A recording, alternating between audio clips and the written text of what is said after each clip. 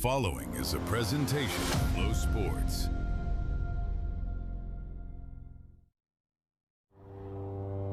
There's nothing like it. You can hear the roar of the motors. You'll feel the ground shake beneath your feet. It's what modifieds are all about. Cars, 4 to life, we're underway. So much on the line for this one today. Trying to do the crossover. Right to the bottom. Nice move. Angle again on the front stretch. Looks to the inside. Kobe throws the Here block. comes Bonsignor. He drives away. He will take the checkered flag. They are trying to make this track wide. To the tap to the bumper. Oh, He's going to win one. This is what it all comes down to. Here they come at the stripe. It's going to be a drag race. Down to the line.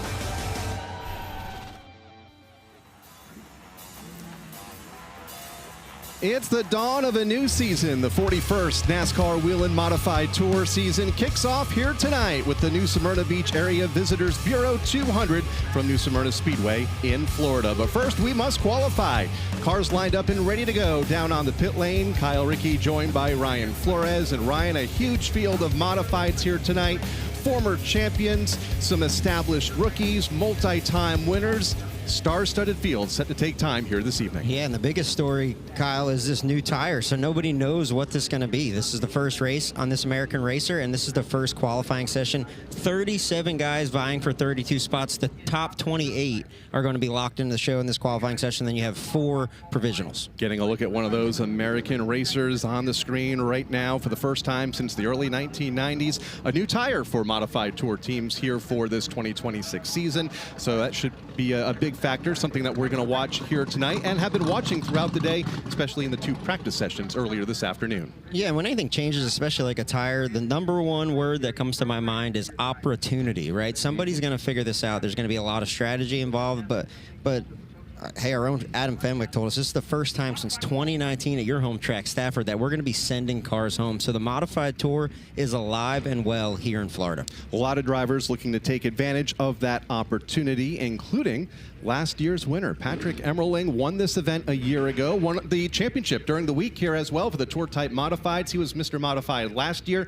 Car looks good and pretty fast earlier today. Yeah, he started off Speed Weeks with the Tour win last week and just dominated all week. And there's nothing better than coming down here for Speed Weeks and the Tour kicking us off here.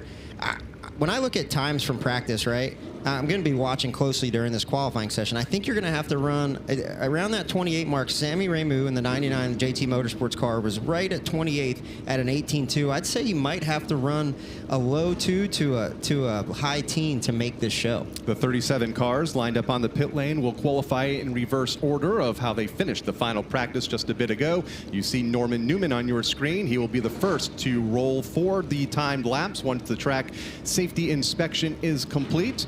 As they had Super Late Model qualifying here just a couple of moments ago. There'll be the nightcap here tonight for a week 2 of this World Series, or night 2 of this World Series of Asphalt Stock Car Racing. A busy week and a great field of modifieds. Talked to a champion earlier today down on pit road, and he said that as long as he has been on the tour, talking of John McKennedy, this is the strongest field he can remember. Oh, absolutely. I think back to Speed Weeks, right? And 10, 15 years ago, I'd come here and there'd be 8 or 10 modifieds, a couple SKs. Now it is just a total like revitalization of what Speed Weeks is. I saw yesterday, I brought my 602 modified down.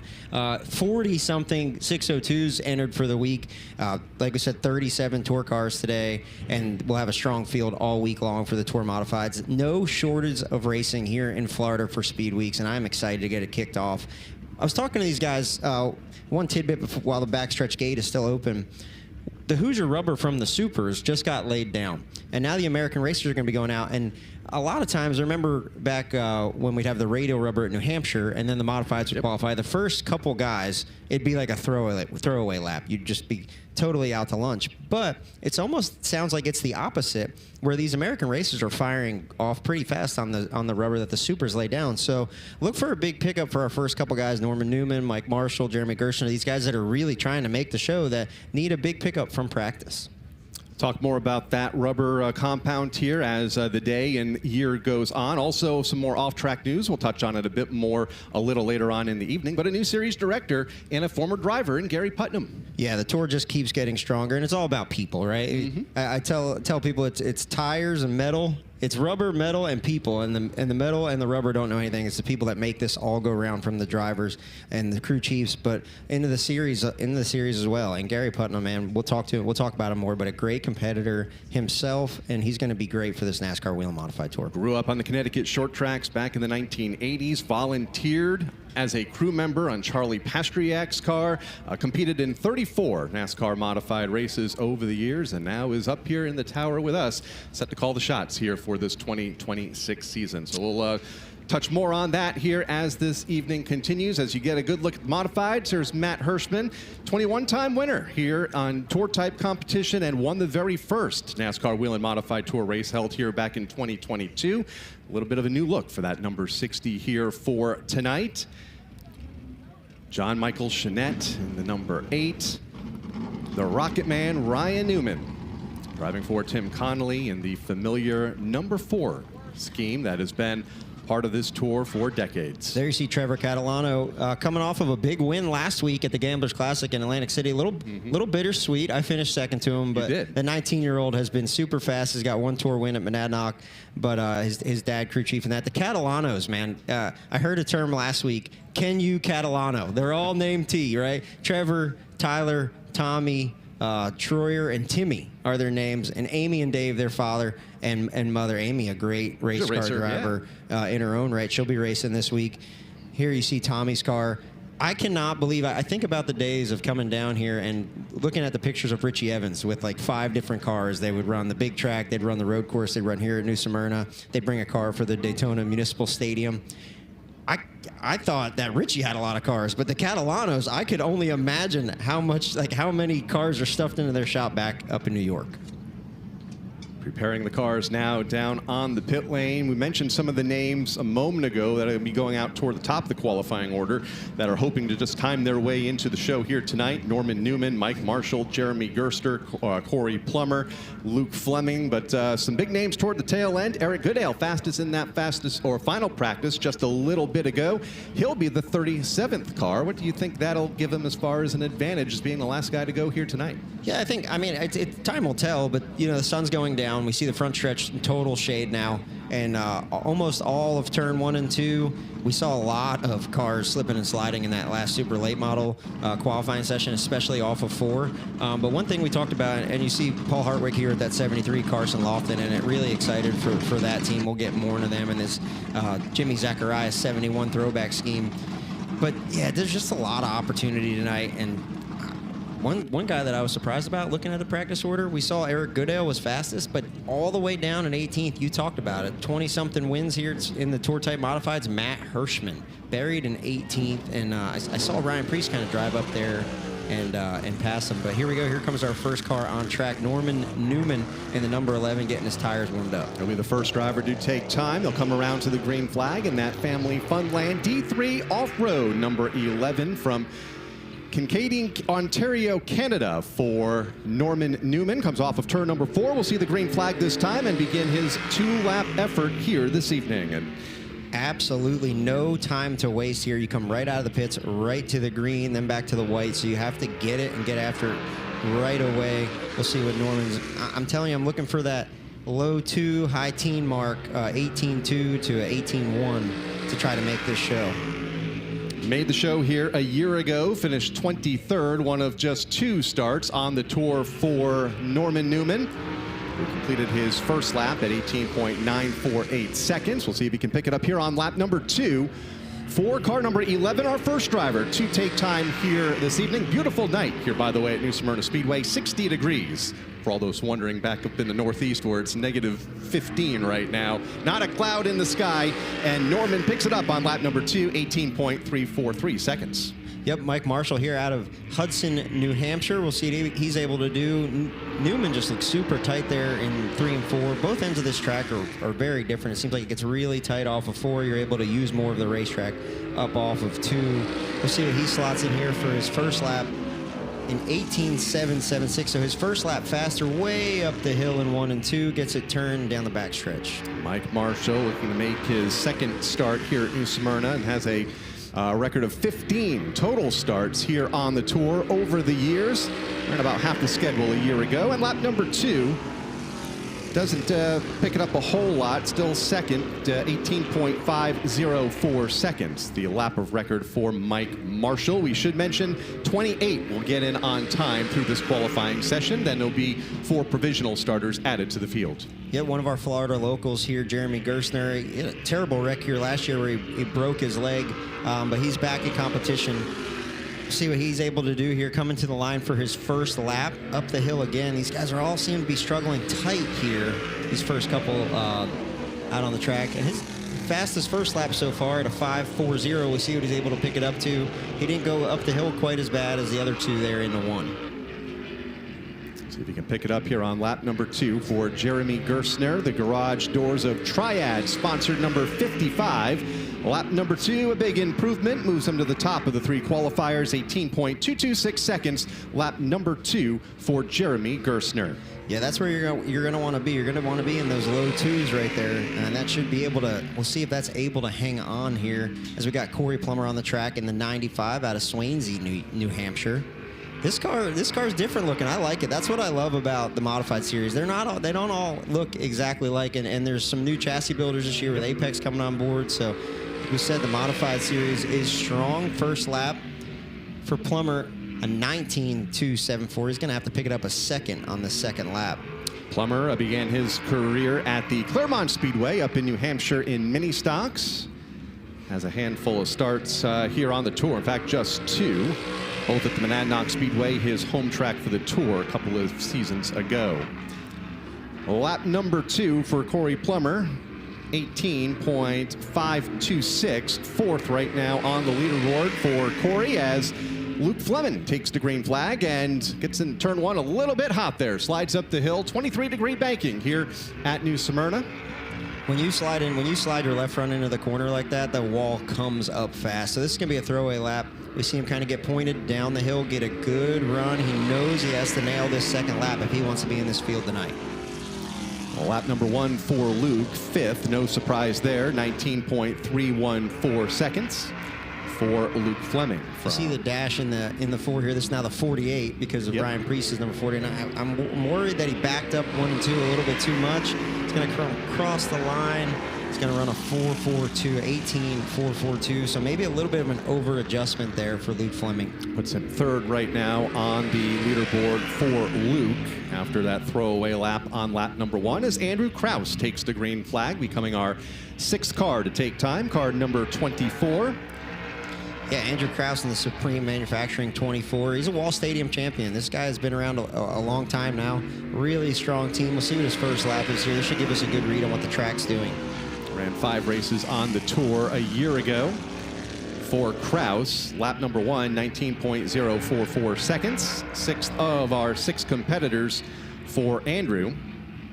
Yeah, that is not what he was looking for there. We'll see what he was able to do on lap number 2. Slots in at an 18.419, man. I don't love that for Kraus. I think he just had to back the corners up a little too much. Hey, this one right here, Jimmy Zacharias in the 71. Ooh, as he gets really free in 3 and 4. Really cool throwback scheme to his grandfather, Jim, a multi-time champion, over 100 race wins up in New York, and a great stat. I was talking to his father, Terry Zacharias, before. 32 Zachariases have raced. So I don't know of a family with that much lineage throughout racing like the Zachariases do from upstate New York. I think most of them were featured on the back panel of the car that he is running here tonight for Jimmy Zacharias, the 34-year-old. Best first lap we've seen so far at 18.373. This car is really sharp looking under the lights as it rolls down the backstretch there. Still a little free. He's the first car that we've seen kind of fighting free, which you want to be loose here in qualifying, and that's an 18.160 for Zacharias. That's where you're going to want to be, and that should get him in the show. 3-time Race of Champions winner right now, leading the way here early on in this qualifying session for Jimmy Zacharias. As our next driver on the clock, Joey Coulter makes his way up the back straightaway. And Harold Hawley on the wrenches for this 02. He's been around racing a long time, whether it be, cup cars, dirt late models, or these modified. So he's got a good handle on it. He's seen a lot of racing, so he's seen a lot of different tires. So these American racers shouldn't be too much for him to handle this weekend. We'll see what the 02 is able to do as his first lap at 18.550. Miami Springs, Florida native, comes off of turn number 4. Checkered flag for Coulter. Up to second, 18.182 seconds. So a big pickup on lap number 2 for Joey Coulter in that 0-2. As Dave Sapienza comes off of turn number 4 to take the green flag. Riverhead, New York veteran. Sapienza Enterprises Esport Foods, sponsored number 36. Yeah, and Sap has been a staple on the tour, but he has struggled with qualifying here as of late in the last year or two. So we'll see what he's able to do as he gets really free. Ooh, he's going to lose it. He struggled even more so tonight. A huge impact to the inside wall right at the start-finish line for Dave Sapienza at the completion of lap number 1.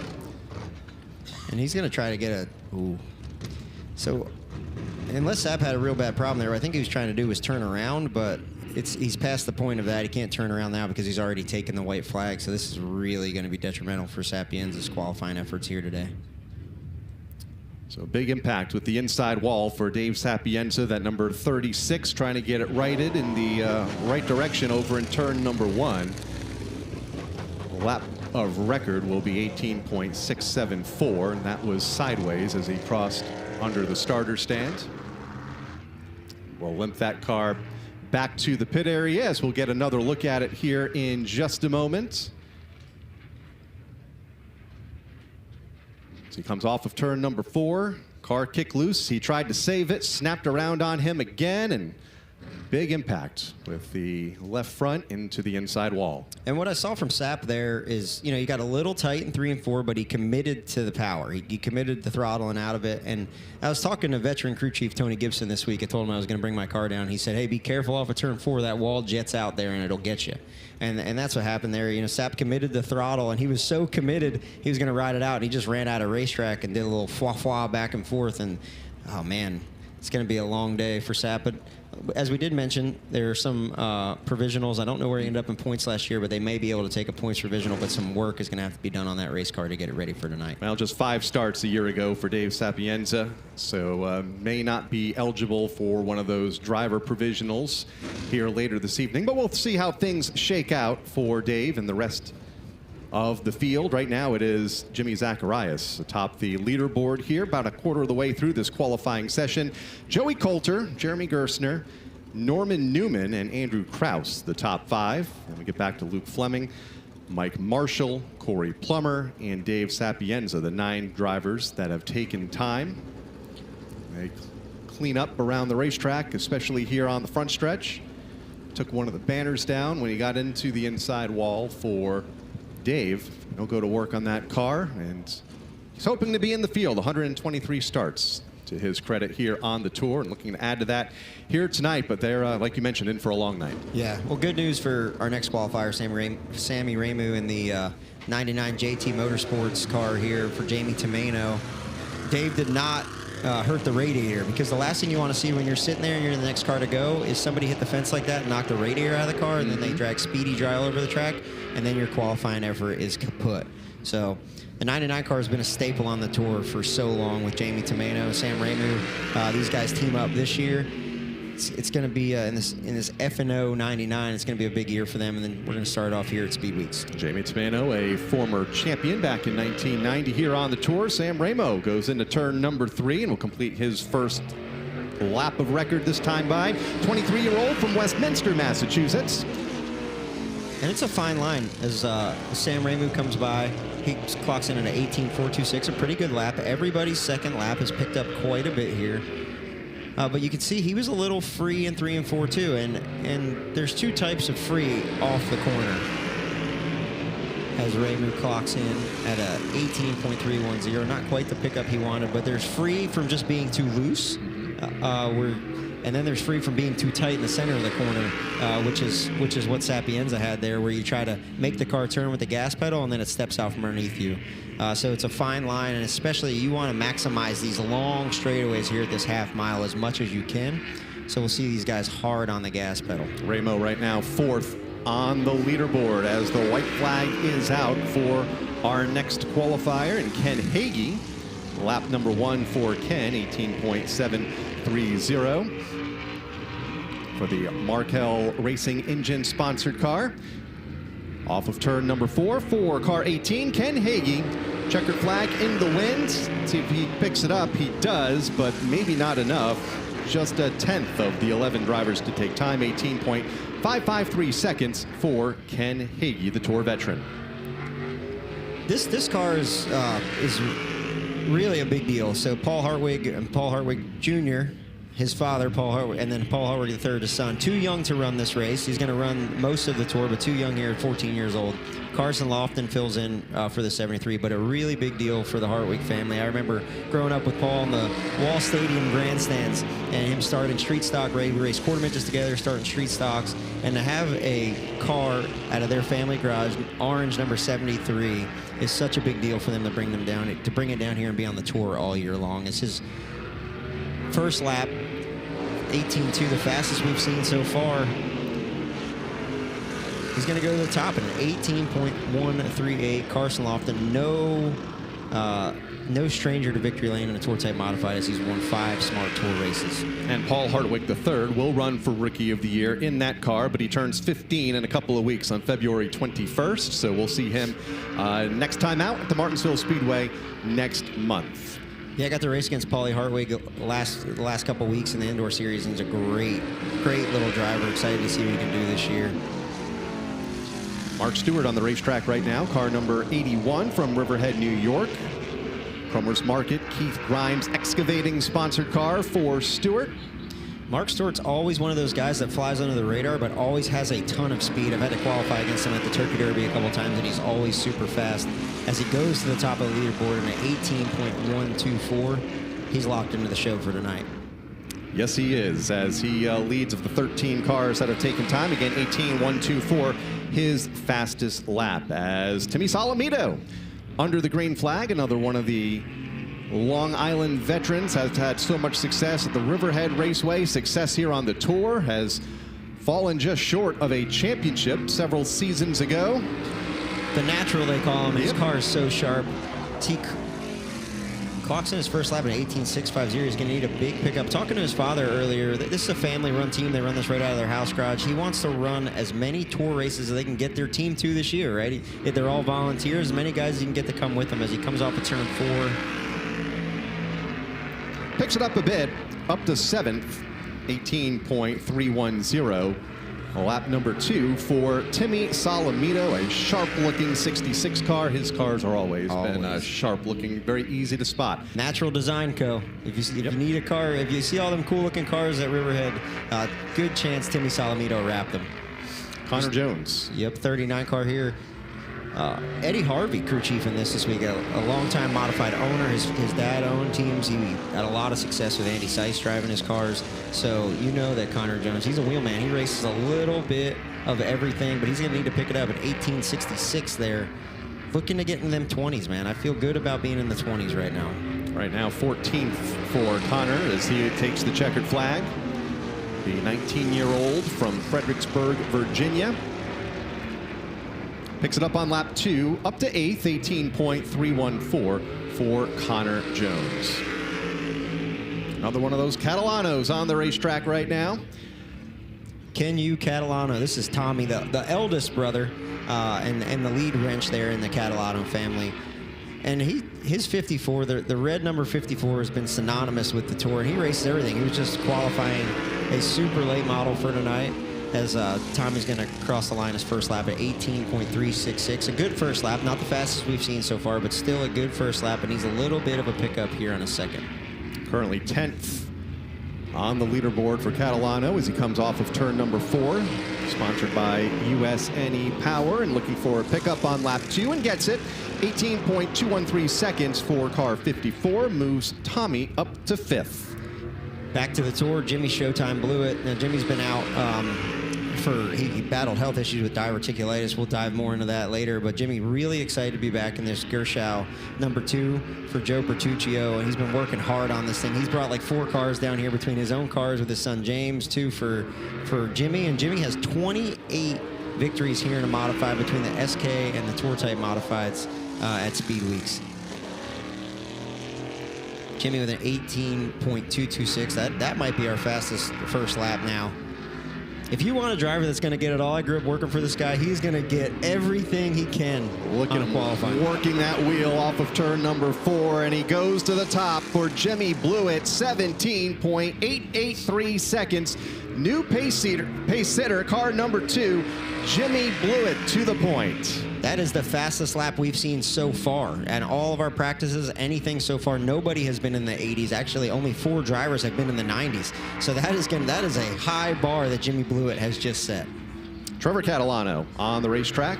Off of turn number 4, we'll see the white flag from Sean Houlihan on the starter stand.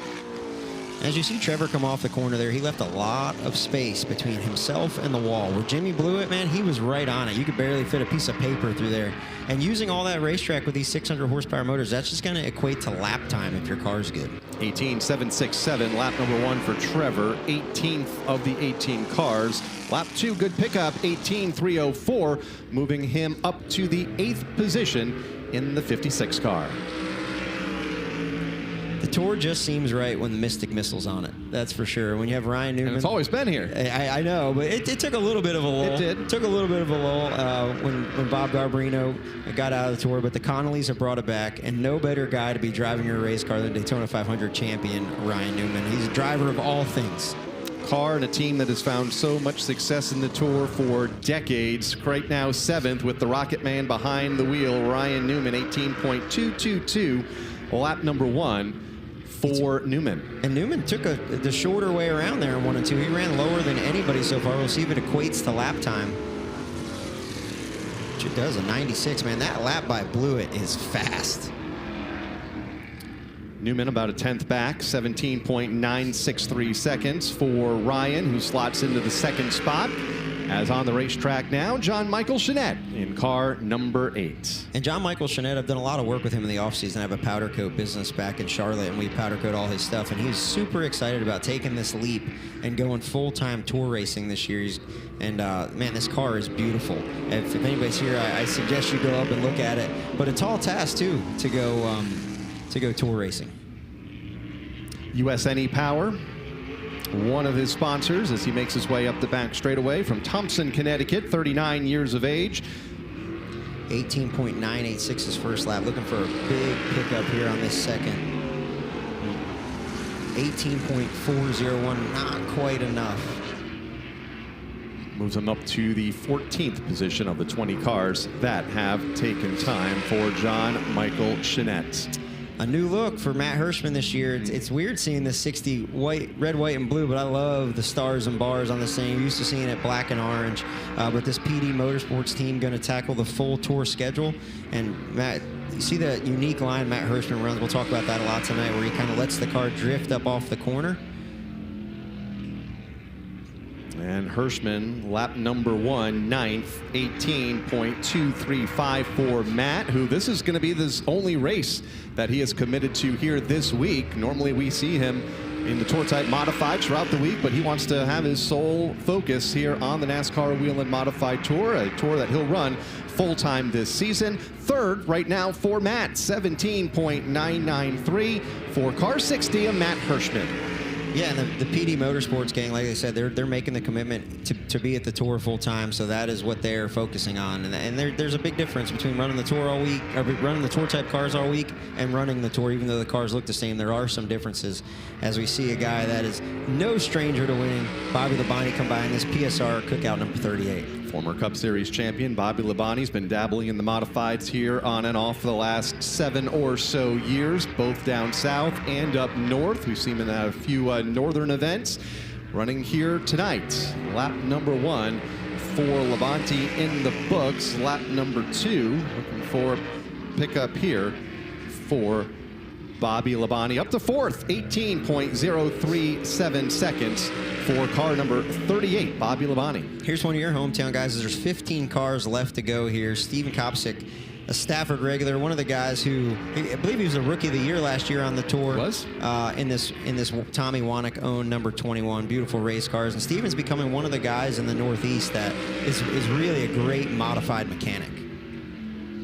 He has helped a lot of drivers and teams in the pits over the years, up at places like Stafford and Thompson. Has found a lot of success behind the wheel as well, and right now is 11th here in qualifying, 18.275 for Steven Kopsick. Lap number 2, looking for a pickup, and gets it.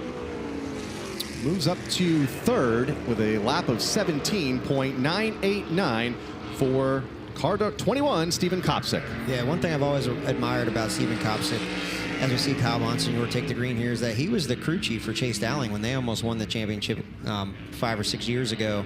And they were just teenagers then. So he's always been a guy that can wrench on the car. And, hey, if you need him to get in it and wheel it too, he'll do it. And he's gotten a great opportunity with Tommy Wannick as we see Kyle Monsignor get out of shape coming to his second lap. Now, getting out of shape, coming to your second lap off of 4 there, is one of the worst things that can happen because it kind of blows both laps as you get loose, so you lose the time, but you also don't get the run down the front stretch. So we'll see if Kyle's able to pick it up here, if that's going to hurt both of his laps. He was only at 18.499, 20th his first time by. 20th at the end of lap number 1. Lap number 2 will move up to 12th, 18.285.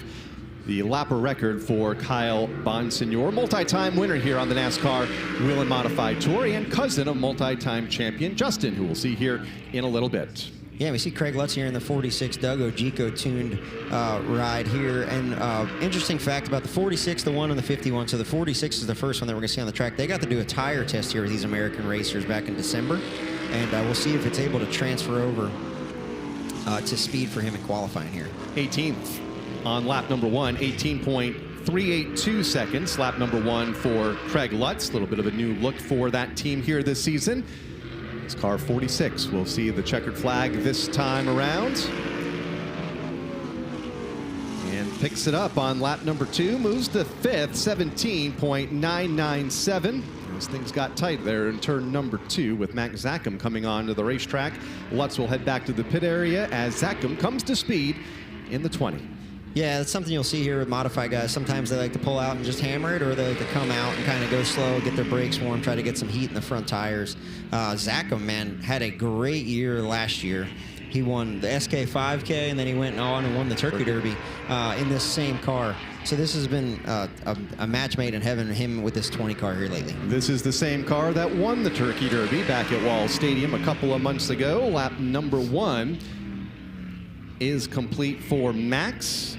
See where that puts him, 19th, 18.398. Lap number 1 for Max Zackham. Now, Max won't run the full year this year, but him and Ryan Morgan are going to split this ride, and they're going to run for the Owners' Championship. So I was talking to Max's father earlier, Ken, and he said that they have, him and Ryan putting their brain together, kind of putting their efforts together, has been really big, and you see it there in speed, right? 3rd overall, the 17.980, and that's a Troyer car. He says that he's taken to the Troyer cars a little bit better than he had the LFR, and this car right here, Old Blue, Tyler Ripken and Old Blue.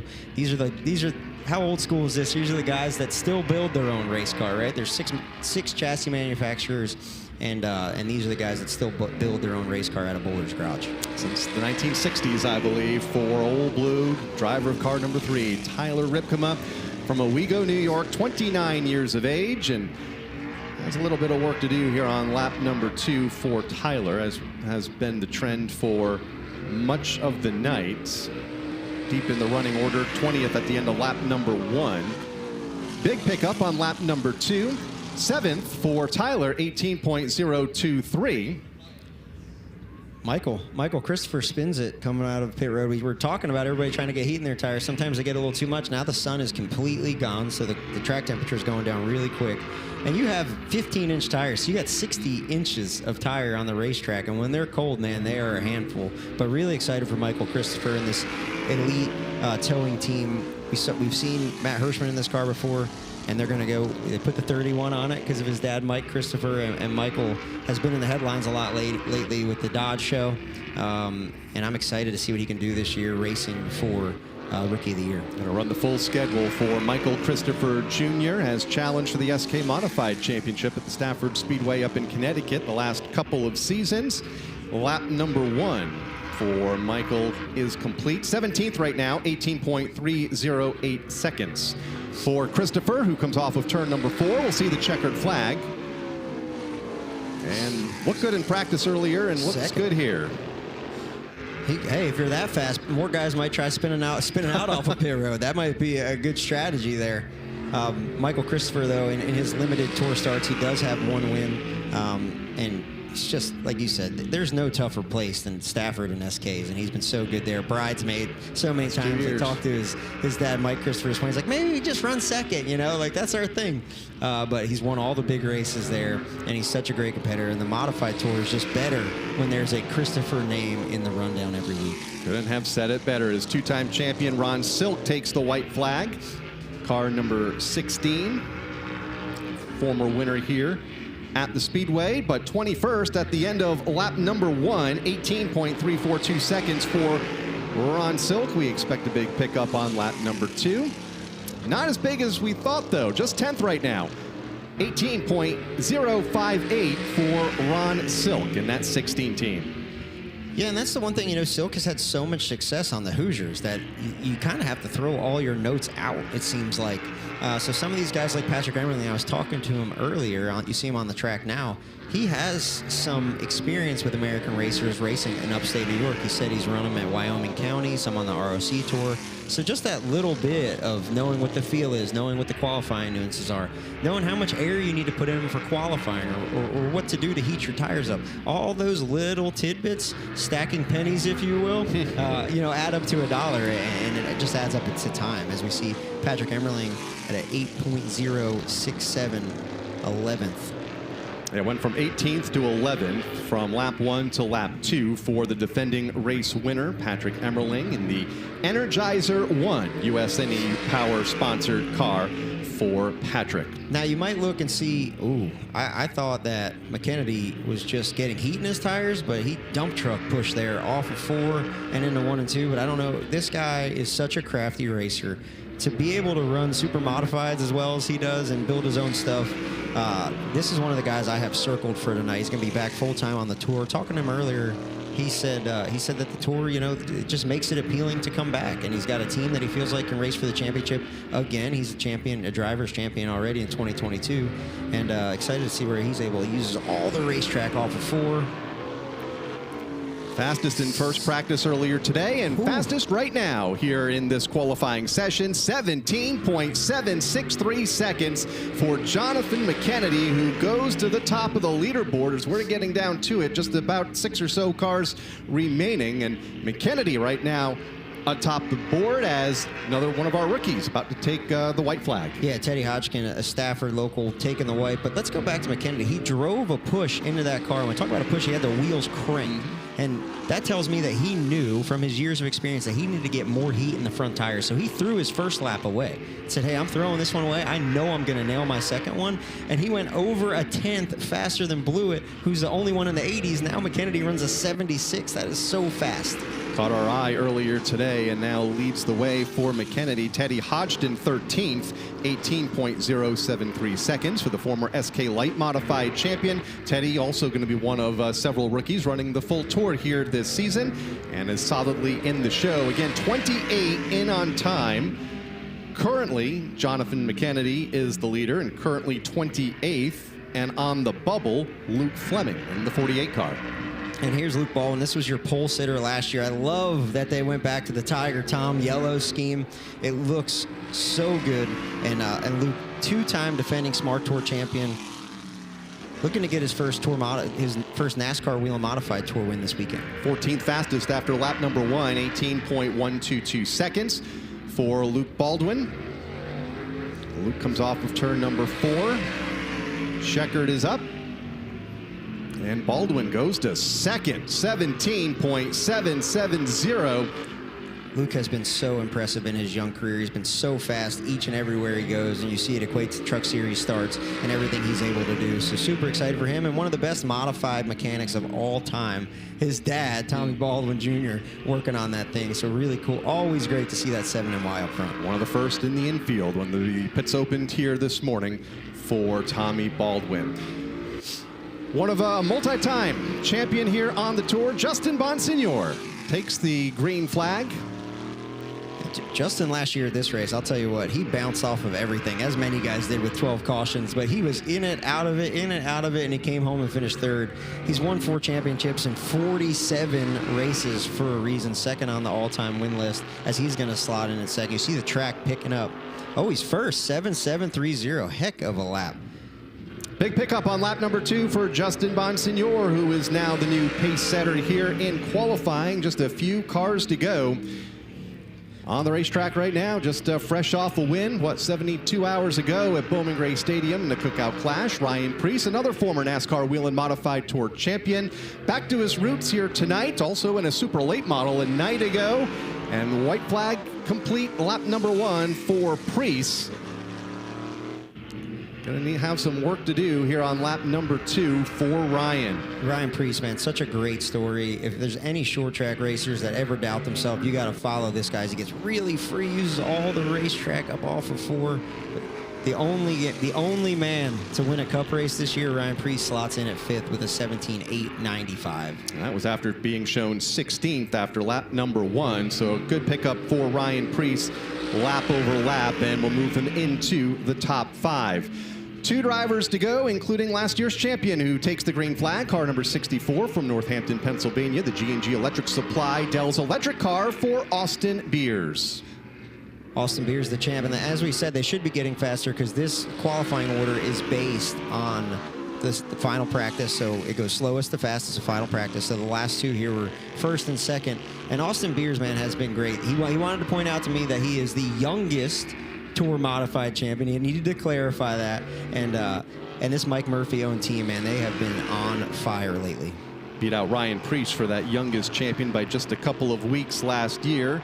And Austin Beers will slot in the line in 4th, 17.876 for Austin and the 64. Now the fastest driver in final practice earlier this evening from Riverhead, New York, the GAF Roofing sponsored car for Eric Goodale. Talking to Eric earlier, this is the only race he's going to run this week at Speed Weeks. He has run all of Speed Weeks every year, I think, for the last over a decade, and he was really regretting his decision to not run all week long, but just focusing on the tour race, and he's going to head back to New York. 5-time winner on the tour, but it's been a while since October of 2022 at Thompson, so you know he's itching to get back to victory lane. Looked good in practice earlier today. We'll see how he does here in this qualifying session for Eric, who moves up and into the top 10. Currently 9th for Eric Goodale, 17.971 seconds. But it's Justin Bonsignor that picks up the American Racer Pole Award here tonight with a quick lap of 17.730 seconds. Looked good in practice. Going to look good for 200 laps later tonight, bringing the field to the green flag. Let's hear from him now with Bob Dillner. Justin Bonsignor gets the pole. You were pumped up about that. New tire, new season. How quick was that race car? We're really good. We watched John McKennedy kind of throw away his first lap trying to get heat in the right front. We did the same thing, and it still had an O. And I just knew if I hit my marks, we were going to have a good shot at it there. But, you know, 3 good cars still went after us, and we were able to hold them off. So, yeah, we're excited. It's been a tough winter for our team. A lot of soul searching and finding out what we're going to do. And this is a good start to the night. So just appreciate everybody coming out tonight here. Everybody watching home on Flow in the snow, I'm sure. So this is step 1, and hopefully we can put together 200 good ones. Snow all over the country. It's a little chilly down here in Florida, but it's a nice day for racing, guys. Man, when I see this 51 team, all I can think about is continuity, right? Justin Bonsignor and Ken Massa have been through so much, but they've done it all together, and they've been together for so long that just shows the strength of their team, right? You change the tire, you throw it every one. He said they had some hard conversations this winter, and him and Ryan Stone figured it out, and they're on the pole for tonight. Has a pair of runner-up finishes here at New Smyrna Speedway, looking to improve that by 1 here tonight, being the first winner of the NASCAR Wheelin' Modified Tour season. Justin will lead the field down to the green for 200 laps here later this evening over John McKennedy, Luke Baldwin, Austin Beers, and Jimmy Blewett, the top 5 here in qualifying. Then it's Ryan Preece, Michael Christopher Jr., Ryan Newman, Eric Goodale, and Max Zackham. The top 10 here in pole qualifying. The field is set for the New Smyrna Beach Area Visitors Bureau 200. Coming up in just a bit here on FloRacing. Impact Race Gear is your source for custom race shirts. We are certain that you will see the same things that hundreds of racetracks, teams, organizations, and manufacturers have already discovered. When it comes to quality and service, we simply can't be beat. We are not one of those here today, gone tomorrow print shops. Impact Race Gear has been trusted for years by racers all across the country. Give your fans and sponsors what they deserve. Simply awesome race shirts. Visit us online at impactracegear.com to learn more and start your order today. This isn't just a shop. It's where racers build products for racers with blood, sweat, and gears. At Buzzy Racing, we know what's at stake because we race too. From rear-end rebuilds and tube straightening to dyno-tested steering boxes and transmission overhauls, we don't just fix it, we build it like it's our own. Family-owned, track-proven, built with purpose, built to win.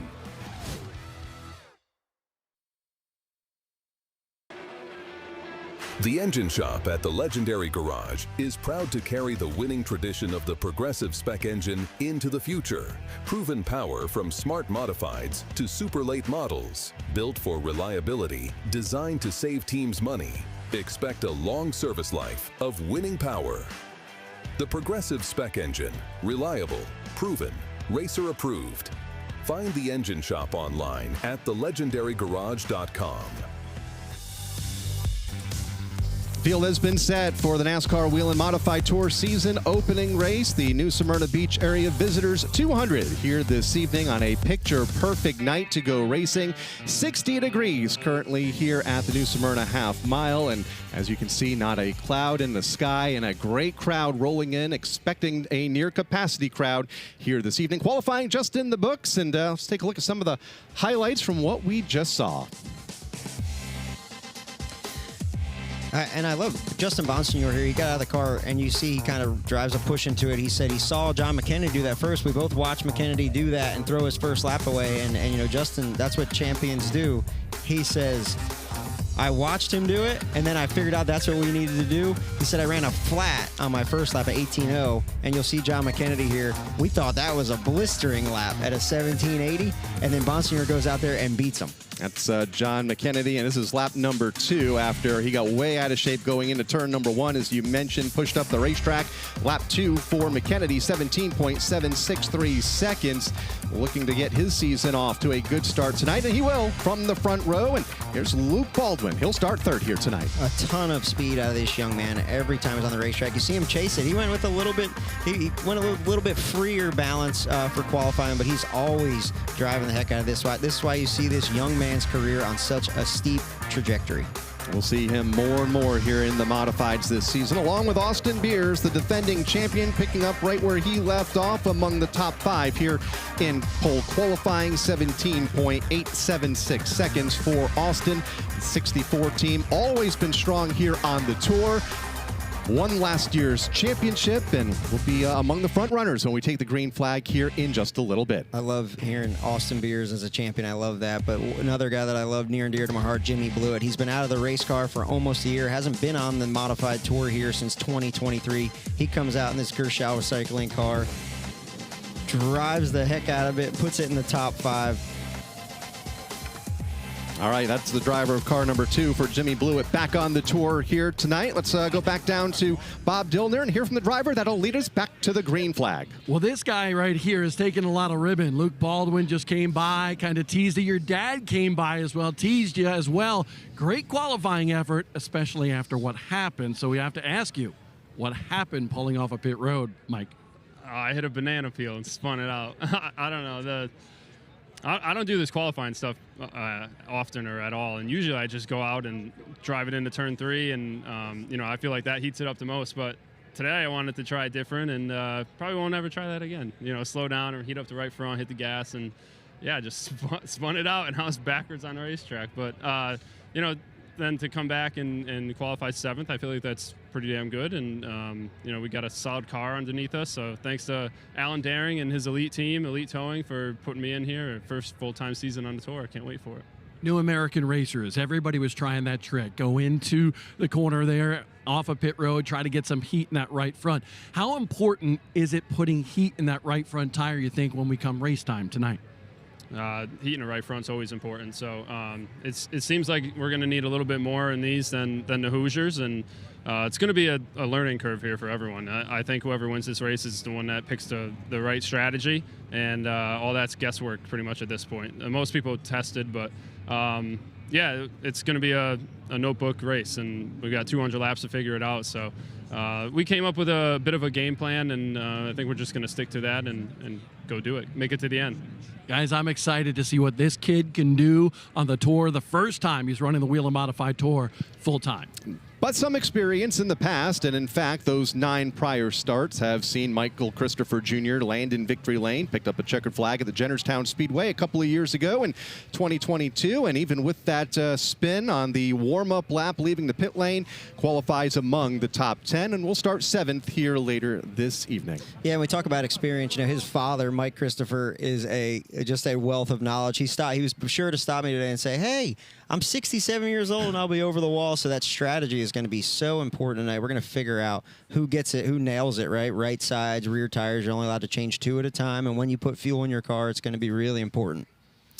Last driver to get in on time here tonight, Timmy Salamito in the 28th position. Drivers that are in via the provisionals include Ken Hagee, also the number 8 for John Michael Chanette, the 24 of Andrew Kraus, also in the lineup. A couple of cars not making the race include the 39 of Connor Jones, also the 11 of Norman Newman.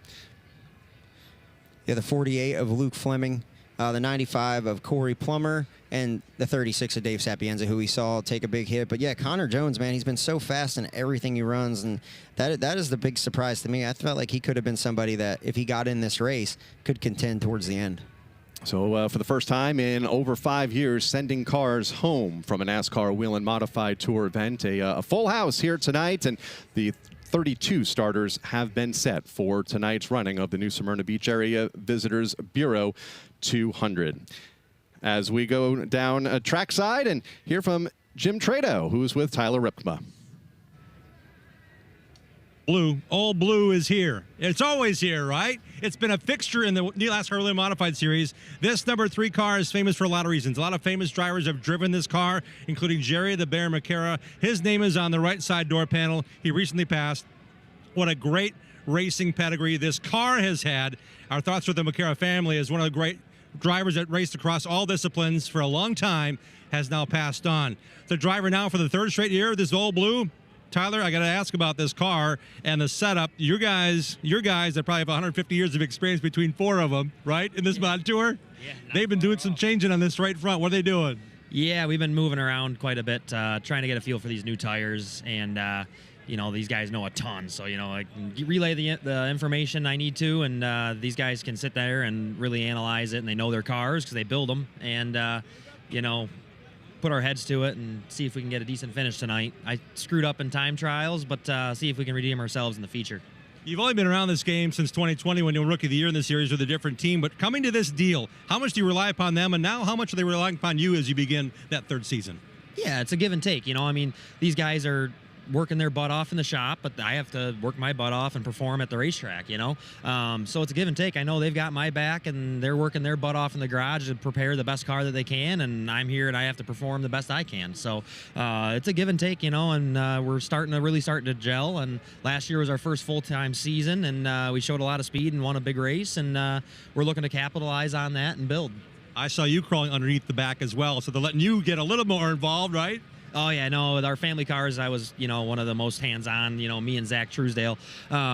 So, you know, it's not abnormal for me to be working on the car. So I enjoy working on race cars and modifieds, and that's probably one thing I miss a little bit, is not being able to work on this car as much as I do in my own car. But, you know, that's as life goes, you know, busy with work and everything. You have to pick your battles. I appreciate your time very much. Thank you. Tyler Rosoff, 14th in qualifying. Let's see where the invert happens and everything else, but they got a good starting spot for this car. All blue, back again for another year.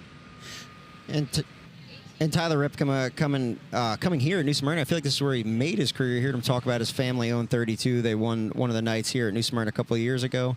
And you know, it's pole vaulted him to that ride with a 3. I was walking around earlier and I saw Greg Fournier, just the crew chief of Old Blue, just running around. He was the hardest working guy in the garage. So always cool to see that Bowler Racing number 3. 2020 NASCAR Modified Rookie of the Year and winner last fall at the New Hampshire Motor Speedway. And we'll start 14th here tonight for Tyler Ripkema. NASCAR Wheel and Modified Tour season opener coming up shortly from New Smyrna Speedway.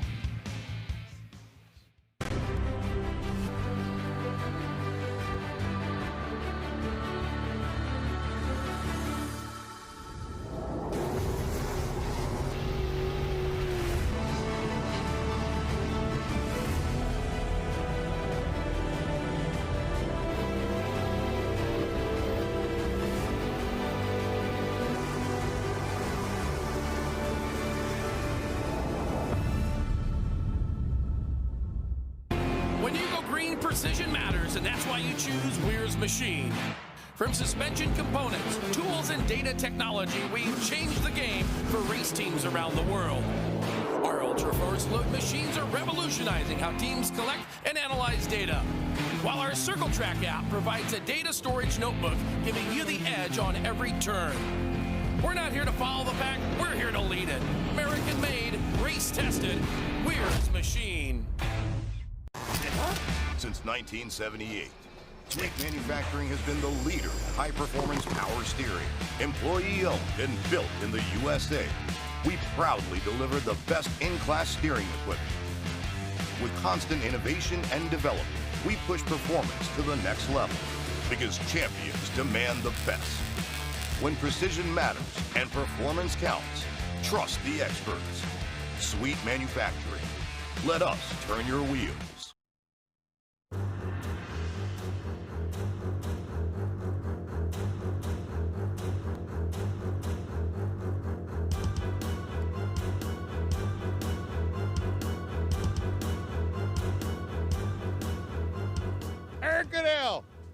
Have you tried the shark bites at New Smyrna Speedway? I have not. Bunch of damn Catalanos. It's like the new Zacharias family. They're everywhere. Have you ever had the shark bites at New Smyrna Speedway? I have not. Try some shark, bro. Come on. Baby shark, baby shark. Is that fish? Have you ever eaten shark? No. But if that's fish, this might really make good TV right here. The land of the modifieds. You're a shark, you don't go on land. Listen, the only thing I go on land for is modifieds. Yo, where's Sap at? Sap. What week is it? Shark Week.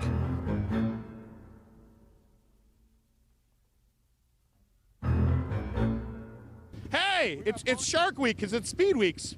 Have you ever eaten shark, Lutz? I haven't, but I'm going to pass on it. You're going to do it. I just ate lunch. Have you ever eaten shark, Jack Baldwin? I have. I did last year. I actually like it a lot. You like it? Here, free shark. Thanks. Oh, look, I think a shark got that one. Yeah. Shark eat one? Do you think I'm like a cannibal? Look who I found. Kung Fu Panda, would you like to have some shark? Sure. I'll have, where's the smallest one? Yeah, there you go. Where's that chicken? It's a shark. Sharks don't go bark, bark, bark, bark. Have you ever eaten a shark? No, I have not. Have you ever been eaten by a shark? I feel like I'm about to right now with this thing breathing on me, but no.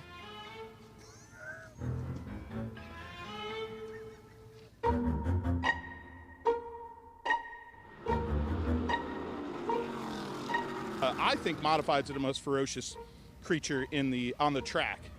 Sharks are some of the most ferocious beasts. How is a modified like a shark? I guess, yeah, it's pretty close. You know, I think it's the most physical racing out there and got the biggest tires, pretty much the most horsepower, so I can see how you could relate that. They're the fastest short track car there is. Kind of like the sharks are the dominant species in the ocean. I'm a shark, and when I think of myself, I think of modifieds. And fast? I'm very fast.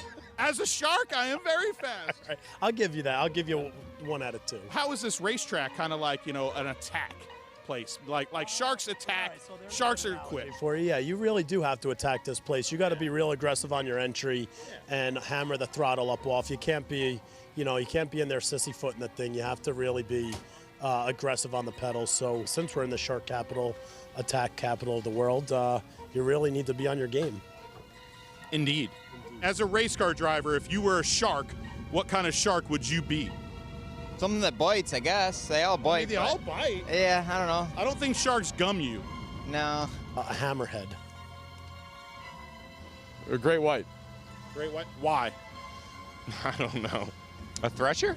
I mean, that's the only one I really know. What the heck? I don't even know my cousin thresher. Shark? You don't know him? No. We work with hammers a lot in the building industry, so we like to nail a lot of things. GAF roofing. Right, yeah.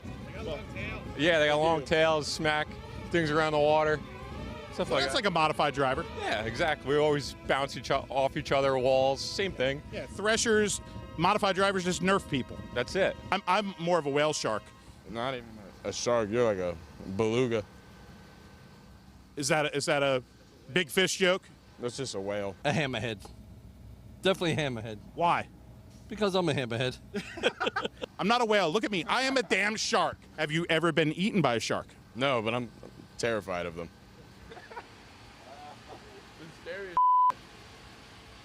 Not that bad, is it? Not with the mask, no. This isn't mask. This is for real, dude. I play for keeps. This is for real. You want a shark bite? Come on, have a shark bite. Shark bites. Hey, are we gonna try some shark? I mean, yeah, I will try a small. What did I do there? I don't. Am I? No. Do you want to eat yourself? No, eat me. It just tastes exactly like chicken, if I'm being honest. Okay. What does chicken taste like? I don't get to eat many of them. They don't go in the water much. Except for hey. I don't know how to describe. Chicken just tastes like chicken. I feel like you describe stuff to chicken, not chicken to other things. This is shark. Oh, is he gonna puke? Here, somebody, don't puke on everybody else's shark. It's not bad. No.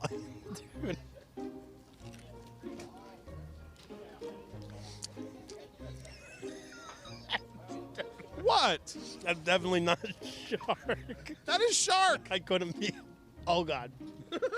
I think anything fried with a little bit of salt on it tastes like chicken, so not too bad. Oh, my God. This is terrible.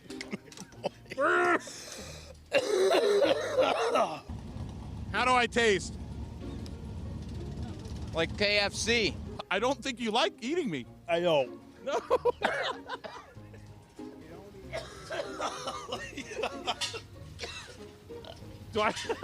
Do I repulse you?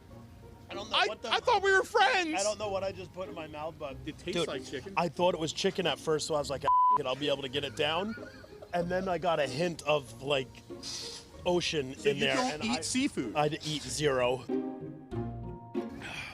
I think we're done here. That was terrible. Why would you give this to somebody? This is great. I am not. Don't listen to Eric Goodale. Tell you, this actually tastes exactly what I would think it was gonna taste if I was eating you. This was awful. Smyrna shark. Smyrna shark. Woo! By Luke Baldwin. Oh wait, hold on. By Jack Baldwin. Is that on purpose? Yeah, because you picked on sharks. Hi, William Sawalich. Bye, buddy. Nice bike. This is a little different than the shark that the Baldwin camp used to hang around. Well, everybody except for Eric Goodale likes shark. I even like shark too. I like to eat this. Bye, guys. Enjoy the shark when you come to New Smyrna Speedway, and always enjoy great short track racing. I'm out.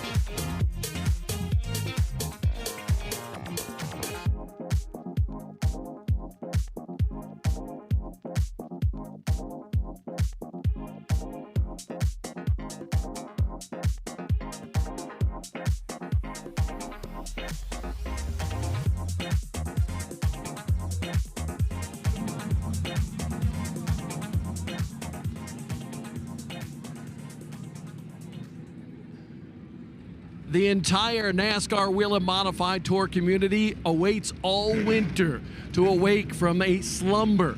And tonight, that is exactly what's going to happen live on FloRacing with the World Series of Asphalt Stock Car Racing at New Smyrna Speedway. Hello, everybody. I am Bob Dillner. We're getting ready for the autograph session, but I have Jimmy Blewett here, and it's really good to see my good old buddy here at the World Series. Before we talk about qualifying, all that other stuff, you've been coming down here forever. You've won a ton of races, but what does this event every year mean to you? Well, ever since this became the opener for the NASCAR Wheel and Modified Tour, it's made this trip down here that much more prestigious for us as drivers. You know, there's no better series of modifieds than the NASCAR Wheel and Modified Tour. You know, so it means a lot. You know, I've been coming down here for years. Guys like Matt and myself, and a lot of others. Patrick Emmerling. I mean, the list goes on. You know, Teddy won a ton of races down here. It was like it's one of them places where you come down here and you get geared up for your season. I mean, it's close to a half a season. It feels like worth of racing while you're down here doing it. But it's a good tool coming down here to learn what your car needs going into the next season. And it just feels like home, doesn't it? Yes, it does. I mean, it's that cold. That's why it feels like that. But no, I mean, it's like home to us. I mean, the Hart family here has kept my brother's race alive and Richie Evans' race alive for so many years now, and I couldn't be more thankful enough for that. So I owe it to them, my family and I, to come down here and show our support as much as we can. I know we pull a lot of fans down here. A lot of guys come from back home, not only from where you're from, but from by us, you know, and I would like to thank them for keeping that alive. But it's like a second home to me. Every year I look forward to it. And look at you. Last year, the health issues. You missed the World Series. You come back this year for the NASCAR Wheel and Modified Tour opener. What do you put it in 5th for qualifying? Pretty impressive run, especially in this Gershow recycling ride. Yeah, if Grandpa was here, he would have said, how come you're not first? But no, this is a testament to how hard these guys work today. You know, they did the work. I just had to steer it, you know. Had a good group of guys that we put together in a very, very short period of time. I mean, this deal just came together last minute. You know, Joe said, hey, you want to go racing? And I said yes. So we put it together in, I'd say, just about a month, put 2 cars together and come down here, not having any notes on this car here or anything. You know, we were kind of testing and tuning the first round of practice. We weren't showing the speed. Even the second round, all the way to the end, it's not like we were that far off, but the competition is so close here that a half a tenth to a tenth puts you from 10th to 25th. So with that said, we stopped practice early, the second practice, and we said we got to go in the trailer and grab a couple springs. We know the direction we need to take. We're kind of out of time. Let's just do it and go with and do what the car's telling us. Wow, potluck going into qualifying. That's pretty impressive.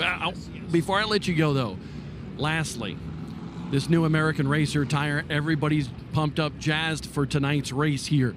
What is this race going to be like, and how much figuring out will there be for a guy like you? I think, except for the guys that tested down here, none of us really know what to do as far as our race adjustments. So that's why, you know, today was so important to be out there. Even though the sun was up and now the sun being down and the cooler temperatures coming in, it's gonna throw a big curveball to us. So hopefully we're making a step in the right direction on what we're doing here. Justin Link, a longtime crew chief, very well known in the Southern Modified Touring Series. I was walking in the pit area today and said to me, hey, you need a hand? And I said, absolutely. So he jumped on board with us, and between him, myself, my buddy Rob, and Mike Bologna from the 2 team, put all our heads together, and I think we got a handle on it, and hopefully we make the right adjustments for the race. Good luck to you tonight. Thank you, Bobby. Always good to see Showtime here at the World Series at New Smyrna. And check this out. This is what's going on right now. You have Jimmy Blewett's car right here. You can see the Showtime on top. But as we march down here, you can see some of the great drivers. Of course, this guy had a really good week over at Bowman Gray Stadium. midweek show, if you will. The Clash, Ryan Preece will be in tonight's race. He actually won that race, came down here Thursday to practice his super late model race last night, and now he's back in the car that he loves so much, and that's the Mighty Modified with these 15-inch tires, the 600 horsepower underneath the hood. But the car that he's parked next to, we talked about him a little earlier. Great qualifying effort for Mikey Christopher Jr. 7th place run, despite actually spinning off of pit road as he pulled out for his qualifying effort. But I heard the guys in the booth talk about the Christopher name, especially here at New Smyrna Speedway. And the late, great TC was Michael Christopher Jr.'s brother. And Teddy Christopher, the all-time winningest modified driver here at New Smyrna Speedway during the World Series action. So he and that family, they just continue to mean so much to everybody here at New Smyrna Speedway, especially this time of the year. And this is one of those situations where everybody comes down here, they make the trek, and they just live. They make this place home. You heard Jimmy Blewett talk about that a little bit, and you bring your pets down here. It's a lot warmer than other places. And then, is that Diesel? What is it? Yona May. Okay, so that's the Newman's new dog right there, and I think made some races last year, right, Mackenzie? Oh, okay. Brand new. They love the dogs, so they got plenty. But nice to see Ryan Newman here. He's going to have his T-shirts for sale in just a second out here during the autograph session. You take a look at this car. Man, I watched this guy kind of grow up in modifieds. Eric Goodale. He is a winner on the NASCAR Wheel and Modified Tour, but it hasn't been for a couple of years. But at the same time, really cut his teeth at Riverhead Raceway, that tight, high-bank quarter-mile oval in Long Island, New York. And this guy has done so well. Loves his family. You got to follow him on Instagram. Man, he just went to Disney. He always has a great time with his family and his kids and so forth. And tonight, he's going to go after another victory here at New Smyrna Speedway. We talk about so many other people as well. Max Zackham is right here, and we'll catch a word with Max here. The boys in the booth were talking about what a great year you had last year. The SK5K, the Turkey Derby, same car that you won with. Now, how about getting a victory here tonight at New Smyrna Speedway? Oh, I'd love to. You know, the boys have worked really hard. I can't thank John and Ryan Morgan enough and all my guys. We got a bad piece here, and we've been about 8th to 10th all day, and you know, the field's close, and, you know, now with the American racers, I think it's made it a little bit easier to try and race together because nobody has a notebook. So I'm looking forward to this race, and I think we got something to prove. So what do? Just roll the dice, or what with this new tire as you begin to learn it? 50-50. I kind of got a plan, little pit strategy plan. I'm going to see if it works. It worked for us at the Turkey Derby, so we're going to try again here.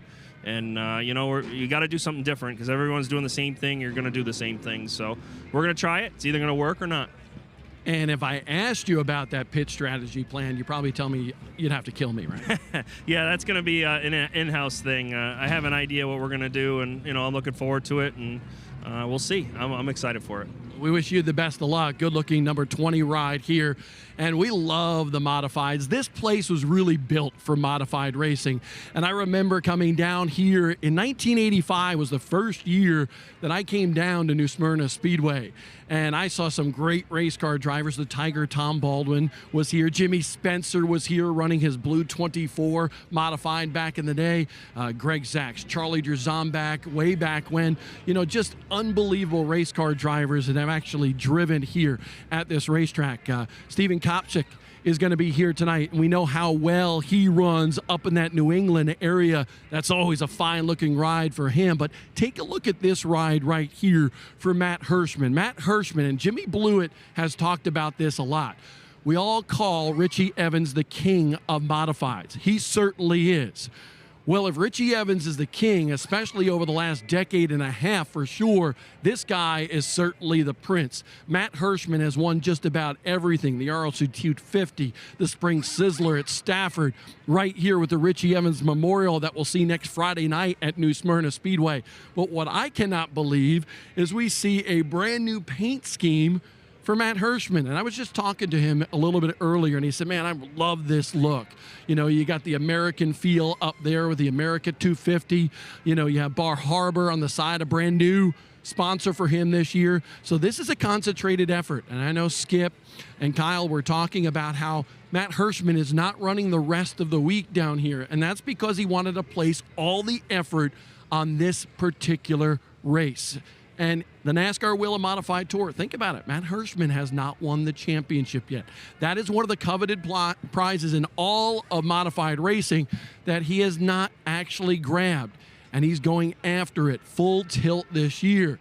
Stephen Kopsick is now down here, and he's actually taking some notes. So we're going to try to catch a word with him. So you got the notes there. What are you trying to figure out? Trying to figure out everything. I think this, it's new to all of us, this tire.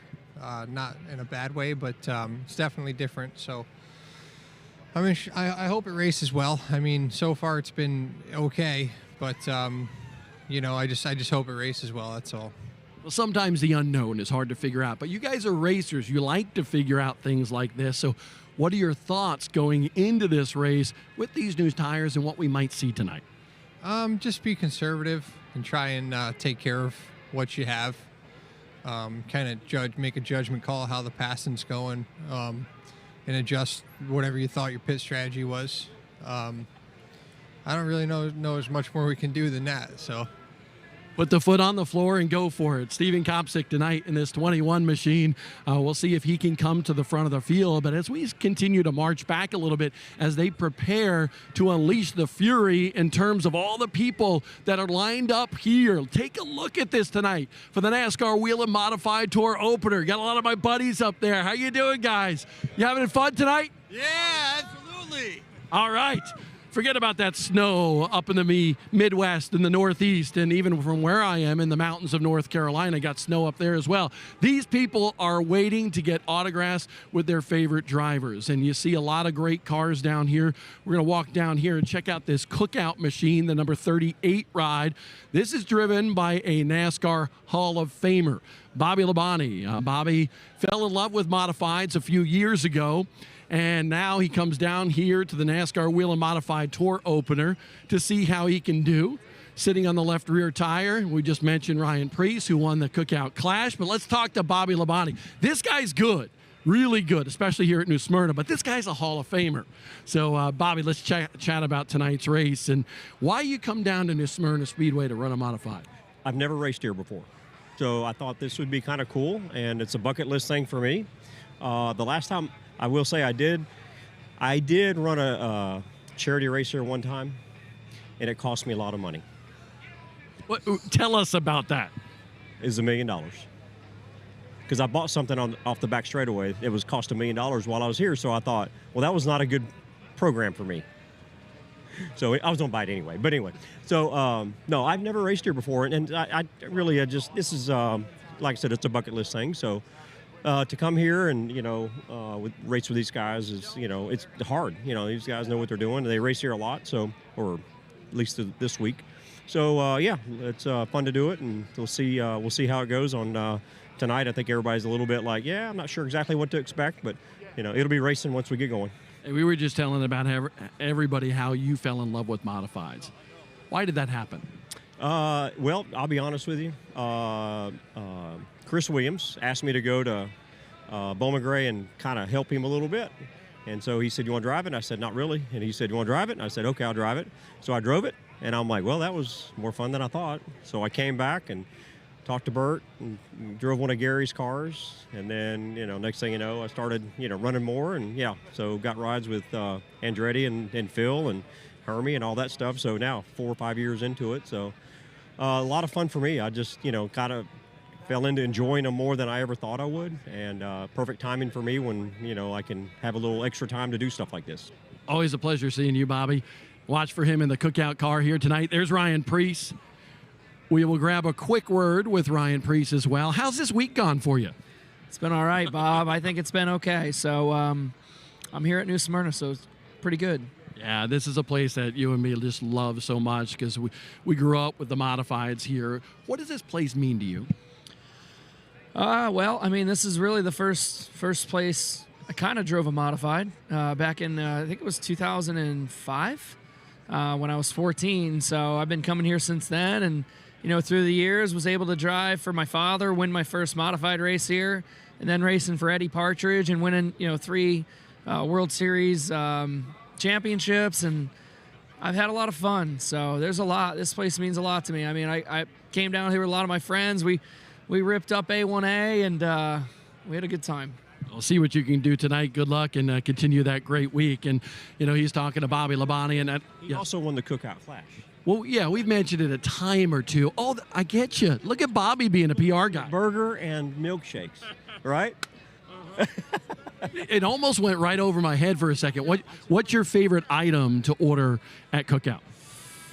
I mean, I'm an Oreo shake guy, so I guess that's the one.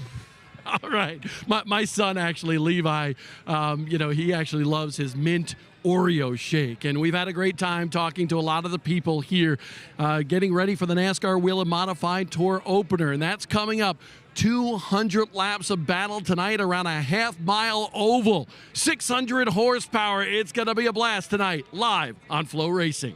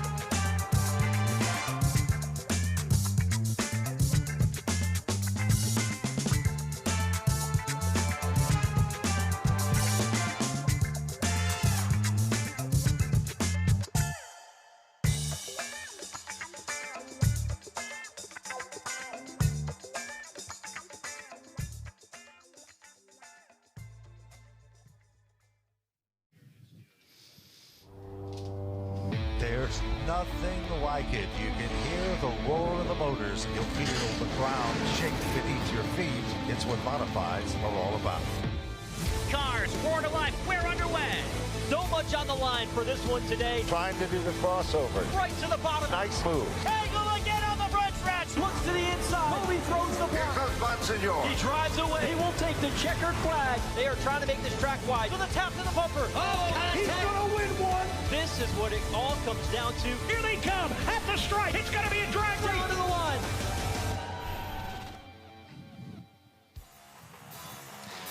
There is nothing quite like opening day. Renewed hopes and optimism leading into a new season. Tonight, the NASCAR Wheel and Modified Tour will host their opening night in front of a near-capacity crowd here at the New Smyrna Speedway in Florida to open up the series' 41st season of racing. Hello and welcome to FloRacing's live coverage of the New Smyrna Beach Area Visitors Bureau 200. Kyle Rickey joined by Ryan Flores, and Ryan qualifying in the books a moment ago. The autograph session taking place on the racetrack. There's a lot of fans meeting the sport's top modified drivers here tonight to kick things off. And we talked about it through qualifying. This field is stacked. We sent 5 cars home for the first time since 2019. More hype. New tires, but the same guys up front. We see Justin Bonsignor just edge out John McKennedy for the American Racer Pole Award. Couple of former champions on the front row. You can add the defending champion in row number 2 in Austin Beers. We'll start to the outside of Luke Baldwin when we do go under the green flag here in just a few minutes' time. Let's take a look at the schedule for this evening. Of course, the NASCAR Wheel and Modified Tour highlighting the action. Qualifying took place just a little bit ago. Next up, 200 laps of competition for their season opener. Then the David Rogers Super Late Models will be on track as the nightcap. They will go 60 laps. 60, the number of the week here at the racetrack, as this is the 60th running of the World Series of Asphalt Stock Car Racing. Yeah, in the 41st season for the NASCAR Wheel and Modifieds Tour. Here's the track facts. This is only our 5th race at New Smyrna Speedway. Opened in 1964 as a dirt track, but paved in 1966. A half-mile oval, long straightaways here, 23 degrees of banking. And, man, right here in the heart of Florida, there's no better place to start off speed rigs than right here in New Smyrna Beach. That is a lot of banking, making a lot of speed for these NASCAR Modifieds and all of the teams that'll compete here this week. It has been a picture-perfect day. Right now, 52 degrees. Not a cloud in the sky since we got here this morning, and just 8-mile-per-hour wind, so relatively calm. So for all those suffering in the Northeast, we wish you were here, as it has been a great week or a couple of days of racing and a great day of racing, and now into the evening hours under the lights here at New Smyrna. A lot of off-track news as well here during this off-season as we get ready for 2026. Yeah, absolutely. We see Gary Putnam is going to be the new series director. An awesome move by Joey Denowitz, the new NASCAR managing director of Weekly and Touring Series. I sent him a text message right after I saw the news, and I was like, awesome. Like we talked about, people is what makes the sport go around. We see hometown Vernon, Connecticut, 34 NASCAR Wheel and Modified starts between 2014 and 2025. Beautiful number 77 car. He's been a staple in NASCAR Cup Garage for so long. He grew up at tracks like Stafford Motor Speedway that you're very familiar with. There at the Stafford Speedway, also at the Thompson Speedway, helped Charlie Pastriak years ago to kind of get his footing in modified racing back in the 1980s, and now he is our new tour director here for the 2026 season. We welcome Gary to the fold. Yeah, and when you have guys like him, you know, what you ask for out of a sanctioning body is you want a fair, firm place to race. And he is just such a great, objective guy. He's done there. He's done all the tricks, right? He's been a competitor. Now he's switching roles, and the world seemed to line up. You know, he had been at Trackhouse for a long time, even when it was Ganassi, and that book had closed for him, and this opportunity came up, and it's like you know, the universe aligned perfectly, and this is a great role for Gary Putnam. It's good for everybody involved, for the competitors, for the series, for NASCAR. Everybody's going to win having Gary Putnam in charge of this series. Will make his debut in the tower here tonight. Also, a pretty important change with the cars and how they get around these racetracks here in 2026. A brand new tire for the first time since the early 90s. American Racer joins the NASCAR Wheel and Modified Tour here for 2026. And for more on that, let's go back down to the front stretch and Bob Dillner. Well, Kyle, when we talk about modifieds, we're always talking about these tires, 15 inches wide. But here today, as you noted, a brand new tire, American Racer, coming on board to actually manufacture all the tires for the NASCAR Wheel and Modified Tour starting in 2026. And a lot of guys are wondering what's going to happen here tonight to these teams, these cars out on this racetrack for 200 laps. The crew chief for Justin Bonsignor, who, by by the way, won the pole today. Ryan Stone, he told me that during the offseason that they did some testing. And when they really worked on these tires, they felt like the tire was actually much better in the long run. It would last a lot longer, and a lot of people believe that that might provide for some extra great racing. But the important tire right now, today, that I'm told by all these teams is the right front. You really got to work the right front tire to get the grip, especially on restart. So that's one big thing, a big unknown going into this 200-lap race today is how these tires will be. And it's not that this tire is bad. It's awesome. But at the same time, nobody knows how to set up these race cars going into this race, guys. Yeah, and that's such a huge deal, right? Like, we have all these race cars, we have all this motor, but the only thing that touches the track are these tires. And, you know, talking to Justin Bonsignor, he did the tire test at Jennerstown and also here at New Smyrna. And what I asked him was, like, what's the biggest difference? And he said, you know, they're a little bit slow to fire, but the Hoosiers seem to have a light switch. And I experienced this at Caraway for the North-South Shootout a couple months ago. When you lose grip, you lose all of it. And you can barely even get down the straightaway because these modifieds with 60 inches of tires on the racetrack, the tire's your friend, but when it shuts off, it is so hard to drive. I think this is going to provide better racing from the drop of the green to the end. We saw, you know, a half second to fall off in 30 laps, so tires are going to be a premium when you're able to take them. And figuring out who takes rights and who takes rears, it's going to be really important. So strategy is going to be key tonight. And, of course, that depends on where the cautions fall. Last year, the longest green flag run, 47 laps. So we'll see how those tires manage long green flag runs potentially here tonight. 200 laps the race distance. You see that tire allotment, 4 tires available for the race. You can only change 2 at a time per caution flag. And our most recent winners here, Matt Hirschman won the first race for the NASCAR Wheel and Modified Tour at this racetrack in 2022. Ron Silk a pair of wins in 23 and 24. And Patrick Emmerling, our most recent winner here at New Smyrna just last February. He also won the Tour Type Modified Championship here at this racetrack a year ago. So a couple things to note there for modified fans that have watched for a long time. One of the things that teams would do would they'd come in, change rights, and then swap a lefts. Speaking to series director Gary Putnam earlier, you are only allowed to jack the car up one time in your pit stop. So if you want to swap lefts, you're going to have to come back down pit road. I saw Tommy Baldwin with Luke last year. He was able to get that 4-tire change done. It was they swapped the lefts and beat the pace car out, which put them on a better strategy. But tonight, we're going to have to take fuel at some point. You have to do that at a separate time than you take tires.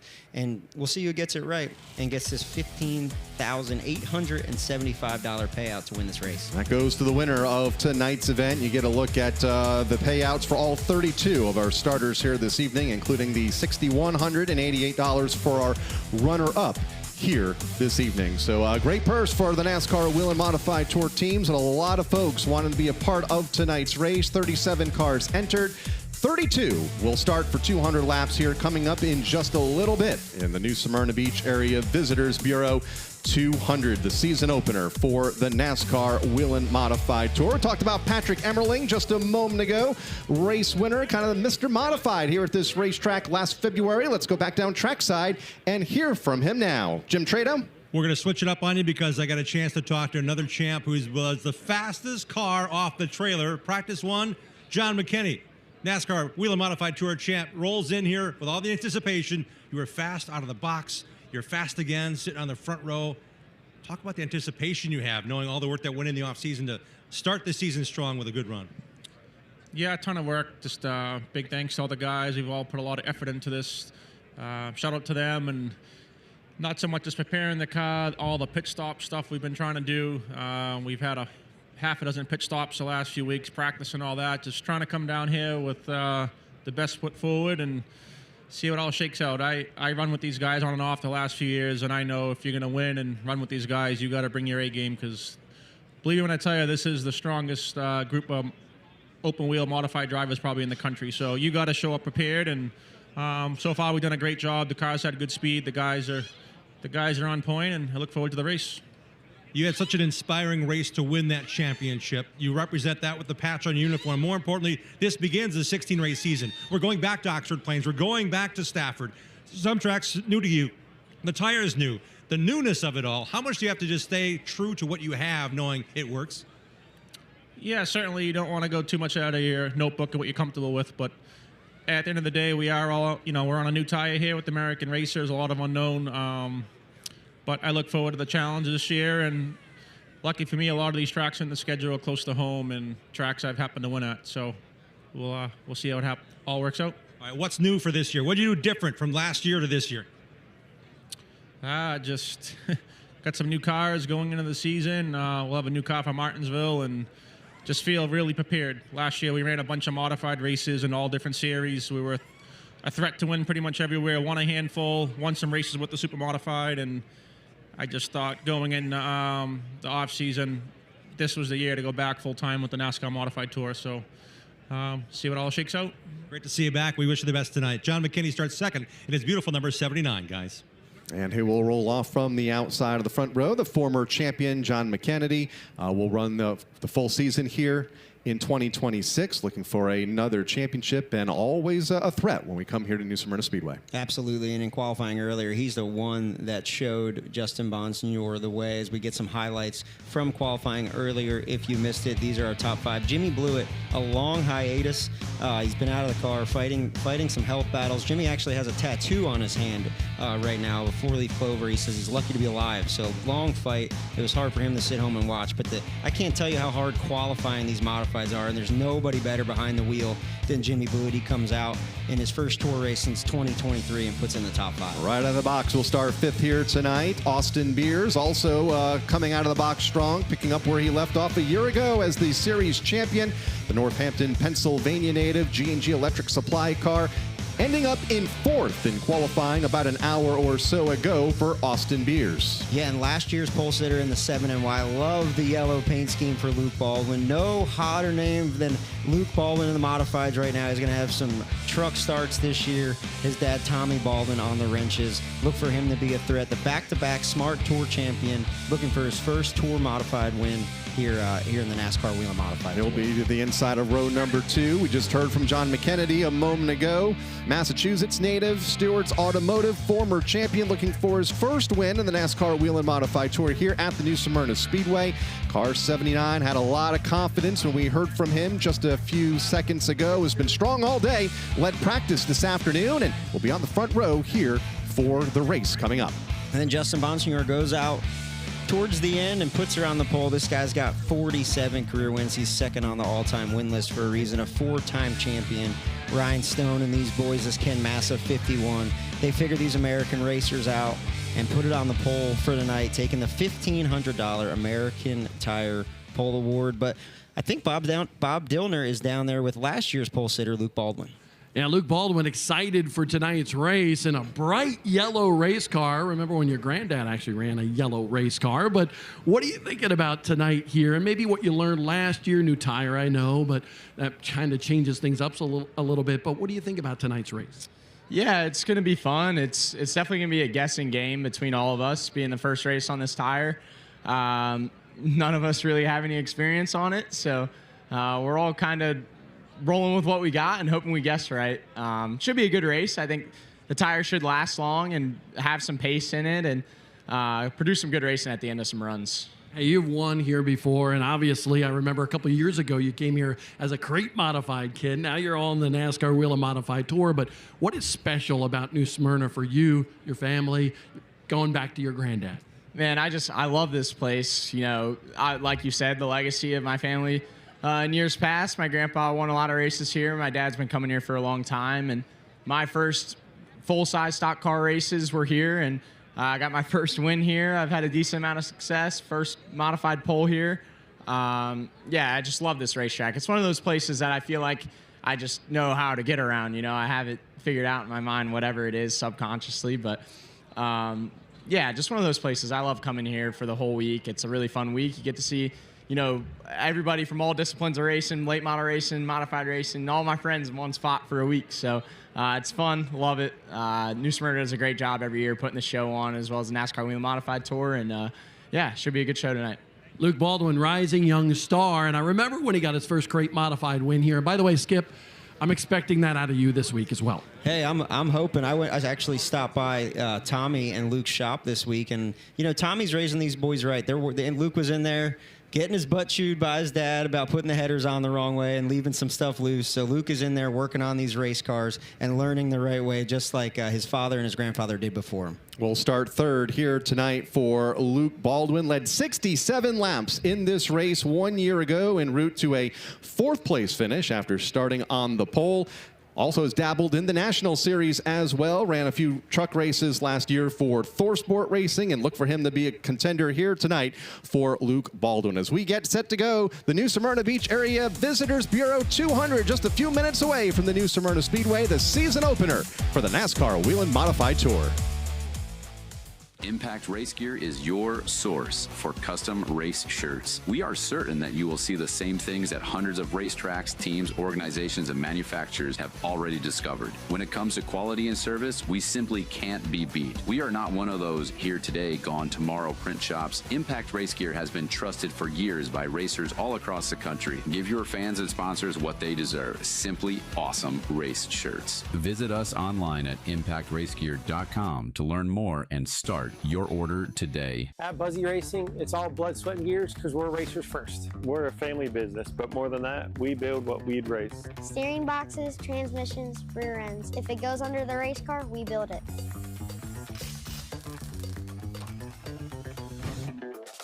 Buzzy Racing, family owned, track proven. Built by racers for racers.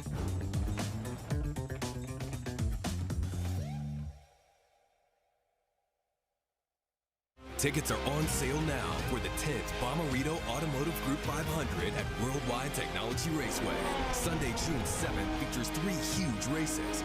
The USAC Classic, Firestone Indy Next, and the only Sunday night prime time NTT IndyCar Series race. Enjoy a weekend of cars, concerts, camping, food, and fun.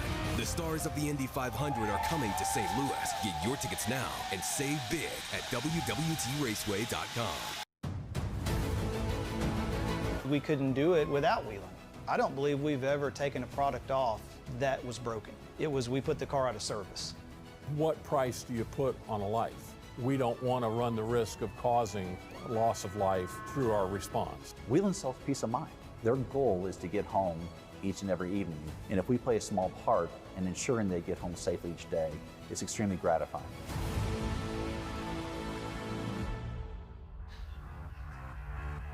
Back at New Smyrna Speedway, the New Smyrna Beach Area Visitors Bureau 200 getting set to go here shortly as the driver autograph session beginning to wrap up for the race fans down trackside. Speaking of trackside, let's go back down there now and hear from some more of tonight's starters with Bob Dillner. Well, look at all these fans down here, Kyle. Just an incredible scene. And this is the line for Ryan Preece, who was the Clash winner Wednesday at Bowman Gray Stadium. He's got a huge line of people still getting autographs. And then you make your way over here.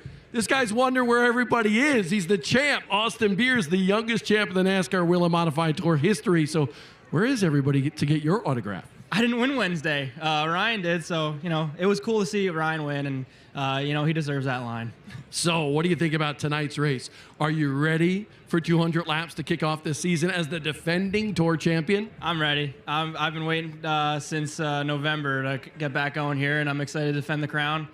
This place is so awesome, and all the fans that come out. This is our mini Super Bowl. They say New Hampshire's our Super Bowl, but I think this is our mini Super Bowl. Just lining up for qualifying. That's the most nerve-wracking qualifying of the year. Getting the jitters out for off-season, and we're ready to go. Looking forward to seeing this 64 car on the racetrack. And by the way, this guy's a good shoe, but if Kevin, our cameraman, shows that guy over there, his dad, what a shoe he was back in the day in the NASCAR Whelen Modified Tour and all over the place, Eric Beers. Man, Austin Beers is a TV star. I don't understand why there's not more people. A Ram Race for the Seeds. So great to see him and Michael Christopher on that show representing the Modified Tour. And, yeah, the lineage, man, of Austin Beers and Eric Beers, one of the gentleman racers, one of the best to ever sit behind the wheel of a Modified.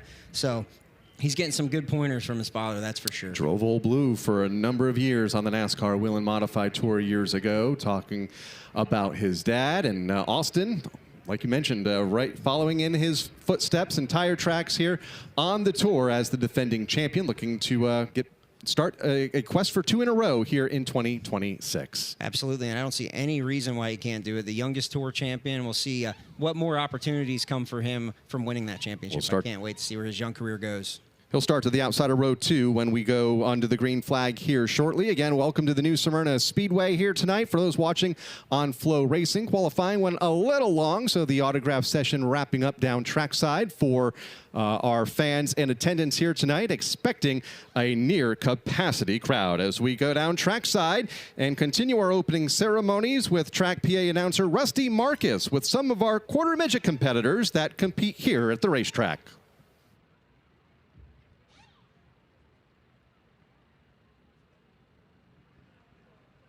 Good evening, everybody, and welcome to the 60th World Series of Asphalt presented by Orlando Longwood Auto Auction.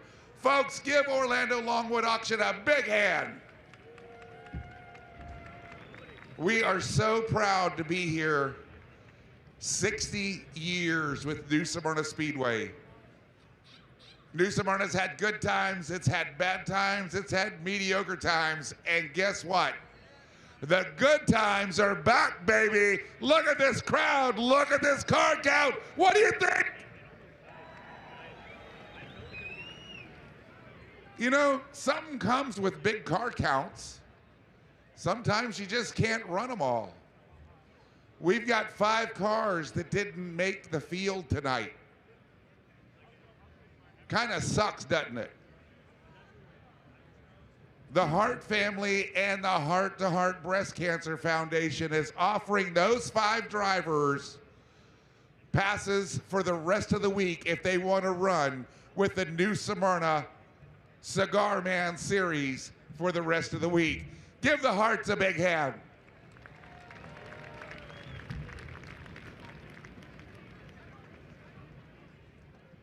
At this time, I want to introduce to you a group that means the world to New Smyrna Speedway. It's the New Smyrna Quarter Midget Racing Association. And when you're watching the show tonight, you'll see a little track over here in turn 1 and 2. They have turned that track from just a little track. Mark Martin, Randy Dye, and Robert Hart into a mega beast of quarter midgets. Tonight, the quarter midgets are going to take a lap around the track because you know what? These kids are our future. They are the future racers. If we don't have them, our sport as we know it will die. So folks, when these kids come out, believe me, they're going to have a smile from face to face, from ear to ear, all over. They're going to be so excited. Give them more excitement. The Hart family, again, welcomes you to New Smyrna Speedway. I know there's some discrepancy. Is this the 60th or the 59th? It's the 60th. In 1966, 3 races were run here at New Smyrna Speedway. That brings us right up to the 60th. Robert Hart, Jane Hart, her brother Johnny, their son Andrew, his wife Rebecca, and their children, 4 generations, or 5, I can never keep it straight, of Harts running New Smyrna Speedway. Robert took it over when Clyde passed away. If you look up on that hill over there, you can barely see it at night, but there's an old Ford truck.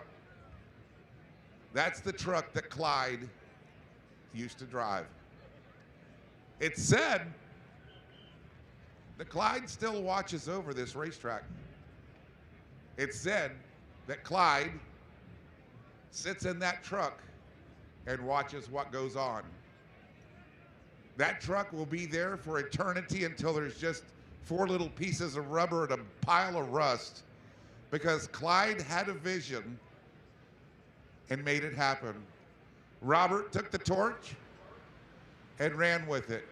Robert's health, unfortunately, is not as good as what he would like it to be. His wife, Jane, has taken over the reins. And whenever Jane decides to retire, it will go to their son, Andrew. And I have talked to Andrew. And it's funny because I was talking to somebody today and they said, we were listening to a podcast and it sounded like New Smyrna Speedway was going to get sold to some store. Don't believe so. Not from talking to the Hart family. Folks, there's a lot of blood, sweat, and tears that go into this racetrack and every racetrack. And when you go home, make sure that you support your make sure that you support your local track. Tracks have a hard time throughout the year. They need your support. So please, when you go home, make sure you go to your home track. Another thing that we have here at New Smyrna Speedway is our Heart to Heart Breast Cancer Foundation, which on Thursday night, we're going to have a big humdinger of a race for it. The Heart to Heart Breast Cancer Foundation, you'll have somebody come around, usually with a pink jacket on, all sparkly.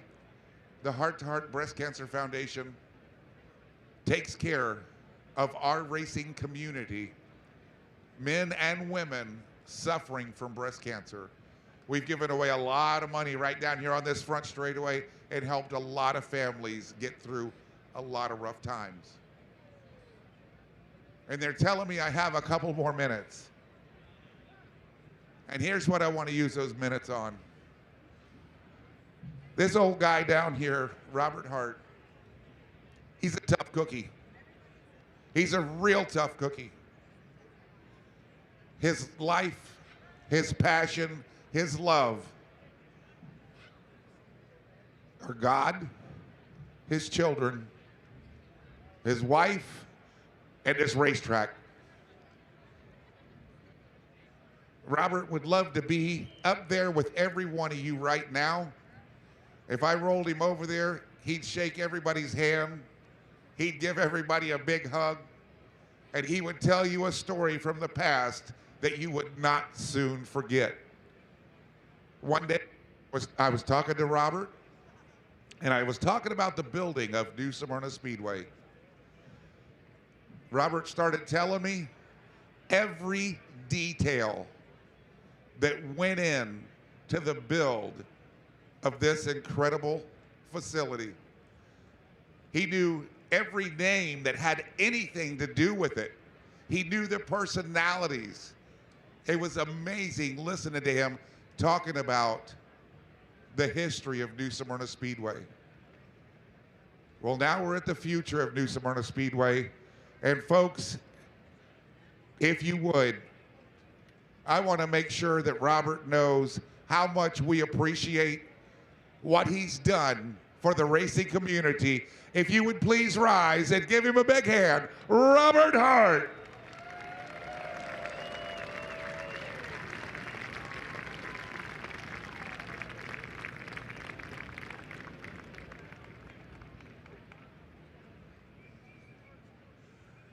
Again, thank you everybody for being here. We're getting ready to get this party started. We're glad that it's not last weekend because it was in the 20s and 30s here in beautiful sunny Florida and it sucked. We are so glad that it's much better tonight. We're so glad to have each and every person here. We're so glad to have the Whelen Modified Tour here and all the spectacle that it brings.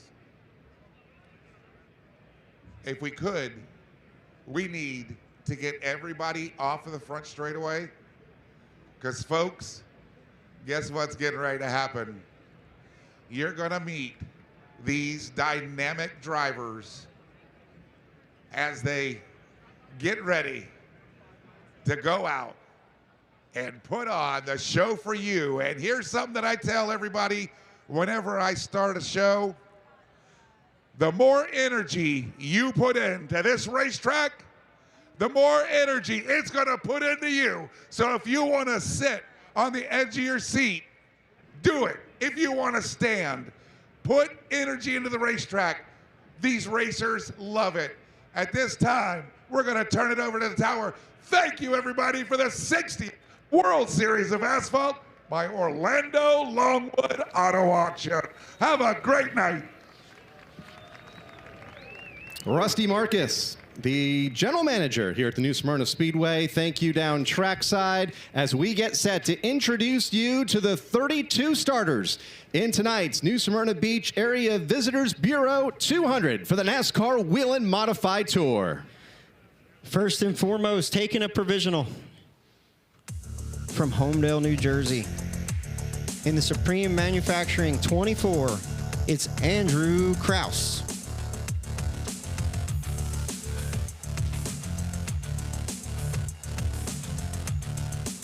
Thirty-first starter also taking a provisional, driving car number 29 from Hudson, New Hampshire, the MLM Diagnostics sponsored car for Mike Marshall.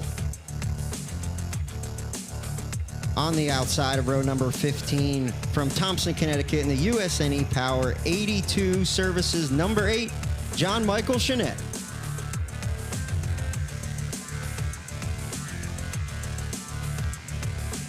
'29 starter car number 18 from Calverton, New York, the Merkel Racing Engine sponsored car for Ken Hagee. Starting 28th on the field, they call him the Natural from Islip, New York, in his family-owned number 66. It's Timmy Salamito.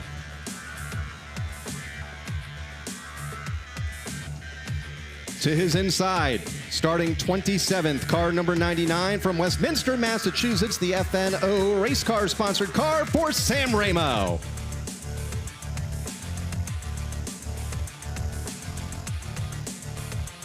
On the outside of row number 13, rolling off in 26, this man won the Gamblers Classic in Atlantic City last week. 19-year-old from Ontario, New York, Trevor Catalano.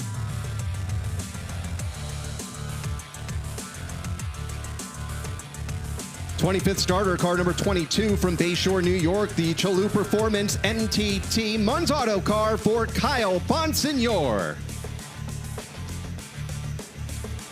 Rolling off in 24th position from Tampa, Florida, in the garage doors of the Triad, Cherokee Underground number 55, Jeremy Gersner.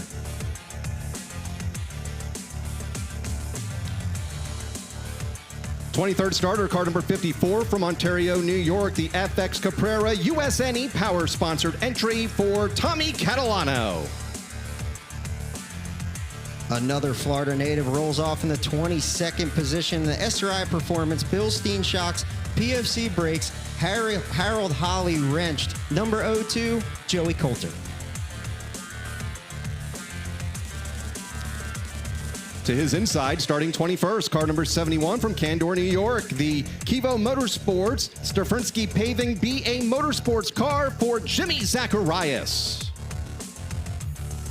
We've reached the top 20, rolling off in the 20th position in the Hartwig Racing number 73 Jersey Shore Contracting Professional Therapy Associates on the quarter panel. It's the youngster from Lexington, North Carolina, Carson Lofton.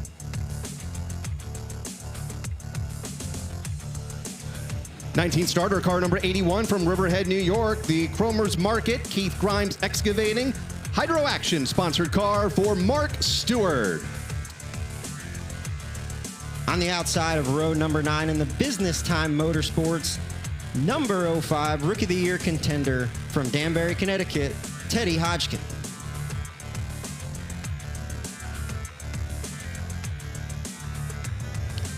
'17th starter, the defending winner of this event, car number 1 from Orchard Park, New York, the USNE Motorsports car for Patrick Emmerling. Rolling off from the 16th position is the number 16, two-time champion from Norwalk, Connecticut, in the Blue Mountain Machine Future Homes ride. It's Ron Silk.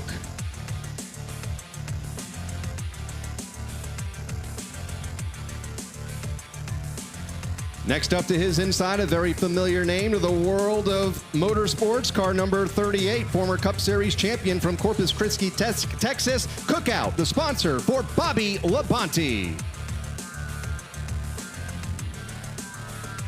Rolling off in the 14th position, Old Blue from Oswego, New York, in a Northeast Drilling SYP number 3, Tyler Ripkema.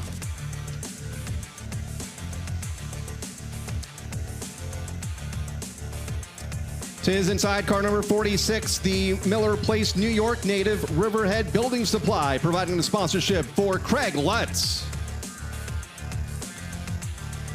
Rolling off in the 12th position, no stranger to victory lane here at New Smyrna Speedway, in the PD Motorsports number 60 with the Stars and Stripes on, a new paint scheme today for Northampton, PA's Matt Hirschman. And his inside, car number 21, last year's Whelen Modified Tour Rookie of the Year from Newtown, Connecticut, the Wanack Construction and Newtown Pool sponsored car for Steven Kopsick. We have reached the top 10, Kyle Rickey, in the Lou Max Package Store Mama MZ's Craft, number 20, from Preston, Connecticut, your Turkey Derby champion from a year ago, Max Ackham. And to the inside of that 5th row, starting in 9th, car number 58 from Riverhead, New York, the GAF roofing entry for Eric Goodale. Rolling off 8th in the number 4, Aggressive Hydraulics Roundtree Service US&E Southwest Mobile, number 4 car, the Rocket Man. He'll drive anything with wheels, South Bend, Indiana's own Ryan Newman.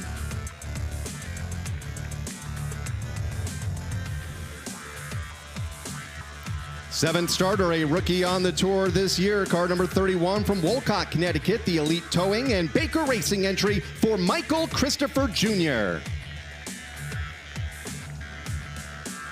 On the outside of the 3rd row, from Berlin, Connecticut, in the Race Choice number 40. He might have won a cup race already this year, but it's modifieds mainly for Ryan Priest.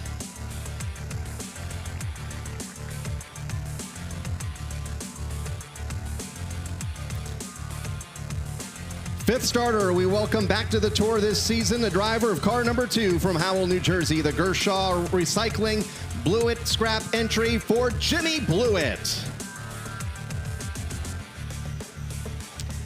Rolling off in 4th position in the G&G Electric Supply Dell Electric number 64, reigning and defending champion from Northampton, Pennsylvania, Austin Beers.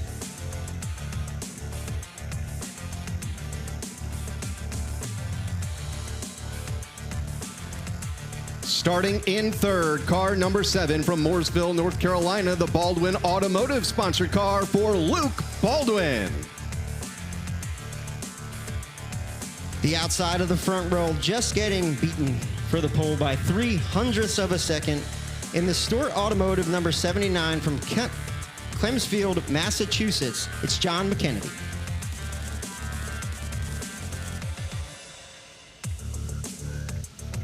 And starting on the pole from Holtzville, New York, car number 51, the Phoenix Communications sponsored car, multi-time champion, the 2nd winningest driver of all time on the tour. Looking to add to that list tonight, here's Justin Bonsignor.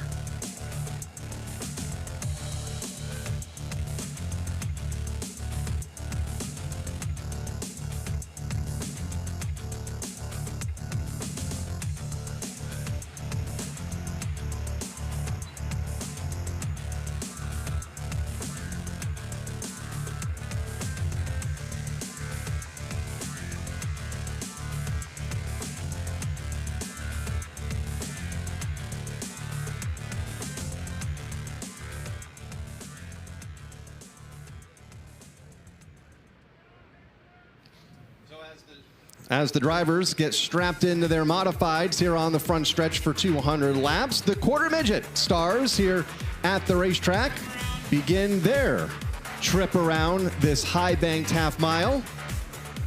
as they are on the back straightaway, make their way around to the front side. Quarter midget track in the infield that, Ryan, you are very familiar with. Well, I don't know about very familiar, but I did run the first ever quarter midget race they had at the small track here in turns 1 and 2. And this is such a big deal. I've been racing quarter midgets with my daughter in the NASCAR U Series last year.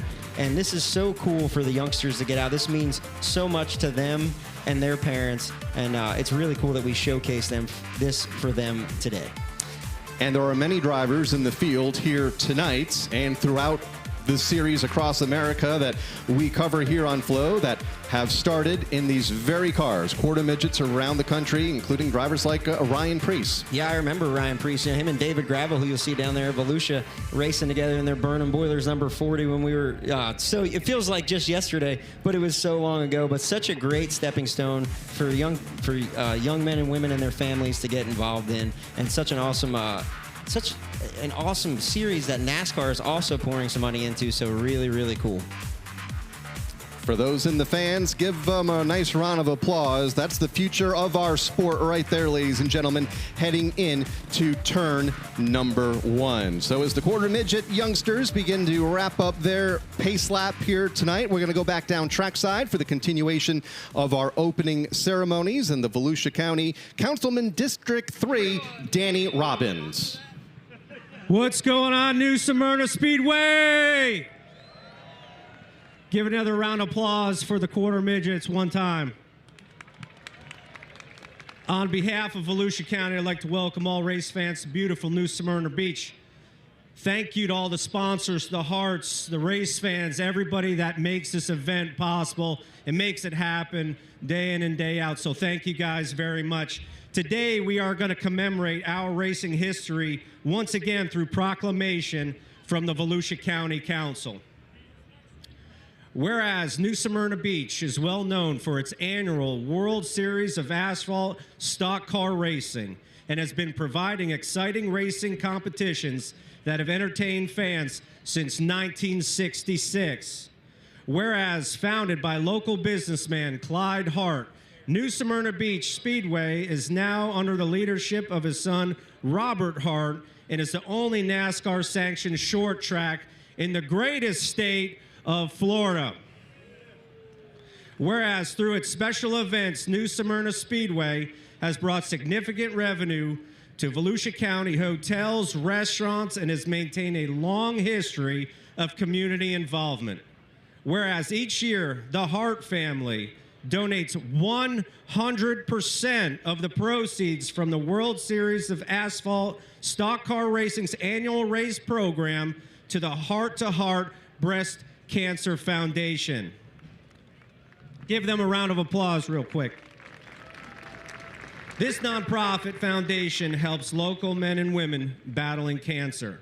Now, therefore, we, the Volusia County Council of Volusia County, Florida, do hereby proclaim February 6th through February 14th, 2026 as New Smyrna Speedway World Series Race Week. Thank you guys so much. We love you.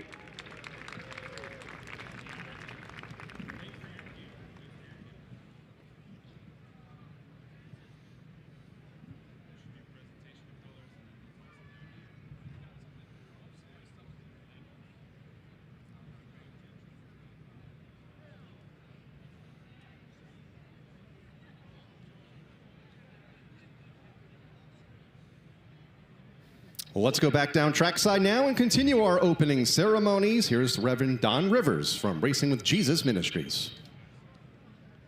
Can I ask you all to please rise, and gentlemen, remove your headgear?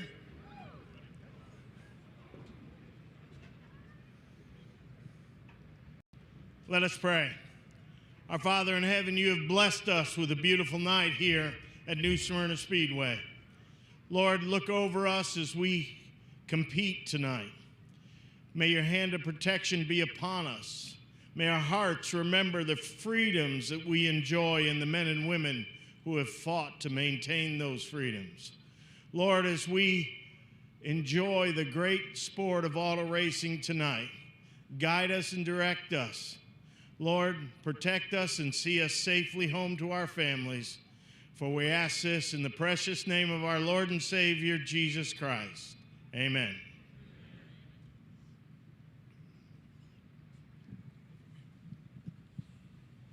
All right, hopefully they do the Canadian anthem.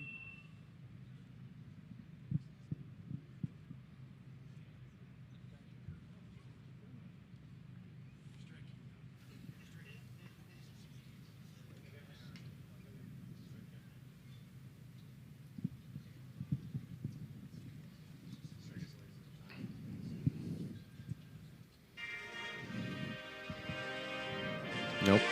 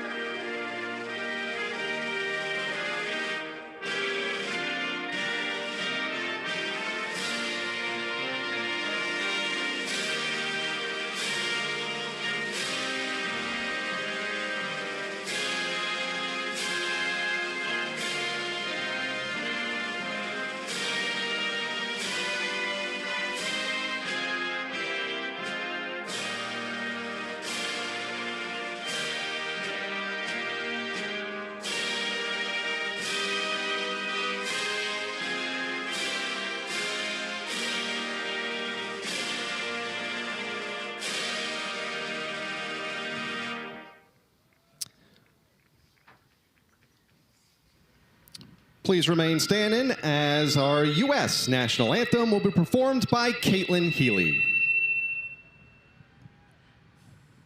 Oh, say, can you see by the dawn's early light what so proudly we hailed at the twilight's last gleaming, whose broad stripes and bright stars through the perilous fight o'er the ramparts we watched were so gallantly streaming, and the rocket's red glare, the bombs bursting in air, gave proof through the night that our flag was still there. Oh, say, does that star-spangled banner yet wave o'er the land of the free and the home of the brave?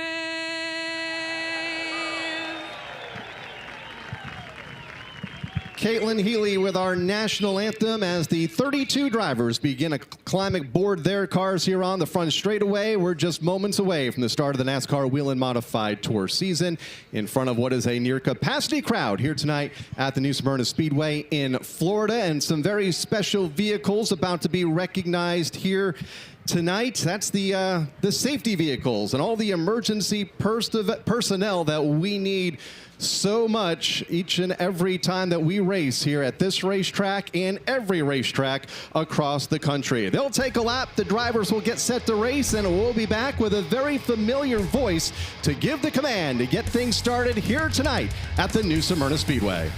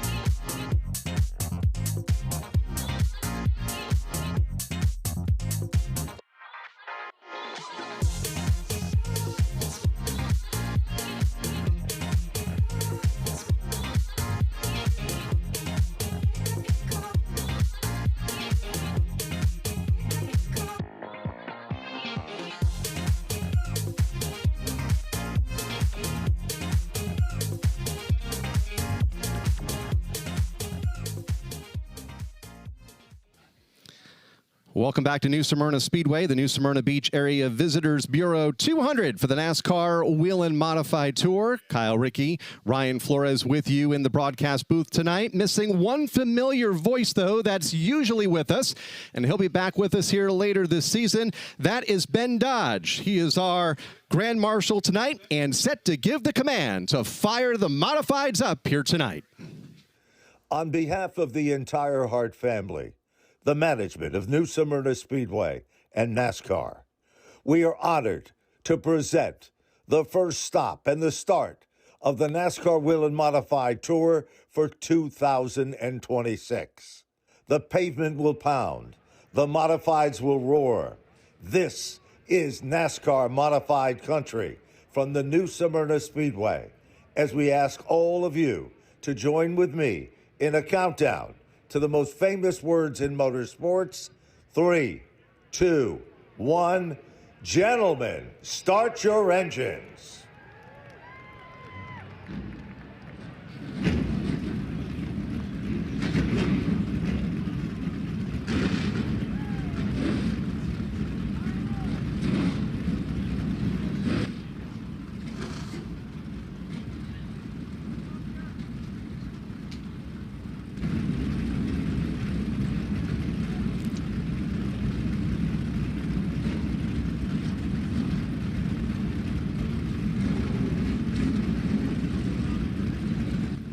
And with that, Ryan, the field comes to life. We are set for a brand new NASCAR Whelen Modified Tour season. There's nothing like it, and that's why this place is filled to capacity here this evening, as it has been for the last 5 years since the NASCAR Whelen Modified Tour started opening their season right here at New Smyrna. The vibes are high. There's no better place to start a year than right here at New Smyrna, Florida. And, man, all the work through the winter is done. The cars are prepared. The pit crews have glued the lug nuts. They're down there stretching. The air pressures are set. There's only one thing left to do, and that's figure out who's going to be in victory lane tonight here after 200 laps. On a beautiful Saturday night here at the New Smyrna half mile, about 58 degrees, not a cloud in the sky. It's been a beautiful day. Full front stretch of race cars, a full grandstand of fans, and we're about to introduce you to the starting lineup here tonight. 32 strong. There were 37 drivers that attempted to qualify. 5 drivers missed, including Connor Jones, Norman Newman, Luke Fleming, Corey Plummer, and Dave Sapienza, all failing to qualify for this event. And for Dave, had an incident in his qualifying run, clocked the inside wall pretty good with the front of that race car, so we hope to see him back later in the season when the 2026 campaign resumes at the Martinsville Speedway next month. For the 32 drivers lined up on the front stretch, they're set for their parade and pace laps coming up here in just a moment.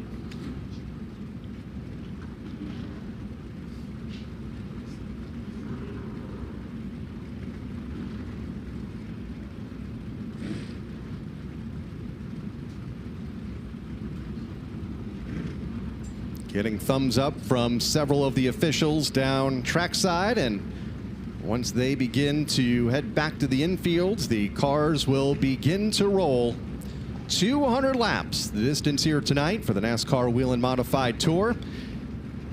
Glad you can tune us in here on this short track Saturday night on FloRacing.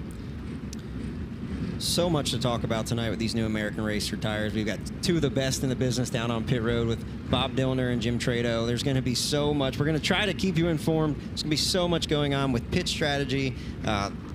I don't know what the right answer is, but we are going to find out, and one of these teams is going to find out and be $15,000 richer at the end of the night. Pace car begins to pull away, and soon to be followed by the likes of Justin Bonsignor and John McKennedy, our front row starters, Luke Baldwin, Austin Beers.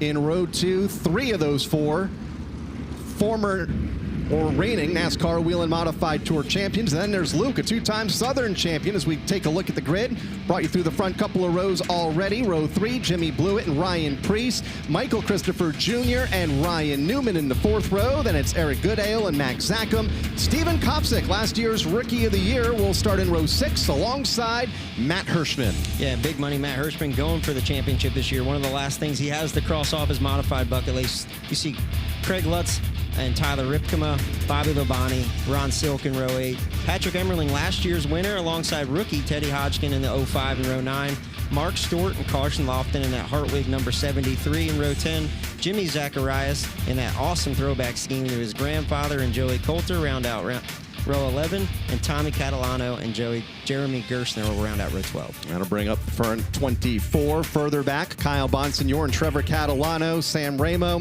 and Timmy Solomito, Ken Hagee, needing to use a provisional to get into tonight's race, along with John Michael Chanette, Mike Marshall, and Andrew Kraus, the final of our 32 starters. As the field comes around to complete the first of 4 scheduled parade and pace laps, gives us the opportunity to take one more swing down pit road and bring in 2 more voices part of tonight's broadcast. We'll start with Bob Dillner down on the pit lane. Well, Kyle, it could be showtime tonight. Jimmy Blewett out of Howell, New Jersey, making his return to the NASCAR Wheel and Modified Tour for the first time in a couple of years. Jimmy, just a long-time competitor here at New Smyrna Speedway. He's won a bunch of races here, both the Tour Type mods and SK Modifieds. But this ride with the Gershow Recycling number 2 machine is a new ride for him. Qualified 5th. He's pumped up, excited. They totally redid those race cars. And he's got Justin Link that he actually met this morning, invited him to actually work on that car. We know how good Justin Link has been in Southern Modified racing. Watch for showtime here tonight, Jim. And Bob, when it comes to the attention, the longest line in the autograph session deservedly belongs to Ryan Priest from Berlin, Connecticut. This number 40 car is the family car.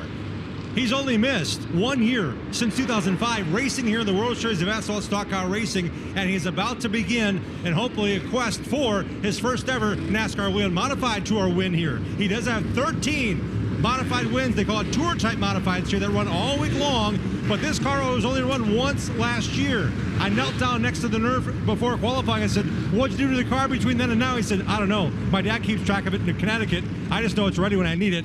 But he's more importantly back home where he belongs. He loves coming here to New Smyrna Speedway. This is his 8th full-time Cup season, but he said, "Man, I can't start my year without coming here to New Smyrna Speedway." That includes the 45-minute nap he got after winning that Cookout Clash on Wednesday. Yeah, 45-minute nap later, he was here at New Smyrna, shaking down his Super and his Modified. Jim Trado, you said it. These 2 guys in the 3rd row, Jimmy Blewett and Ryan Priest, back home on the Modified Tour, and it's great to see him. One guy you and I talked about, Kyle Rickey, is starting on the outside of the front row, and that's John McKennedy. He's been super fast all day. He led first practice. He qualified 2nd. He taught Justin Bonsignor how to qualify. Justin said that. I look for big things out of this 79 tonight. Former champion and looking for his first win here at the New Smyrna Speedway here on the NASCAR Wheel and Modified Tour as they come around to complete another parade and pace lap. Yeah, keep an eye on John McKennedy here tonight.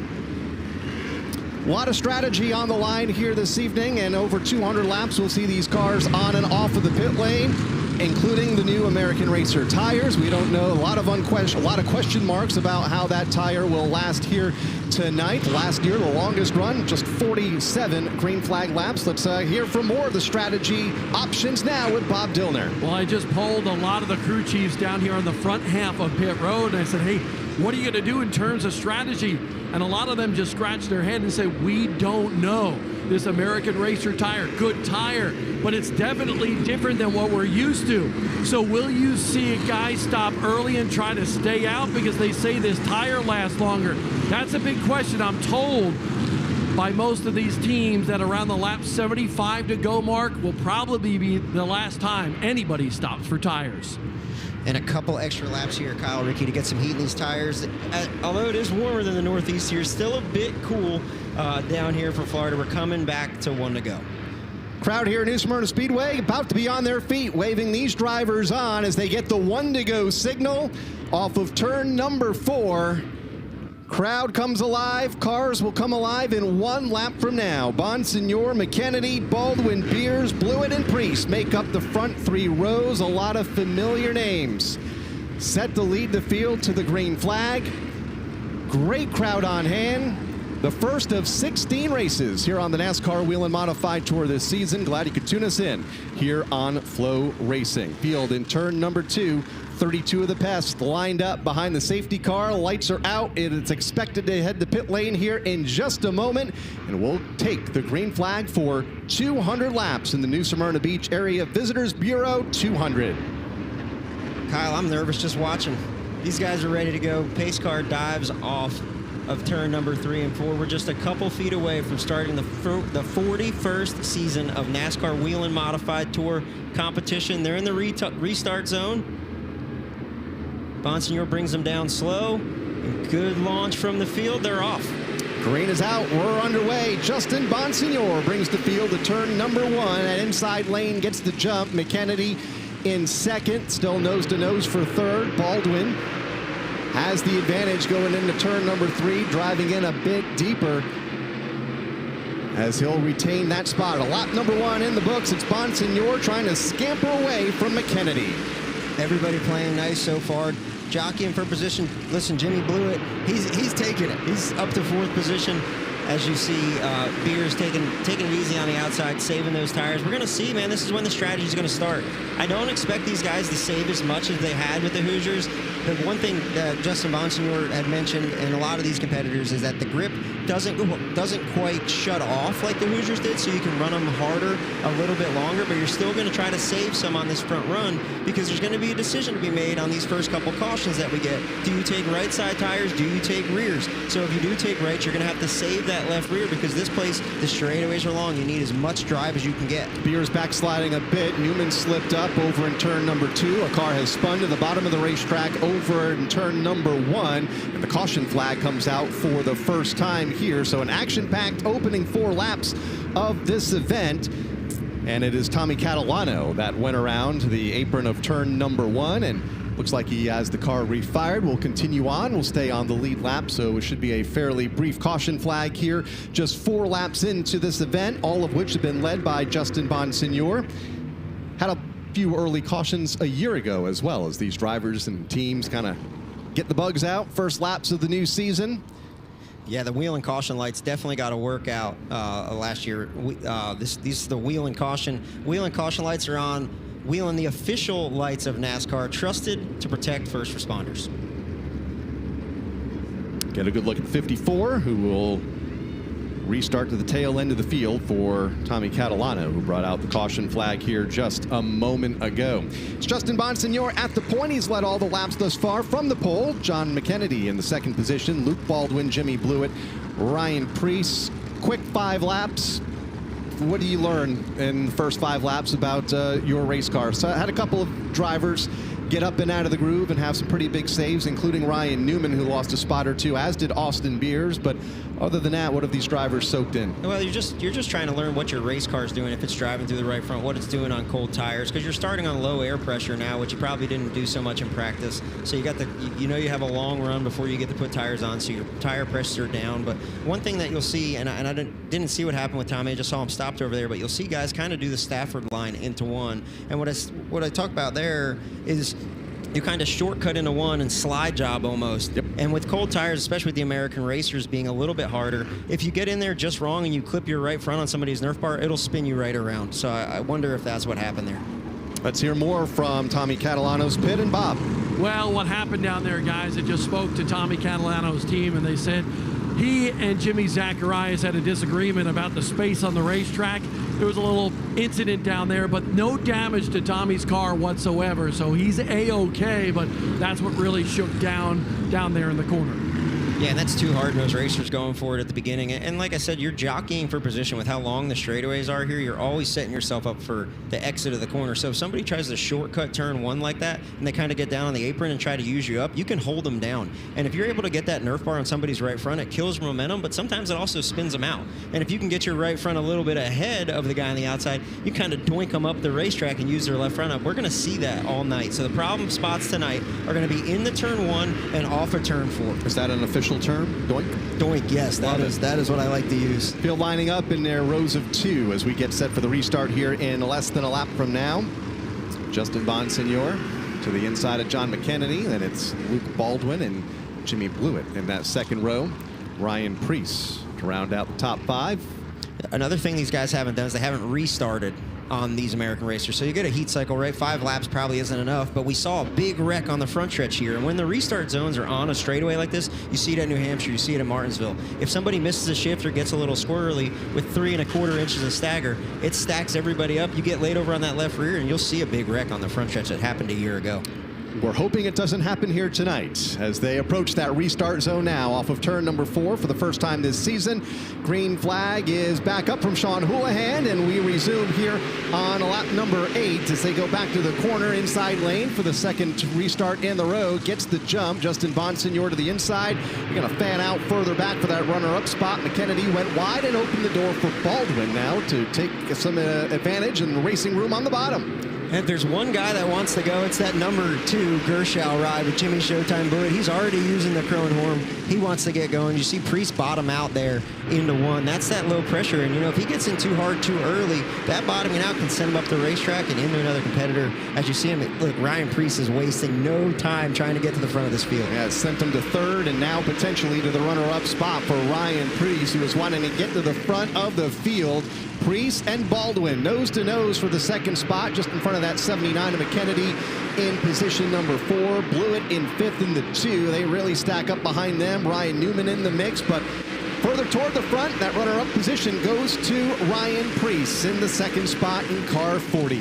Yeah, if there's one place that I know Ryan Priest wants to be, it's in the lead and dictating the pace of this race. If you get to the lead, you can kind of woe everybody back, and you can run your own race. So track position is going to be key. As you see further on back, these guys are still 2 by 2 because the easiest time to make position is on restarts. They're jockeying around, trying to use each other up, trying to get better angles off the corner, and that's when you can see yourself go from 15th to 10th or 20th to 18th and get a couple in your upper row or 2 on the next restart where you can pick off some more. It's the easiest time to pass. Priest right now running quicker lap times, or did last time, than Justin Bonsignor. Bonsignor a bit quicker this last time. Still about 4 car lengths between the top 2 as we watch the battle from 3rd on back. Luke Baldwin, Jimmy Blewett in the mix. Blewett taking that spot away just a half a lap or so ago. Baldwin drifting up the racetrack, and that'll open the door for John McKennedy, who is on the rebound just a bit, trying to regain some early lost spots in a race for position number 4. Austin Beers in that pack in the 64.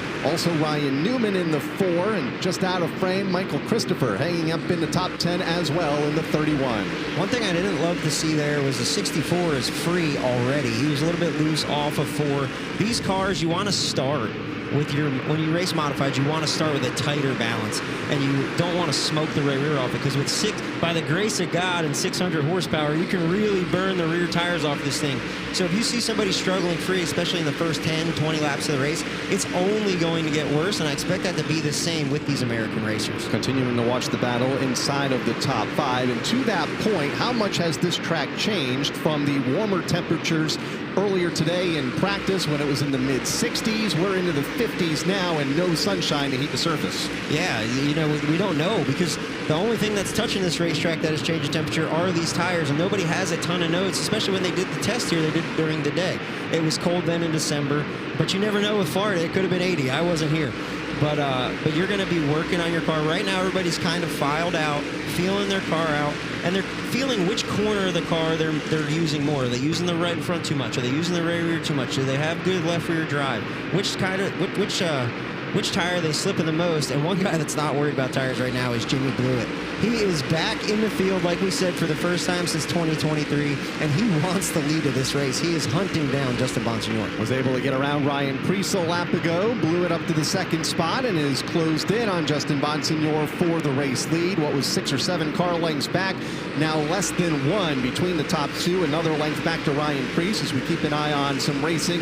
Middle of top 10, Michael Christopher Jr. has lost a couple of spots. Tyler Ripkema went by a lap or so ago. Ron Silk in that number 16, applying the pressure now over in turn number 3, and they have company as well. Eric Goodale, Craig Lutz, all lined up just in and around that 10th position as they go back to turn number 1. And again, Christopher slides up the racetrack.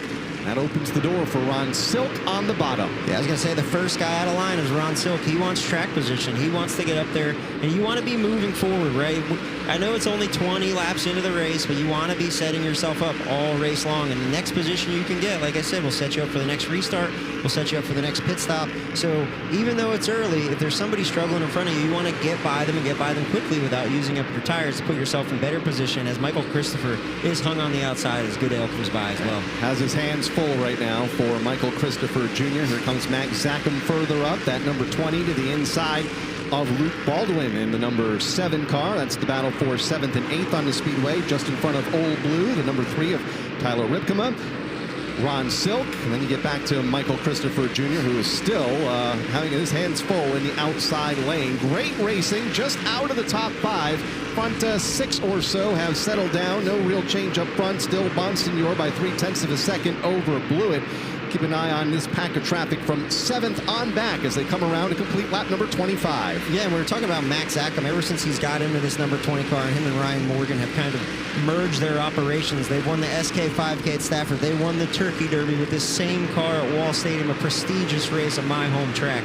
And they've been so good. As he gets flushed here by the 3 car, little commentator's curse. What I wanted to say about him, though, and they're already using the Nerf bars, what I did not like about what he was doing, as you can see, Ronnie kind of run him up the hill. That's what we're talking about. What I didn't like what the 20 car was doing earlier was he was using the apron to turn his car. And when you do that and you de-wedge the car, when you put the left front on the flat, it takes wedge out of your car, which the more wedge you have, the tighter you are. That's your crossweight on scales, and that'll burn your right rear tire off. And you can see Ron Silk here run the 20 up the track to get a straighter launch down the straightaway. He's going to clear him here in the 1. Max Zackham might run down there and run in the back and say, I didn't like that very much. Going to tuck back in the line right on his back bumper off of turn number 4. In fact, going to lose a little bit of ground. Michael Christopher Jr. now applying some pressure in the 31. Christopher, he's got his hands full as well with Eric Goodale, who continues to dig hard on the bottom of the racetrack, trying to gain that spot. Again, all this racing now from 10th on back. Zackham in 10th, Christopher 11th, Goodale behind them in 12th. As we go back to the front of the field, Justin Bonsignor in the 51, still maintaining a 2-car length advantage over Jimmy Blewett. Ryan Preece unchallenged in 3rd, John McKennedy in 4th, and also in the 5th spot, Austin Beers. No real challenge for position among the top 6 as they get beginning to tiptoe away from the rest of the field. And we talked about lap times and what the track is doing. Jimmy Blewett just ran the fastest lap, 18.009. Right, qualified at a 17.80. That was the fastest, but the majority of the guys were in the 18 flats. So this is a fast pace. This is a qualifying pace right now that these drivers are running. As Bonsignor starts to open it up a little bit more. Justin, the crafty veteran, 4-time champ, he's dictating the pace of this race. But if you're just trying to settle in and not burn your tires up, the last guy you want to see in your mirror is Jimmy Showtime Blewett. They call him Showtime for a reason. In second right now for Jimmy Blewett, making his return to the NASCAR Wheel and Modified Tour here this season. Practiced well, qualified well earlier today, and currently in position number 2 and slowly reeling in the race leader, Justin Bonsignor. A couple of cars out of shape mid-pack off of the corner. Everybody's okay. Craig Lutz being one of them in the 46 car as we watch a good 3-car race. It's been ongoing for a while. Up the back straightaway, here comes Silk to the inside of Ripkema. Bit of contact, and Silk into the outside wall in turn 3. Man. Got some more wrecking behind him. You're going so fast at the end of these straightaways. When someone's parked there, you realize how fast. You don't really realize it until somebody's parked in front of you, but a tough start for this 16 team. The 2-time champ Ron Silk, the right front tore off of that ride. Looks like will be the first car out of this event here tonight for Ron Silk. Right front peeled back and destroyed after contact with the outside wall up in turn number 3. That came after contact with Tyler Ripkema battling for position just into the top 10, racing for the 8th position at the time. That'll put us under the caution flag for the 2nd time here tonight on lap number 35. Oh, that's the worst thing you want. Phil Moran's been spending all year, all winter getting this car ready. Beautiful, one of the nicest cars in the pit area. And I can't wait to see a replay of this. Here it is as we roll. Ron's kind of there. Tyler chokes it off, and like we said, he just was kind of too far committed, and he clipped him with the right front. A lot of times when you clip with the right front like that, it picks the car up for a minute, takes all your braking power away, and then you just run out of racetrack. I wonder if it broke the right front when he hit him. It looks like it did. So straight up and into the outside wall for Ron Silk. couple of other cars stacked up behind them. They were able to keep rolling with minimal, if any, damage. But Silk will go off on the hook and become the first car out of this one here tonight at the New Smyrna Speedway. Tough break for the two-time champion. Not the kind of start you want, because it's tough in a fairly short schedule. 16 races for the Tour to climb out of a deep hole. Yeah, that's not especially with a full field of cars, and you're going to lose 32 spots worth of points tonight by finishing in the final position. As we check in Ron Silk's pit with Bob. I just spoke to the team for Ron Silk, and they said they're not happy with Tyler Ripkema right now. Some unneeded contact, according to this team, in terms of what happened between that 16 and the 3 down in the corner.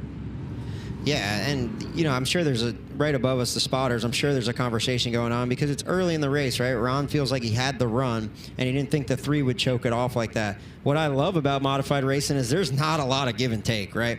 And Tyler Ripkema, like he almost shaded down, like he was going to leave it open, and then he didn't at the last minute. And Ron went to fill that, like we said, to get the position, kind of run in there, get into his Nerf bar a little bit and move him up. And it just did not work out. The time did not work out at all. And unfortunately, the right front is ripped off of that 16 car. Not a lot of give and take, but a whole lot of grab and go here for the NASCAR Modifieds. Saw some give and take in the opening laps of this event, especially at the front of the field, as these teams continue to adapt to the new American Racer tire that made its debut here with the Tour here tonight. And now that we have 37 laps into this event, 200 the distance, we'll see if any teams take advantage of perhaps an early pit stop. Yeah, I wonder if this is the time to take fuel, right? They say they can go about 160 on fuel. So now would be the time. Now remember, unlimited attempts at a green-white checkered. So at lap 37, you have to be forecasting that to see, like, okay, hey, we can take fuel now. It's going to be close. But if we get 2 or 3 green-white checkers, cautions breed cautions, you're going to be SOL for sure. So you're kind of thinking, like, if you take fuel now, you see a couple pit signs out. If you take fuel now, I see the 40. He's going to be aggressive. His pit sign is out. Pit road is open. Here they come.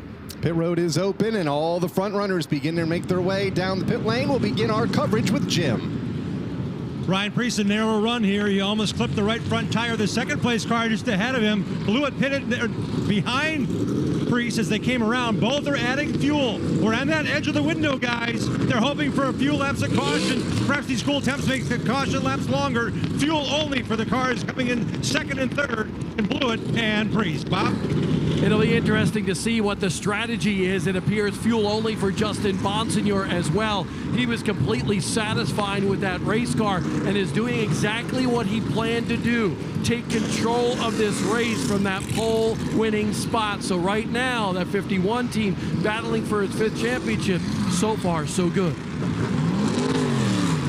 You see an absolute scrum on pit road here. I've pitted modifieds here before, and it is super tight. This is the closest. I actually pitted on that Gershow car. Me and Corey LaJoy changed tires on it maybe 15, 20 years ago, and it is so close down there. And some of these guys in the back half of the field actually sharing pit stalls. You see the 40 car come in and kind of block in the 2. That'll be a game they play all night, not even on purpose, but just because there's not a ton of real estate like you would see down the road at Daytona. Not at all, especially when all of the teams left on the racetrack elect to pit on the same circuit, and we saw a full pit road all lap ago. Some drivers outside of the top 20 making their way onto the pit lane now as we get a look at the damage to the right front corner of the Ron Silk car after the incident up in turn number 3 to put us under the caution flag for the second time here this evening. Just a couple laps to go following contact with Tyler Ripkema up in turn number 3. Team surveying the damage.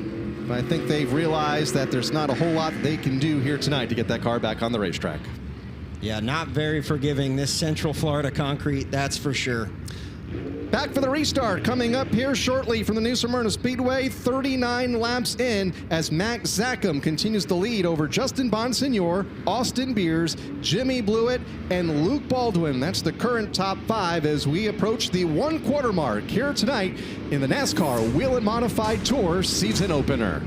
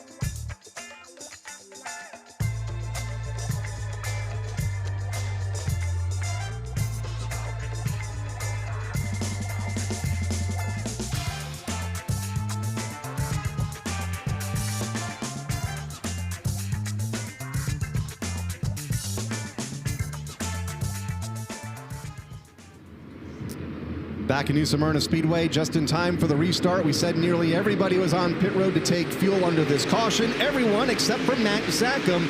He's out front, leads the field back to turn number 1 for the restart here and pushes Bonsignor way up the racetrack in turn number 2. Opens the door on the bottom as we have a spinner further back. That's Joey Coulter off of turn 2 and up the back straightaway as the leaders come around and take the third caution flag of the evening. Now, you hate to see that if you're Max Zackham, right? Because now you've showed your cards. You showed Bonsignor you're going to run him to the 5th lane. And Bonsignor's not happy. And Bonsignor is not happy. So what happens when you get up there, right? And I wouldn't be happy either, because you get up above that black and there's marbles from these tires. And when you get all those marbles on these 15-inch tires, they just want it. You lose all grip and you go straight to the fence. So I wouldn't be happy either. But one thing with Max Zackham not taking fuel, right? He's going to have to take fuel at some point. All right, so the pace vehicle picks up the race leader for the 3rd time here tonight, but let's go back to the infield, hear from the driver involved in the last incident under the 2nd caution, and the first driver out of tonight's race. Ron Silk is with Bob Dillner. Ron Silk battling for a championship in the NASCAR Wheel and Modified Tour, but Ron, what happened down there with that contact? The 3 just didn't really give me much room. I got a wheel under him off of 2, and we got down into 3, and he just kept coming down to the bottom. I kind of like couldn't believe it, and all of a sudden my right front was up on top of him and just along for the ride. But disappointing way to start. We didn't qualify good, put us back to starting where we did. Was kind of working our way up through there pretty quickly, and disappointing finish to the night. Bad break for Ron Silk, but he will contend for this championship this year. A tough stat for Ron Silk that just came in. This is actually a really good stat. It's been over a decade since Ron Silk has finished last in a tour event. That's from Adam Fenwick, 2015 at Riverhead. But yes, I'd be frustrated too if I was Ron Silk. But the 3 car's also going to say, look, dude, you weren't there. I took what was mine. So it's just a disagreement in racing room. A little bit of a disagreement in racing room on the last restart between Max Zackham and Justin Bonsignor. And Justin, when the field took the caution flag, gave Max a little tap to the back bumper and let him know that he was not a fan of that restart 3 laps ago. So how does Max change things up this restart? And in turn, how does Justin change things up? Yeah, I think Max is going to be cognizant of running him to the 5th lane, but Max has already changed stuff up, right? He's the only one that's off sequence, and like I was saying before, he's going to have to pay the fuel tax at some point in time, so he's going to dump track position. So we talked about strategy. Is he going to pit one less time? Is he thinking he's going to only have to put tires on once? That might be something that this 20 team's going through. Joey Coulter, the driver that brought out the most recent caution just a couple of laps ago with his spin off of turn number 2. Let's go to his pit stall and get a report from Jim Trado.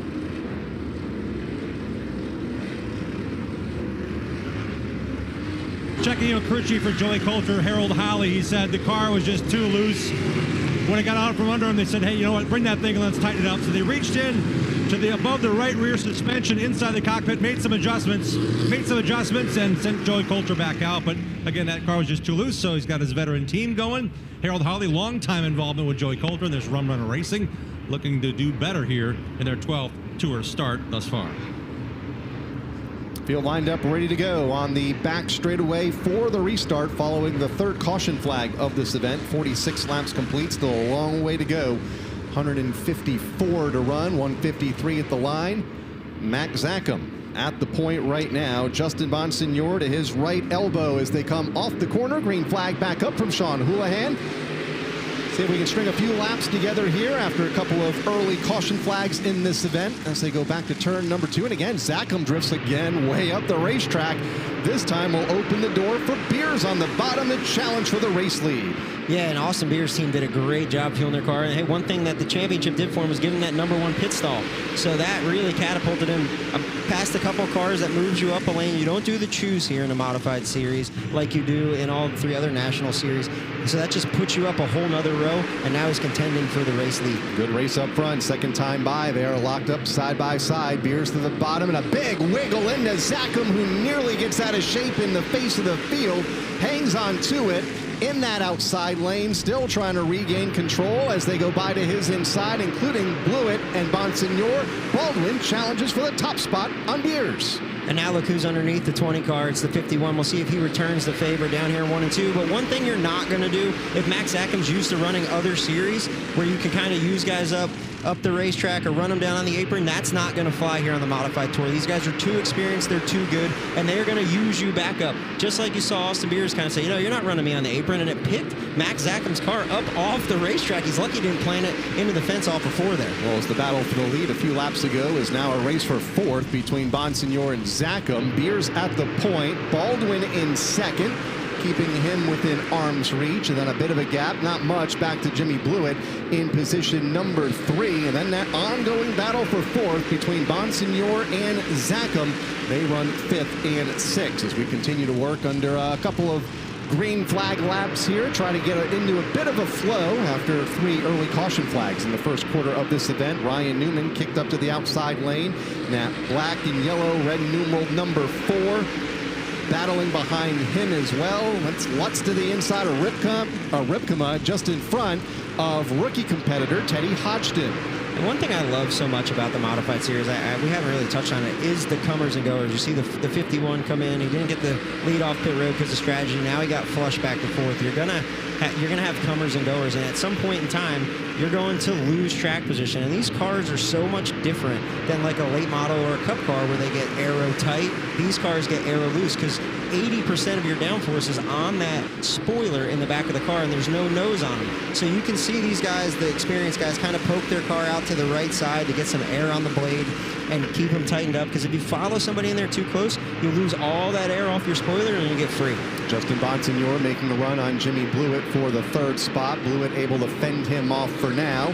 Bonsignor tucking the line just in front of Ryan Preece. 3rd, 4th, and 5th, and they have all caught Luke Baldwin, currently in the runner-up spot, and a half a second behind the race leader, Austin Beers, as they have singled out toward the front of the field, huddled to the bottom of the racetrack on this 23-degree banked half-mile oval. Bonsignor not wanting to wait, though, to the inside, and made it look easy there going into turn number 1, stuck like glue to the inside of Blewett to take the 3rd position away. Blewett now has his hands full with Ryan Preece for 4th. Are we starting to see Jimmy pay the tax for going too hard too early, right? We saw him drive up there at the 2nd, kind of stalk the leader when it was Bonsignor, and now he's fading slowly.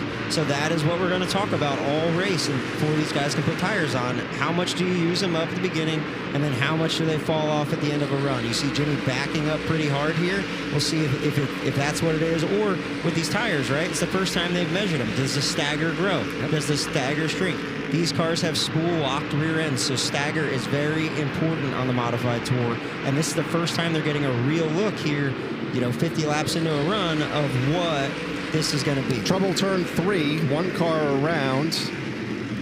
Will put us under the caution flag for the 4th time. That's Bobby Labonte that got out of shape over in the corner at the end of the back straightaway.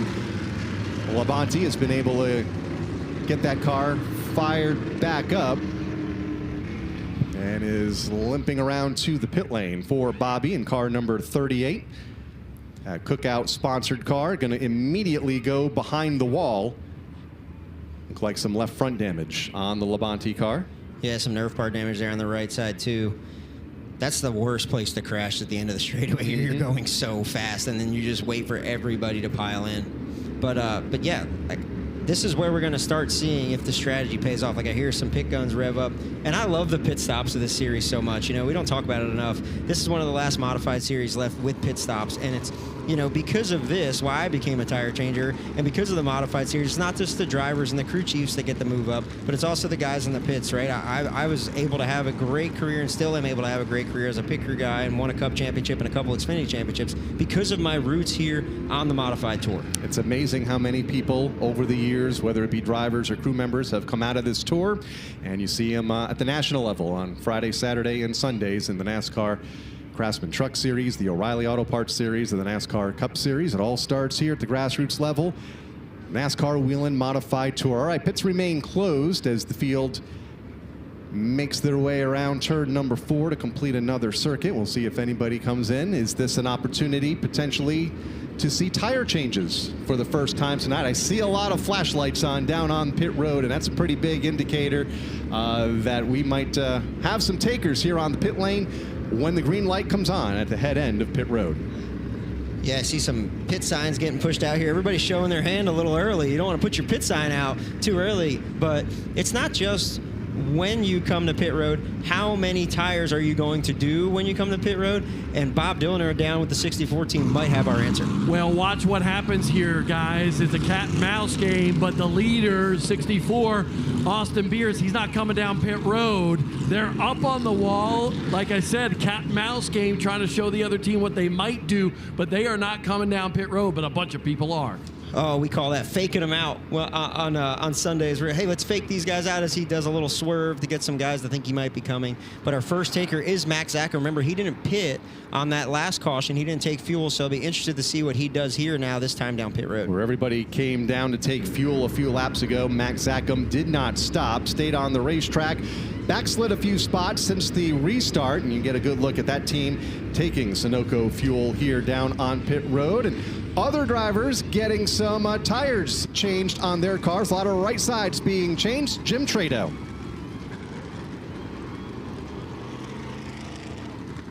Call is for 2 rear tires on Ryan Newman's Mystic Missile.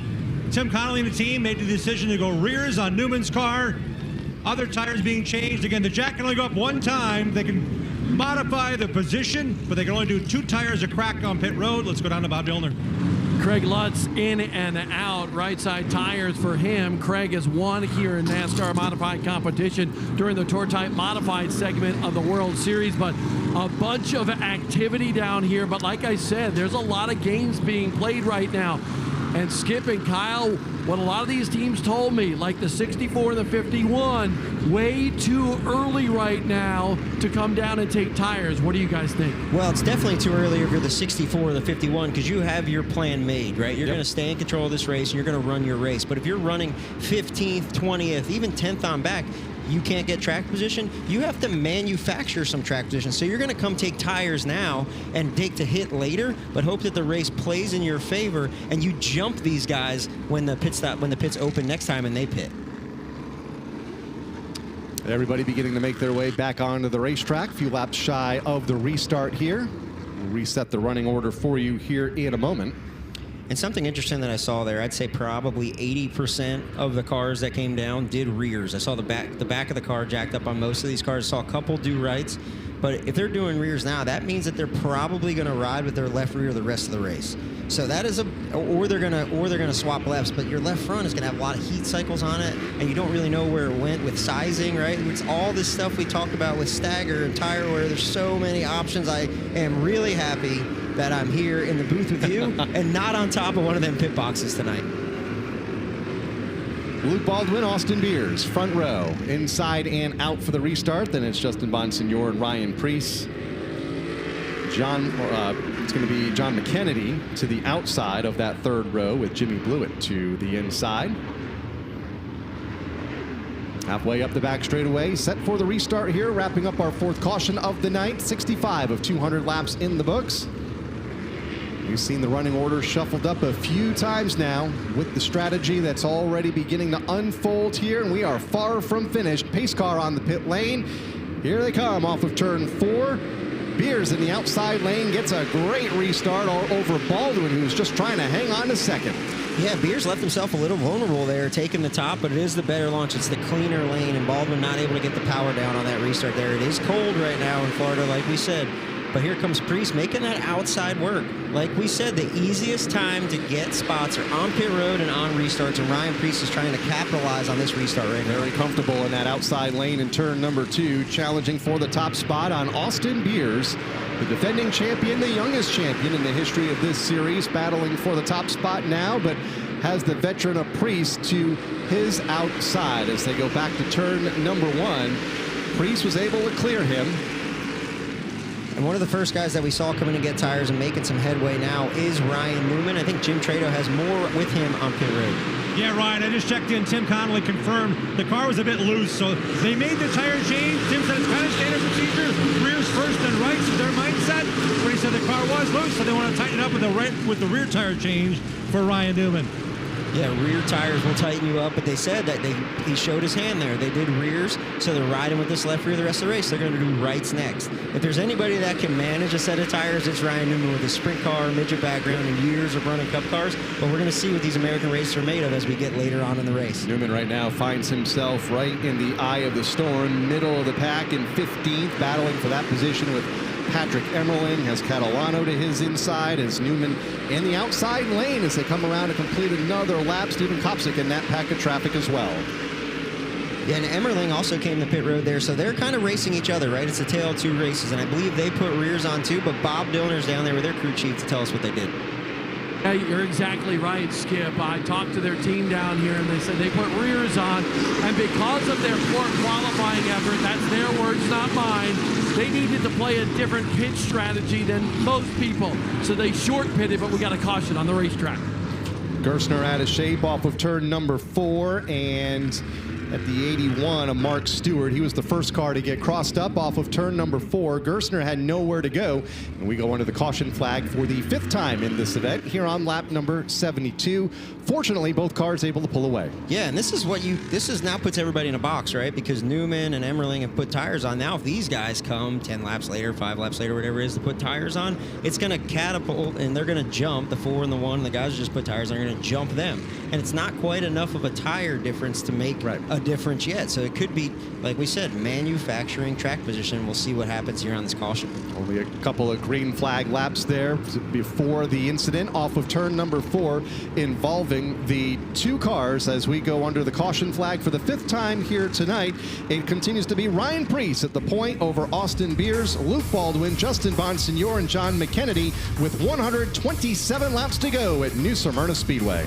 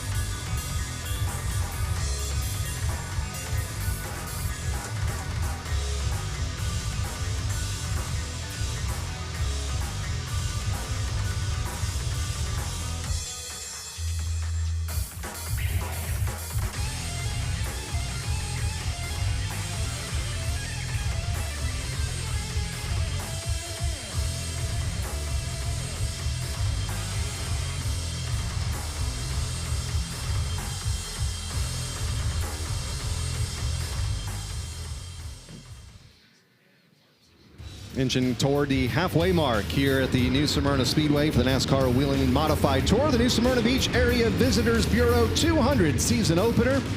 Been a good one thus far. Seen a lot of comers and goers, a lot of strategy on the pit lane. Austin Beers and Ryan Preece right now on the front row for the restart in 1 lap from now. Luke Baldwin, Justin Bonsignor, and John McKennedy to round out the top 5. This is the 2nd time in a row we've seen the leader of Ryan Preece. He took the top last time. Austin Beers took the top. So the leader has the option to take the inside or the outside. Everybody else files in. So we'll see if it pays off. We know the outside lane's the cleaner lane to fire in, but if you can get down in the 1 and 2 side by side, we saw it earlier with Max Ackham, you can use that guy up on the outside of you and launch down the backstretch and get the lead back. Used up Justin Bonsignor a couple of times under some prior restarts. We'll see what happens here with Beers and Preece. On the front row, pace car about to set to head back to the infield. 123 laps to run here tonight for the modifieds. Green flag is back out. Priest was so good in the outside lane under the last restart and gets the advantage under this restart. But here comes Beers back to the inside, not letting Priest get clean racetrack by the time they get to the back straightaway. Yeah, and when they came to the restart zone there, the 64 ran the 40 up a little bit to take a little bit of his fire angle out and get his tires into that rubber where he'd be launching. He learned it from last time with Luke Baldwin spinning the tires. He was down in the gray. So the 64 did have a better restart, but he's hung on the bottom here with the 51 going around him as well. And that allows Priest to get away as the race leader. Here comes Bonsignor to the outside of Beers for the runner-up spot. Behind them, Baldwin and Blewett. Nose to nose for the 4 spot, just in front of McKennedy and Christopher, as the race for second continues to be the best on the speedway. Digging hard on the bottom, Austin Beers. Bonsignor with the high side momentum hangs on to that runner-up spot, about a half second behind the race leader, Ryan Priest. So what I like to see here is we saw Blewett walking himself back a little bit. We talked about that in the last run. Now he's refired, and he's in the hunt in the top 4. Hounded on the back bumper of the 64 now. So these tires, when they go through, you know, this is what we're learning. They go through heat cycles. We're seeing what they do. Once they get hot, if you cool them down, can you get them back? That's one thing with the Hoosiers. When they got hot, then they were gone.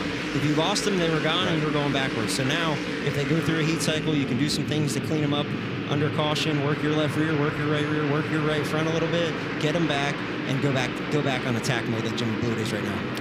Keeping an eye on some of the drivers mid-pack as well that took the rear tires a couple of cautions ago. Patrick Emerling being one of them in the 1. Also Ryan Newman in the 4. They can't afford to go too hard too soon, though. They have a long way to go here in this race. Yeah, you're running your own race at this point, right? You want to get what you can, but you also want to keep the rear tires on it because you don't want to burn them up. That's what you're dancing with for the rest of the day.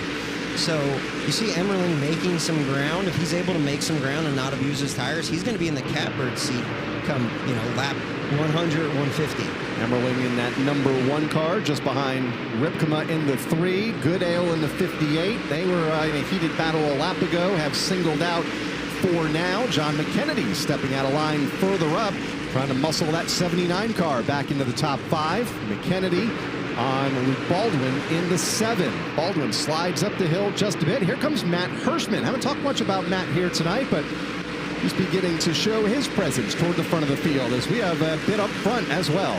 Yeah, Matt Hirschman, started back in the 16th position, lost a couple spots to start the race, but as we said, they call him big money for a reason. Here he comes slowly but surely. This guy always figures it out with his PD Motorsports number 60, and Bob Donor has more of them down on pit road. And you guys are right. He is very happy with that race car. When I spoke to Matt earlier today, he said, listen, we don't have the speed from the onset, but just like normal, they have the speed on the long run, and that car's getting better and better. The team tells me they're just trying to see what everybody else is doing and figure out when everybody's going to come. Pit strategy still at a premium in this race.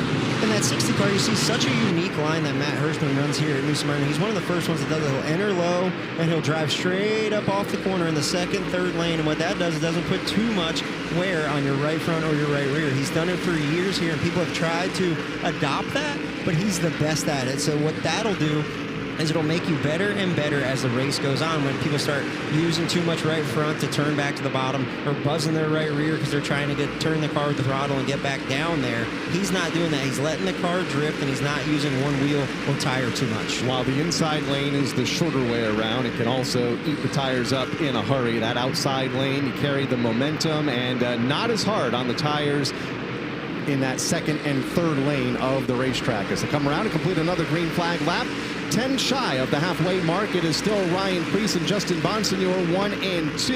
You see him up the back straightaway, just a couple of lengths between the top 2, and then a bit of a gap back to Austin Beers running unchallenged in the 3rd spot. Great racing from 5th on back, and it's about a straightaway behind Ryan Priest and Justin Bonsignor. A couple laps ago, the 51 of Bonsignor had reeled in Priest, took a look to the inside for the top spot, but fell back in the line, perhaps saving those tires for a challenge late in tonight's race. There's cousin Kyle Bonsignor racing by. John McKennedy in the 5th spot in 79, fending off Luke Baldwin. Again, everyone just kind of getting some laps under their belt at this stage of the event, now 8 laps shy of halfway. Yeah, and if I'm a spotter or a crew chief here, I'm saying, okay, it's strung out. Now's the time we're going to just get a couple laps, see what your car's doing, but save the tires just right here, right? To finish first, you must first finish. So if you start pressing too hard now, it's going to make it harder on. You're going to pay the tire tax later on. And one thing, it keeps cracking me up. I keep seeing the wheeling lights on some safety vehicles off of turn 2. I remember my cousin Keith coming down here because there's a stoplight right there off of turn 2.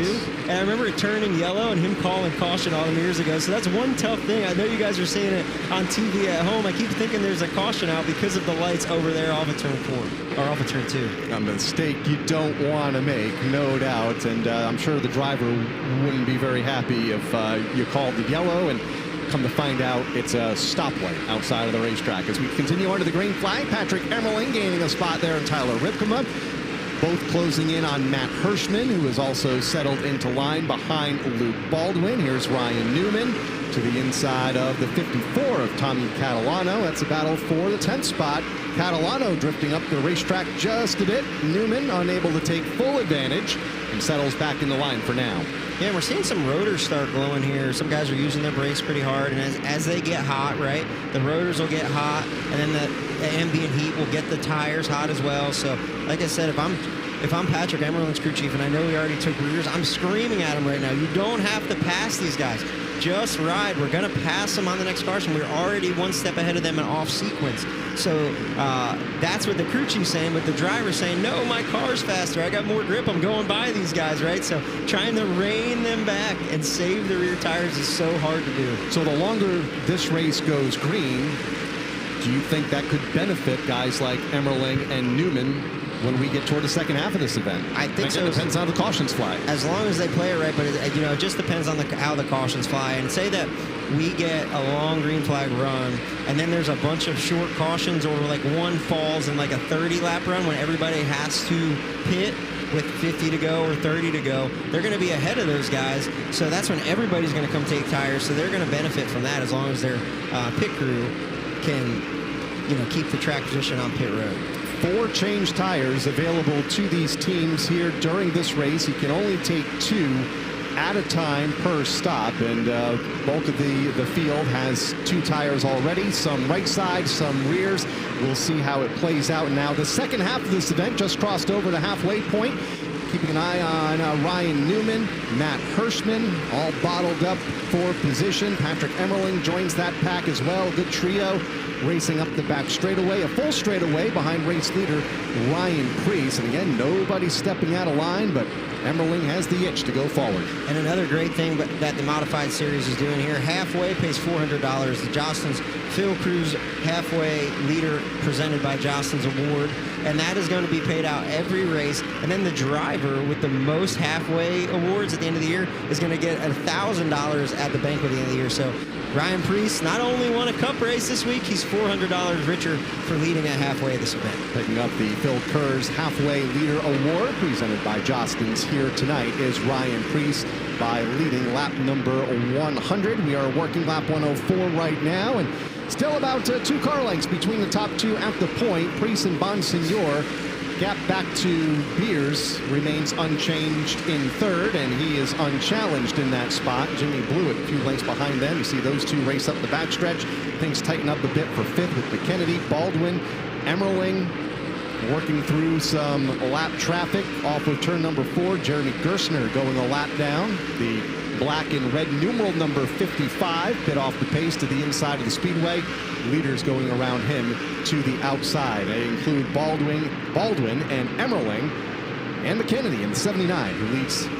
Yeah, so Baldwin sliding around a little bit earlier. You see he's kind of hooking the bottom off of 3 and 4. He got big loose down here in 1 and 2 trying to turn the bottom earlier, and I thought that when you get big loose with these cars, a lot of times like I said, you get them hot and you just start fading. But it seems that he's able to pull that right rear back off, and this thing is wrapping the bottom really good right now. And Matt Hirschman, he's backed off a little bit. He's saving his stuff. He's running the Hirschman line. He's just a crafty veteran sitting back there letting these young bucks battle it out. And we've seen it year after year after year, and in series and tours across the Northeast and the East Coast, Matt Hirschman can save tires, and suddenly with 15, 20 laps to go, he finds his way to the front. Absolutely, right? His dad was one of the best. You know, it's what's that Bob Pockers does? You kids don't know. He needs to do one on Tony Hirschman, the Pope they called him. He was one of the best modified drivers of all time, but he might be the best modified mechanic of all time. So Matt was born into a notebook that was so thick. He won so many races, and he was so great. And Matt has continued in that legacy, and his brother Tony Hirschman Jr. on the roof on Sundays as well for Ty Gibbs. So such a great racing family. As we see Patrick Emerling, he had those rear tires. He got by the 7. If I'm his crew chief right now, I am screaming at him. There comes Ryan Newman to the inside of Tyler Ripkema. Newman, two of the most legendary paint schemes and teams and cars in this tour, nose to tail here in 2026. For the last 4 decades or so, they have been going at it here on the NASCAR Wheel and Modified Tours. We check back in on the pit lane with Bob Dillner. Well, guys, I heard you talking about those rotors on Patrick Emerling's car, and I noticed it too. He and Tyler Ripkema, and I said, man, I've got to wonder if that's going to affect the tire wear or whatever, heating up those tires. So I went over and talked to Emerling's team, and they said, nope, not concerned whatsoever. So, Skip, you and me, apparently we were wrong. Look, brakes have come so far, and even the past 5 years of just compounds and how they cool down. But these guys get into splitting when there's straightaways. As long as they're right here, you'll split pads and run a more aggressive pad on the left side or the right side, depending on what your car is doing. So it's something that old school me looks at a glowing rotor, you know, early in the race, says, oh no, is it going to make it? As you see Ripkema giving Newman all that he can handle right now. We saw Ripkema earlier, you know, some would argue caused that wreck with the 16, and he's not being very friendly to the 4 car right now. Catalano in the mix as well in car number 54 as they race off of turn number 2 and up the back straightaway. And that battle for position some 5 seconds behind the race leader, Ryan Preece, who continues to show the way. Might find some pressure here. Justin Bonsignor keeping him a couple of car lengths just in front of him. Bonsignor 3 car lengths back. And that battle continues between the 3 and the 4. The Old Blue and the Mystic Missile. I'm sitting here laughing because Newman is historically the hardest guy to pass the racetrack. And he's such a tough racer as he's going to get the inside lane. He didn't use the 3 up. He really could have used the 3 up there, and he didn't. But Tim Conley, his crew chief, is yelling at him right now. I'm sure it's probably hard to yell at a guy like Ryan Newman, Daytona 500 champion, and all the Cup wins he has. But please save the tires on that Fury race car. We have already pitted. These guys haven't. We're off sequence. Don't burn it down. But, man, these race car drivers, they don't know any better. They're going forward, that's for sure. Tim Connolly, the 3 car off of 2. Tim Connolly, a longtime competitor on this tour, bought this team from Bob Garbarino a couple of seasons ago and continuing to field that famous V4 that has found so much success here on the NASCAR Wheel and Modified Tour, now with Ryan Newman behind the wheel here tonight. So Preece is going to start coming up on lap traffic here, which is, you know, the 51's been able to hold pace with him. But we're going to see how he's able to navigate it. He's got 1 car here slow on the bottom. He's going to get by him pretty easily, but there's pretty heavy traffic, 5 or 6 cars right up in front of him. We'll see what that's able to do. Gerstner really struggling on the bottom. We'll see if this shakes this up at all. Could get tight for the race leaders as they go to turn number 3, or to turn 2, that is, and up the back straightaway for turn 3, and 3 lap cars just in front of the leaders. They'll go to the outside. Slower traffic to the inside of the speedway off of the corner, including Jeremy Gerstner. Ken Hagee also set to fall 1 lap down to Ryan Preece, who exits turn number 2. Now we talked about Patrick Emerling earlier, and he is reeled in the top 5. He's running 6th right now, and he's reeled in John McKennedy in 5th and Jimmy Blewett in 4th. And as this race goes on, right, if we get to that 50 to go mark, everybody's going to come put tires on. Yep. So he's going to have no tires left if he comes and puts right sides on and a worn out left rear, where some of these other guys are going to have the option to put 2 on, or even, make double pit stops and put their 4 tires on. Emmerling, as deep as 15th a couple of restarts ago, has quietly made his way up through the field, now just outside of the top 5. A few car lengths behind John McKennedy. McKennedy, meanwhile, in a good battle with Jimmy Blewett. Here's Matt Hirschman to the inside, the 60 on Luke Baldwin. That race for the 7th spot. Yeah, and Matt showing a lot of discipline right now. Getting under Matt, getting under Luke, leaving him room. Luke's going to try to cross him over here, but he's probably not going to have the drive down the backstretch. And Matt's been really strong. Like I said, running that diamond lane, not even a diamond, he just drives in straight, drives up off the top, saving his tires. And before it's all said and done, if we get a couple cautions here, big money is going to be a problem for these competitions. Oh, got way out of shape there in turn number 1 to the outside of Baldwin. Did Hirschman, drifted way up the speedway, was able to keep it off the outside wall, but it's going to lose a couple of spots. Michael Christopher Jr. going by to his inside, along with Ryan Newman, and Baldwin taking that spot. So Hirschman, while conserving the tires, just lost a bit of ground on the speedway and track position with that bobble up in turn number 1 a moment ago. Here's the battle with Emmerling we were talking about. This is for 4th, 5th, and 6th. Blewett running 4th, McKennedy 5th. He's going to take a peek down to the inside, hard on the brakes, sparks flying off, and he's going to move him up and take that position. But Emmerling, like we said, on new rear tires, he's trying to get as much as he can, because if this thing goes green, look, there's nothing that says this race can't go green from here on out. So maybe the strategy's shifting. Maybe it's like, okay, get what you can. There's only 70 to go. We're going to all have to pit, so we're all going to be on the same strategy. So get what you can get now. The strategy is starting to shift slowly but surely. No midway breaks here on the modified tour. No scheduled cautions. If the race goes green naturally, it will. And it was a few years ago where the entire distance went green to checkered at Monadnock Speedway here on the modified tour. So one of the smallest racetracks. The race was over in the blink of an eye. So you never know when the yellow flags might fall, and that no doubt can shake up the strategy for these teams. If in fact we do go green to the finish, which is 70 laps from now. Working lap number 131 right now. It is Preece over Bonsignor, Beers, McKennedy, and Emmerling. Keeping an eye on McKennedy and Emmerling right now. That 4th and 5th on the racetrack, and about a full straightaway behind the race leader Ryan Preece. That has not changed in the last couple of circuits. So the fastest lap of this race was run by Jimmy Blewett in an 18 flat. The leaders now are running 18.90, so almost a second of fall off. But remember, these guys haven't changed tires yet, so that's 131 laps on their tires. So not too crazy of a fall off, but definitely going to be worth something when the caution does finally fall, if it does finally fall. Their stop on the pit lane early in this race came for fuel only, which is why they are at the front of the field. But we'll see if some of these drivers mid-pack, just outside of the top 5, that do have fresher tires, are able to make their way toward the front. They are slowly carving their way toward the front. Ryan Newman being one of them in the 4. Patrick Emmerling in the 1 now, just moving into the top 5. And here comes Bonsignor at the point.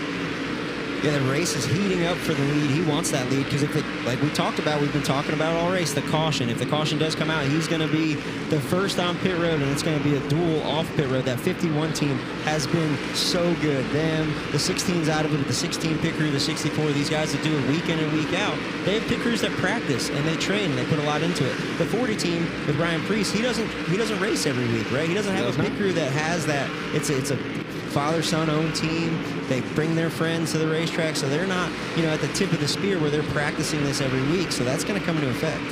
Is this strategy by Preece maybe backing his pace off just a bit? If I know Ryan Preece, thinking this is a green flag run to the finish. It could be. If I know Preece, though, he wants to lead, he wants it now, and he wants to keep it forever.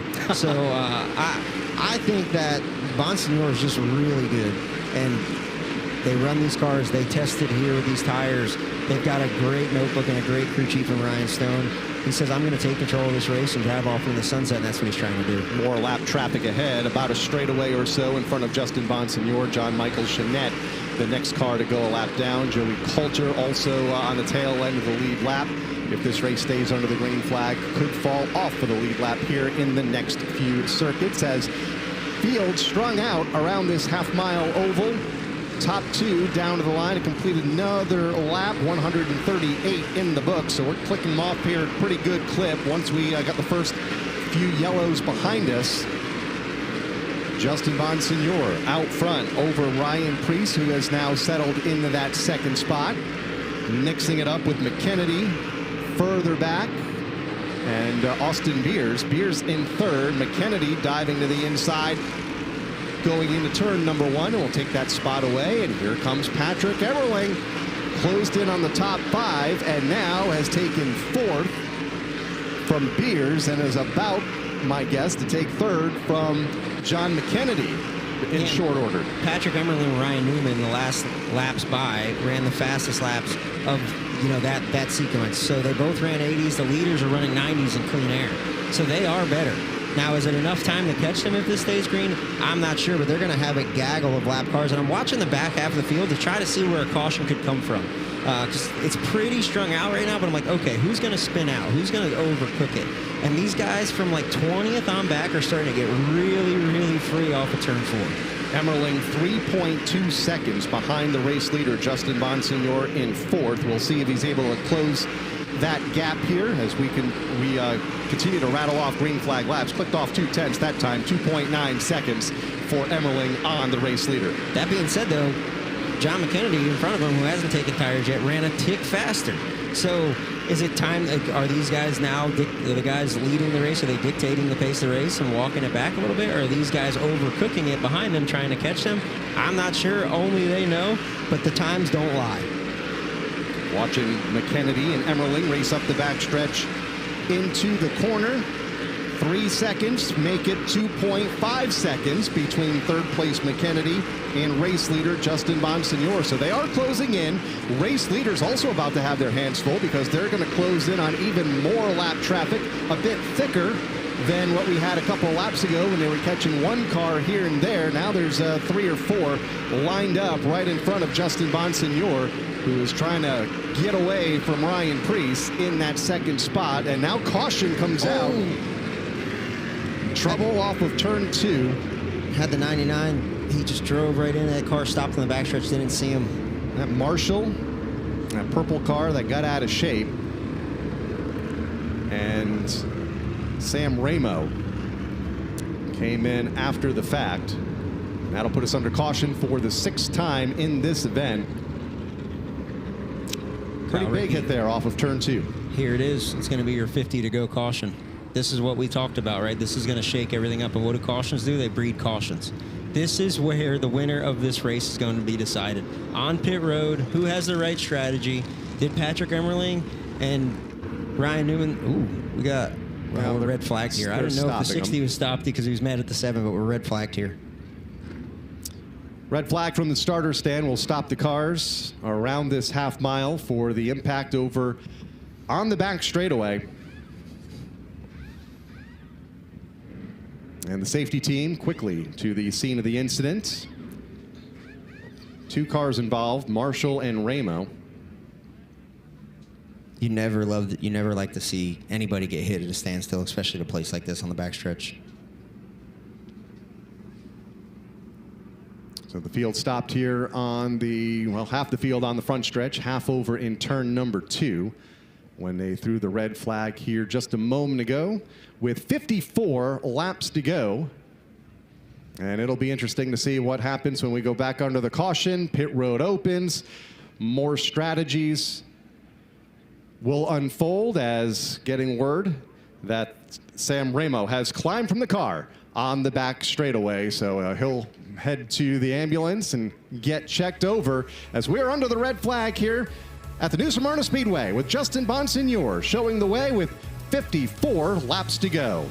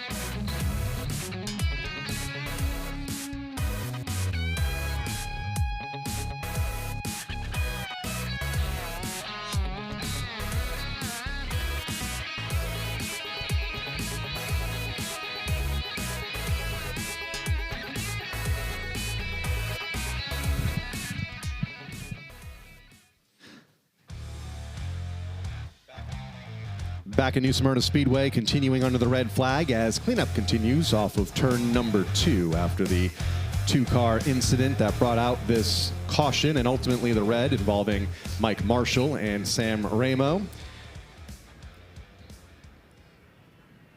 Still a long way to go in this race. Pit stops to come and a little bit of speedy dry and cleanup taking place on the backstretch. We're going to look at a replay here, see what happened to put us under this caution. Ramo out of shape and Marshall came in there at a ton. And pretty heavy contact there. And another look at it here. Ramo just out of frame, sideways. Oh, and it's such a tough place to get hit because your feet are right there. That's right in the foot box. So good to see Sam Ramo get out of that car, man. That is the foot box are really narrow, and you don't think about it, but your feet bang around in the pedals there. If your brake pedal's a little bit too far up or your gas pedal's not where you want, or even your clutch pedal. So really good to see him climb out of that race car, and glad we red flagged it to get this all cleaned up and set the stage for these final 54 laps. Still a little bit of cleanup taking place there on the backstretch before we see the caution flag out and ultimately the pit lane being open. So before we go back under the caution, we'll check down with our pit reporters here in just a moment. Bob Dillner and Jim Trado patrolling things up and down pit lane and see what we might expect here when we come under the yellow and ultimately open pit road. Bob, what are we thinking? Well, you're going to see a lot of people come down pit road here, and a lot of the teams are talking about what they're going to do to their race cars. Remember, rear tires, right side tires, what are they going to change on the car to get a little bit better? But here's one thing that I would consider. I believe with just over 50 laps to go, I think this is probably going to be the last pit stop for tires that we see. With these tires and how long they last, I don't think you're going to see another round of pit stops if you're up front, maybe if you're in the back. Jim Trado?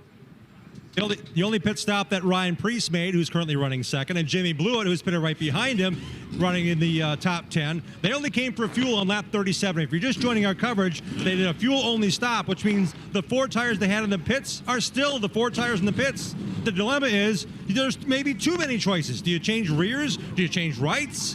What do you need at this moment in the race? Which tires hurt worse? They can only change 2 tires, and they got to be quick about it. It's a matter of these teams figuring out that this red has actually let them sift through some of that, but it could add to the too many choices process and dial you right out. Well, another choice you can make too, you don't have to just pit once. You can come back in and put a left rear on this thing if you want. So you can take the hit and pit twice if you want to do rights and a left rear, but you can only jack the car up once on this pit stop. A couple notable things from that long green flag run. Patrick Emmerling went 17th to 5th, so plus 20, and then Tommy Catalano, from his spin, he went all the way back to 32nd, and he drove the 12th. That Catalano spin early in this event and is now just running outside of the top 10 in that 12th spot. So the field beginning to get gathered up behind the safety car on the back straightaway. Few cars to fire up here off of turn number 4. Once they get everybody rolling again, I'll tell you what, pace Kyle, car Ricky, back up to its normal speed. My palms are sweating for these pickers. I'm sitting here. I'm not even on pit road. I'm up here with you, but my palms are sweating because this race is going to be dictated. You're not going to win it on pit road, but you sure as heck can lose it there, right? And who's going to capitalize? Which of these pit crews have put in the work over the offseason? I've seen a lot of stuff on social media of these teams practicing, putting in work in the shop, all getting together because they know how important position off of pit road is going to be. Guys on pit road said a moment ago there might be too many options. Is there such thing as too many options? Oh, absolutely. If you're a crew chief, there's absolutely such a thing. So we're going to see who hits it right, and we'll see who capitalizes on this and wins that $15,000 at the end of the day. Field crossing the start-finish line now to complete lap number 147. 53 laps to go. You could pit twice, but is there enough time to take advantage of it? I don't think so. Personally, I don't think so. But that's why these guys are on top of the pit box, and I'm up in the booth with you, right? I don't have to make that decision. I just get to talk about it. So no matter what happens, it's going to be super interesting. And like we said, these pickers have to execute. It's not a gimme. You can lose spots on and off pit road. It's just like what you see on Sundays or Saturdays with the Rileys or Cuts, a live pit stop. That's what I love about the NASCAR Modified Series, NASCAR Wheel and Modified Series, is that it's a team sport. It's everybody involved. It's the spotters on the roof. It's the pit crew on pit road, it's the crew chief, it's the driver. It's a whole team sport to win this 200-lap race. Pit crews beginning to stretch out down on the pit lane. They're about to be put to work. Red light remains on at the head end of pit road. So it'll be another lap or so before the action is set to shift down to pit lane. See all the lights come on the crew members' helmets. That's kind of what gives it away. Green light is on, so we're going to go this time by. It was a late green light, but pit road is open, and here they come, Jim Trado. Ryan Priest, the first to his pit stall, 5 in from turn 4 from second position. They're going right side tires. Same call for Jimmy Blewett. Blewett's going right side tires. They wanted to make an adjustment. They may not have the ability because they wanted to make that adjustment in the left rear, according to Mike Polonia. That won't happen. So they're going to do it the right side tires only for the cars running second.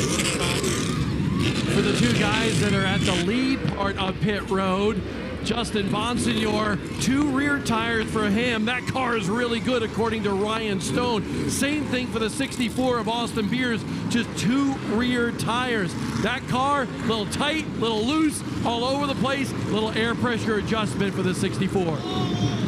Oh, and we got contact on pit road. We got cars colliding. In fact, it was the Catalano brothers, I believe. No, it was actually Mike Christopher Jr. as well as Catalano colliding on pit road. Very crowded down here. Yeah, both of the Catalanos came together, and Michael Christopher Jr. had nowhere to go, and there was contact there.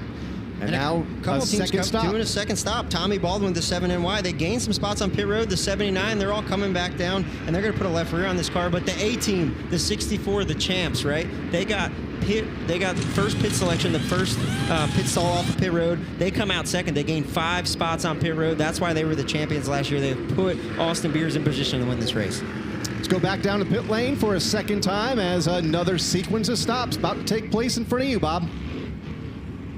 Second stop for Ryan Priest. Changed both left side tires. First pit stop rights, this time lefts.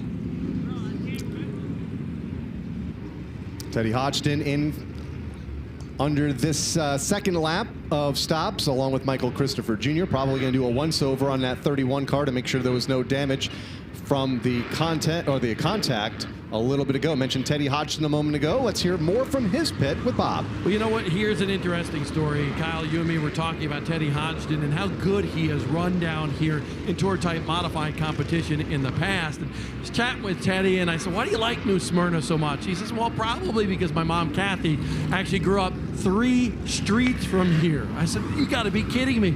I said, wait a second. Did your dad, who's a former racer, did he and your mom actually meet at this racetrack? And remember, guys, we're less than a week away from Valentine's Day. Well, indeed they did.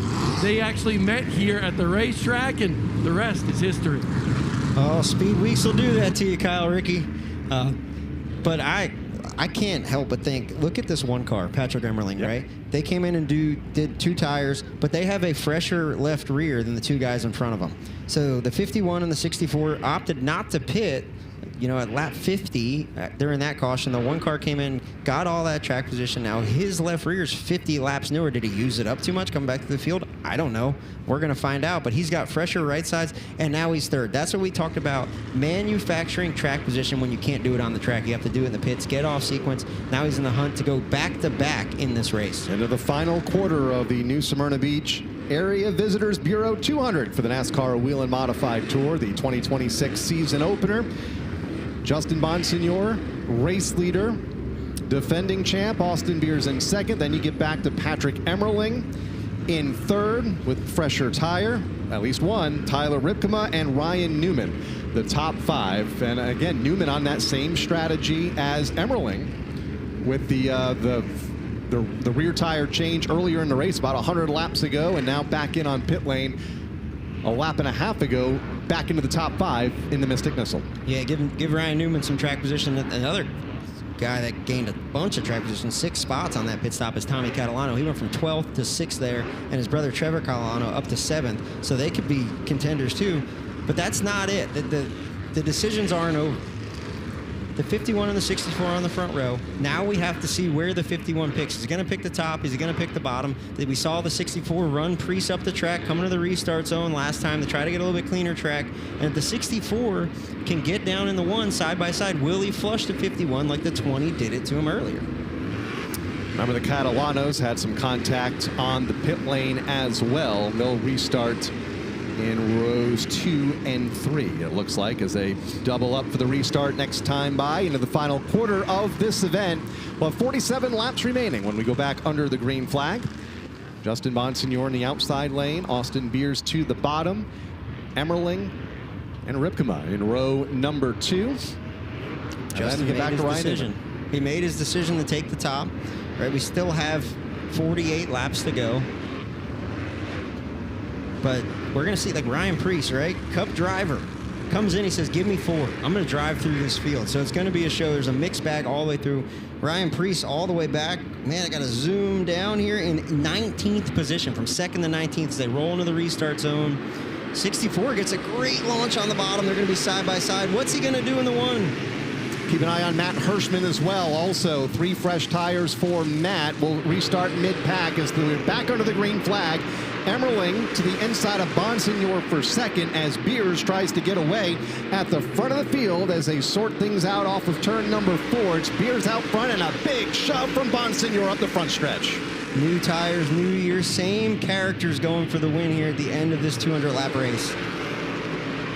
Adam Fenwick posted us a great stat. The average in the last 4 races for the final pass of this race is at lap 184, so 16 laps to go. So still a lot of racing left to go. As you see, Jimmy Zacharias gets all crossed up down the front stretch, and they're going to start wrecking behind One car them. hard into the inside wall. Looked like Kyle Bonsignor. That's what you see here at New Smyrna, too. You see the wrecks start, probably 5 cars up, 10 cars back, they start wrecking because everybody checks, and you can't. When you're sitting so low in these modifieds, you cannot see. The air cleaner's in the way, the roll bar's in the way. All you can really see is the spoiler in front of you, and even though it's clear, you can't see through the car, and you end up pancaked in the fence. Kyle Bonsignor got the inside wall. Pretty good clip here on the front stretch. That car has come to a stop in turn number 1, a 3-time winner here on the tour, including a victory last year up at White Mountain. And has had his fair share of issues over the years here. Was involved in an early race incident last year for Kyle and was in search of that first top 10 finish here at New Smyrna Speedway. Not going to come tonight after the incident put us under caution flag here now with 44 laps to go. And look who rolled up in the 2nd place now, going to restart on the front row. We've been talking about him all race long. It's Patrick Emmerling. So we've got one more decision to make with Austin Beers. Where's he going to choose, right? What's he going to choose, the top or bottom? The leader gets that only choice. Is it just one more decision? Yeah, well, it might be a bunch, but I know he's got at least one. Here's that wreck. It started left side of your screen. 5 cars up. Zachem got into the back of Bonsignor and turned to 22. That was the tail end of a chain reaction that started about 6 or 7 spots ahead of those 2 cars.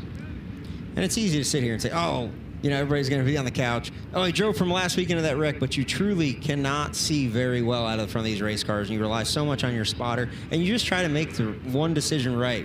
You point down to the inside. You can't just turn the car back to the right with low air pressure on the left rear and all the stagger in these cars. If they lay over in the left rear, then you overcorrect into the fence. So I know everybody at home is going to be thinking, man, where was he going? But that happens all too often in these modifieds. You get one shot. So tough break for Kyle Bonsignor, who is out of the car, looking at the damage on his car. We'll see him next month back on the tour at the Martinsville Speedway as we continue under yellow with Austin Beers showing the way with 42 laps to go.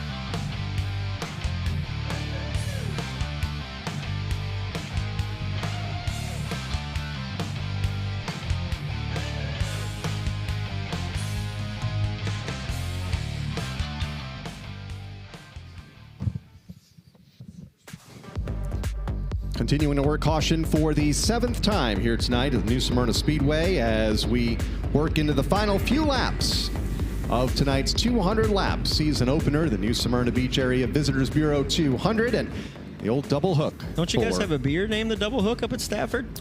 We have a whole bar named after the double hooked. And the tour going back to Stafford this year, so you can enjoy some double hooks at the bar there at Stafford Motor Speedway this year while watching the NASCAR Modified Tour back in action. That race coming up on August 28th. Good to have Stafford back on the schedule here later this summer. Talked about Patrick Emmerling has raced his way back into the top 5. Currently will restart in the 3rd spot in that #1 car, and Bob Dillner's in his pit. Well, guys, a well-calculated race for Patrick Emmerling. When I talked to him before the green flag, he was definitely disappointed with that qualifying effort. We don't expect that out of Patrick Emmerling, and he said they just made a little bit of a mistake and got that car way too tight in qualifying. But man, they have played their cards well. Remember, they were one of those ones that actually pitted early, took 2 rear tires. And then this last sequence of pit stops, they took another 2 rear tires. And they believe they're good to go right now. And I spoke to the team, Dale Hedquist as well. And I said, what's going on right now? What is Patrick saying? And Patrick basically told them it's go time now to go after another win, to go back-to-back here at New Smyrna. We talked about Patrick Emmerling's dominance here last year, not only in the tour race, but all week long in the tour-type modifieds here at New Smyrna. But Brent Wensa just texted me. He said this is the same pit crew he had on the 07 and the 14 when he was driving that. So the car might have a new number, but it's the same pit crew and team that he's had. And Dale Hedquist has these boys right tonight, and they put him in position to win this race.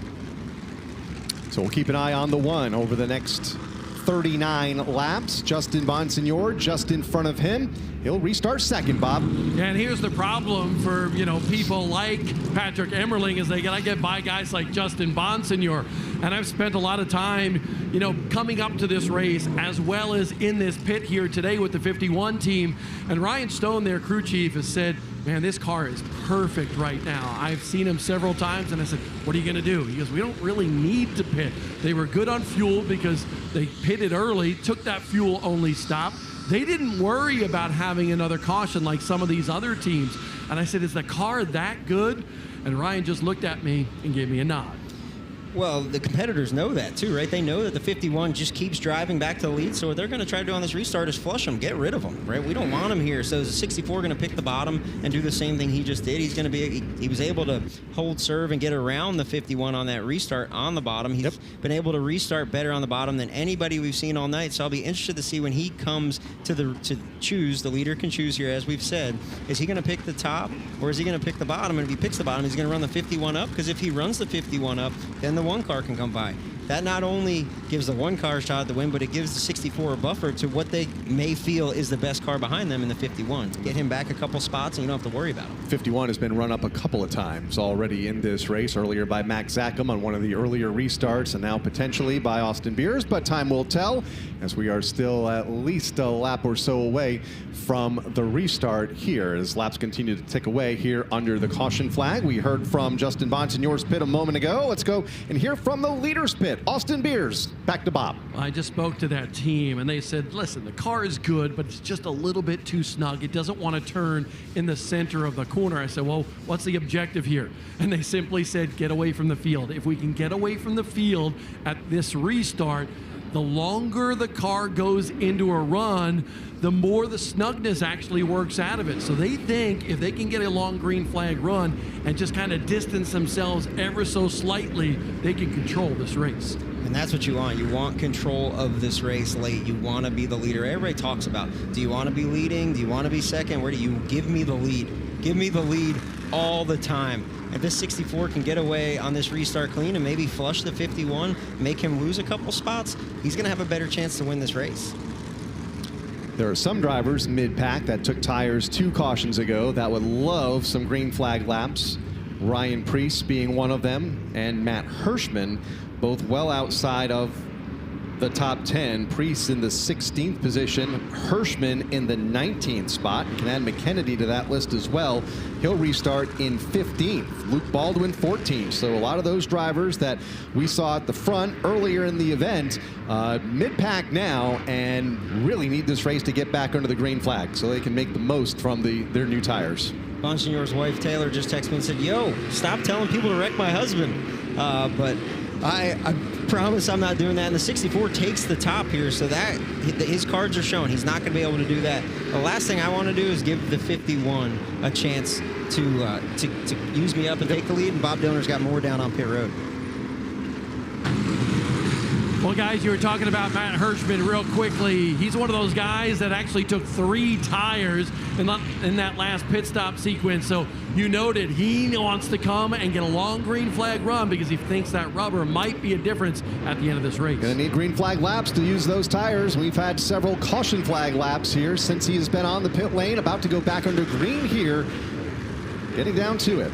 Here tonight with 35 laps to go for the NASCAR Wheel and Modified Tour. A lot of strong cars mid-pack, strong cars up front. We'll see what happens when we go back under the green flag, which is about to happen here. Beers to the outside of Bonsignor. Bottle up further back. Everybody's okay. Emmerling not getting the best of restarts. Second car on the bottom. Going to give up a spot to Tyler Ripkema in third as the race leaders are still nose to nose. And I love what Bonsignor did on that restart. He put the 64 where he wanted him. He ran him up into the gray, got some marbles on his tire, and got a great launch. He's a crafty veteran and a 4-time champ for a reason. Got the launch and got away by a car length and a half. Did Justin Bonsignor at the point. Race is now for second, and that's just allowing Justin to get away. Ripkema to the inside of Beers, and here comes Patrick Emmerling on the rebound in the 1 car. And to his outside, you have Craig Lutz, who we haven't talked about a whole lot here in the second half of this event. He's trying to work his way into the top 5. I cannot believe Patrick Emmerling did not wreck on that restart. When you get over on the left rear like that, it usually causes you, if you don't wreck, the guys behind you usually do, but everybody got away clean. And Old Blue comes into the picture. Tyler Ripken's got a Tour-type modified win here during Speed Weeks. We'll see. Oh, big wreck into turn 1. A lot of smoke and spinning race cars down into turn number 1. Matt Zackham, one of them. Carson Lofton in the 73. Jimmy Blewett did a 360. There were sparks flying off of that car, and he drove away. The car control of Showtime is unmatched. Able to get away with minimal damage, as is the 73 of Lofton, a car that Paulie Hartwick III will be driving. You see a right rear down, though, on the Blewett car, and a left front down on the 54 of Catalano. All these cars are coming by with the Nerf bars bent, the nose is up, the pay window's open, and these guys are starting to get rowdy, that's for sure. The bummer for Blewett is that right rear was brand new, so do they have another right rear to put on there that they have matched right, they have sized right? Yep. So we'll see, do they come in and take rears now? Because he didn't take tires earlier. Will he put rears on the car? He's going to lose a lot of track position, but he'll have some fresh tires. Pit road closed this time by. And the leaders will stay on the racetrack. Don't expect them on the pit lane here in the remaining 30 laps of this event anyway. Keeping an eye on some of the damaged cars, including Jimmy Blewett, who remains on the racetrack. Let's hear from his pit now in Jim Trado. Yeah, I've had that way. He did change right side tires. His only pit stop for tires, the most recent caution, was for right side. So what does he have left? He's got to throw something back on that right rear to make this thing go to the finish. Yeah, I'd imagine you have his rears on. You might be saying, you see that left rear is badly bent as well. And you might be saying, why is he driving around with a flat tire, him and Tommy Catalano? If they can run around under this caution and then pit once the pit opens, then they won't have to go to the tail end of the longest line. If they pit before the pit road is open, they'll take the hit and have to start behind all the lap down cars. Maybe 5 or 10 cars they have to start behind. So these guys are definitely going to do rear tires. Man, that's a tough break for Jimmy Blewett. Such a strong run going. In the top 5, much of the event here tonight for Jimmy. In the top 10 when the incident broke out here on the front straightaway a couple laps ago, as pit road remains closed and Blewett remains on the racetrack along with Catalano, the 2 cars you see on your screen at the bottom of the racetrack. We'll get a look at it here on the replay. Top 6 were able to get away, and then they stacked up behind them. Blewett, the first car to get turned. Was that contact potentially with Salamito? I think it was contact earlier, because if you look Catalano has a flat left front and Jimmy Blewett has a flat right rear. The reason Jimmy spun at the end of the straightaway was because his right rear was already flat. So I'd imagine there was contact off of four, just racing for real estate. It popped both their tires. Jimmy spun out, and then the chain reaction behind him, everybody crashed. Fortunately, everybody has pulled away, and safety team out on the speedway now. Going to do a quick once-over of the surface for the final 29 laps of this event. Led by Justin Bonsignor, Tyler Ripkema, Austin Beers, Craig Lutz, Patrick Emmerling. You get a look at some of those damaged cars. Catalano in the 54 and the 2 of Blewett. And it looks like the green light is on. They're queued to head to the pit lane. That's what's crazy about these open wheel cars too, right? Sometimes they'll run into each other and jump wheels like we saw the 20 car do earlier, or sometimes you just touch just right and it rolls the tire off the rim. Right there, they must have hit tire to tire, and it just will roll it right off of the bead with low air pressure. We got more from Jim Trado down there in the 2 pit. First matter of attention, rear tires on Blewett's car, the left rear being changed, right rear also getting put on. Blewett changed right side tires we talked about on that first pit stop. But this is something that could be a little bit more. The car did not look to appear to be as true in the rear stance as it was earlier, Bob. Changing that left front tire for Tommy Catalano. No other damage to this race car. The team checks the right front to make sure that it's A-OK as well. But they give the thumbs up, and Catalano is back on the racetrack. Rejoin the field at the tail end for the 54. Continuing to service the Blewett car down on pit road as well. Free pass going to go to Michael Christopher Jr. That'll put 24 cars on the lead lap for the final, we think, the final run to the finish. Now with 28 laps to go. Kind of yellow flag fever at the beginning of the race. You mentioned it when we had the yellow with 50 to go. Yellows breed yellows, and in fact, that has been the case here in the last 20 laps or so. Absolutely, and now the pay window's open. We said it before. That's the tire from Catalano. You can see that they hit, and they either hit with the wheel or hit with the Nerf bar, and it just ripped a hole in that tire, and both of them get flats. I cannot believe they didn't wreck harder than they did there.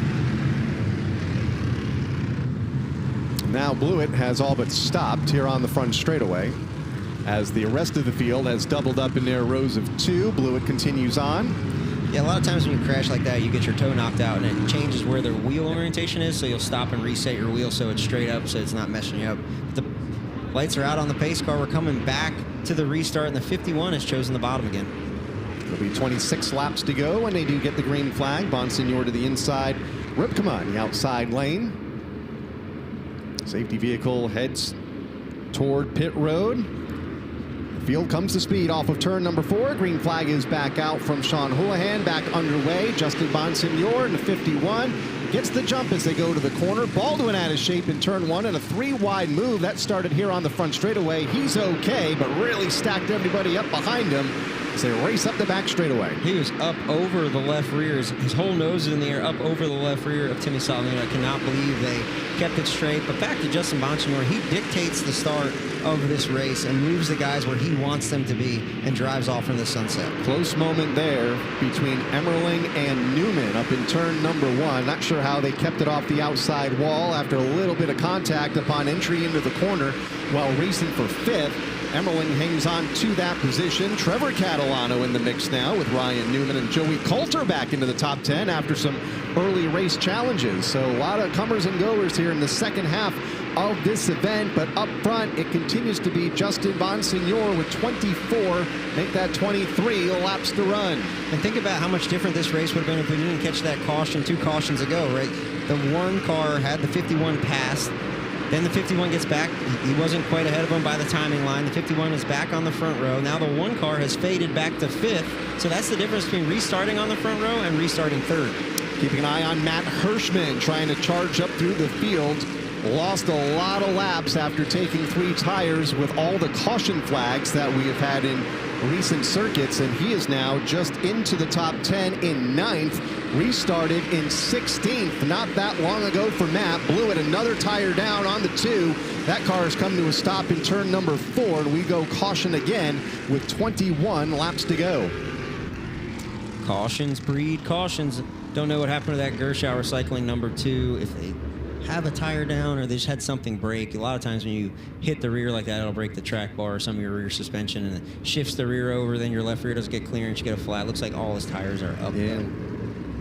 Looked up briefly. It looked like the left front was down, but it is clearly up with the angle that we are seeing now. Window net, however, is down for Jimmy Blewett. I don't expect Jimmy to get out of that car. He's never one to quit, but here he is. He's pulling the wheel off now. And this is just going to continue. So Justin, right, he keeps picking the bottom, and as Jimmy Blewett gets out of the car, Justin keeps showing his hand how he's going to restart. And is Rip going to learn? Is he going to try to run him down? Is he going to try to chop his right front coming to the restart zone? That's the only way you're going to beat the 51 tonight, I think. He's so good, but he's so crafty on restarts. I've had to restart against him a couple times in the indoor auto racing series, and he's just so good. He's got 4 championships for a reason. Ripkema, meanwhile, who will restart on the front row, has 1 win to his credit, coming at the New Hampshire Motor Speedway last fall. So you have the second winningest all-time winner on the tour to your inside, as one of the newest winners on the tour in the driver of car number 3. Yeah. And don't look now, but the 40 and the 60 have gotten into the top 10 as we get some answers from Jern Chado on pit road. What happened to this 2-car? Yeah, Jimmy Blewett's crew chief Mike Bologna just told me he thought it was the track bar. They didn't know if it was from the spin down the front stretch or if it was from wall contact in most recent laps. Not determined, but they think the track bar is up the rear let go. I also mentioned during the pit stop, I said, man, when that car left, it just didn't look right. Something in the rear might have already been stressed or hampered or broken when he came in after that spin, and just compounded here to bring the car to a halt at turn 4. And some people call it a track bar, some people call it a panner bar. If you race sprint cars, you call it your W-link or whatever it is on the right rear. But what that does is it stops the travel right to left of the rear of the car. So it's essentially a bar that hooks to the left side of your rear end and the right side of your chassis, and it stops the car from moving. And that's a huge balancing tool to move it up, move it down, whether your car is tight or loose. But if that thing breaks, your day is over. Jimmy Blewett going off on the hook. His day will come 18 laps short of the finish here tonight at New.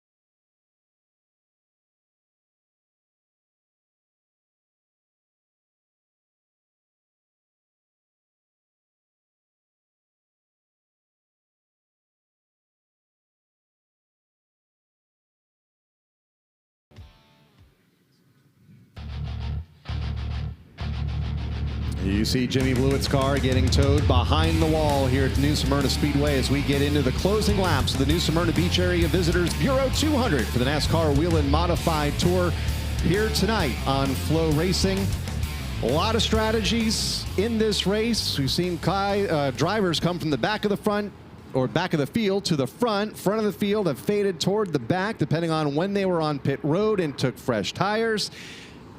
Matt Hirschman, one of the drivers, wanting some green flag laps as he took 3 fresh tires just a couple of cautions ago, but unfortunately hasn't had the green flag laps to use them. He has been able to battle his way up to the 9th position. Ryan Preece in that boat as well, running in 10th, but laps beginning to thin out for them with just 15 to go. And I don't know if they do want green flag laps because it's so hard to pass when they get strung out, but they have fresher tires. If I look at 8th, 9th, and 10th, these guys restarted like 19th, 18th, and 17th. So John McKennedy, Matt Hirschman, Ryan Preece, they both pitted twice. So they have Matt Hirschman, I think he did 3 tires, and I know Ryan Preece did 4, and I know McKennedy did at least 3. So these guys definitely have a fresher left rear.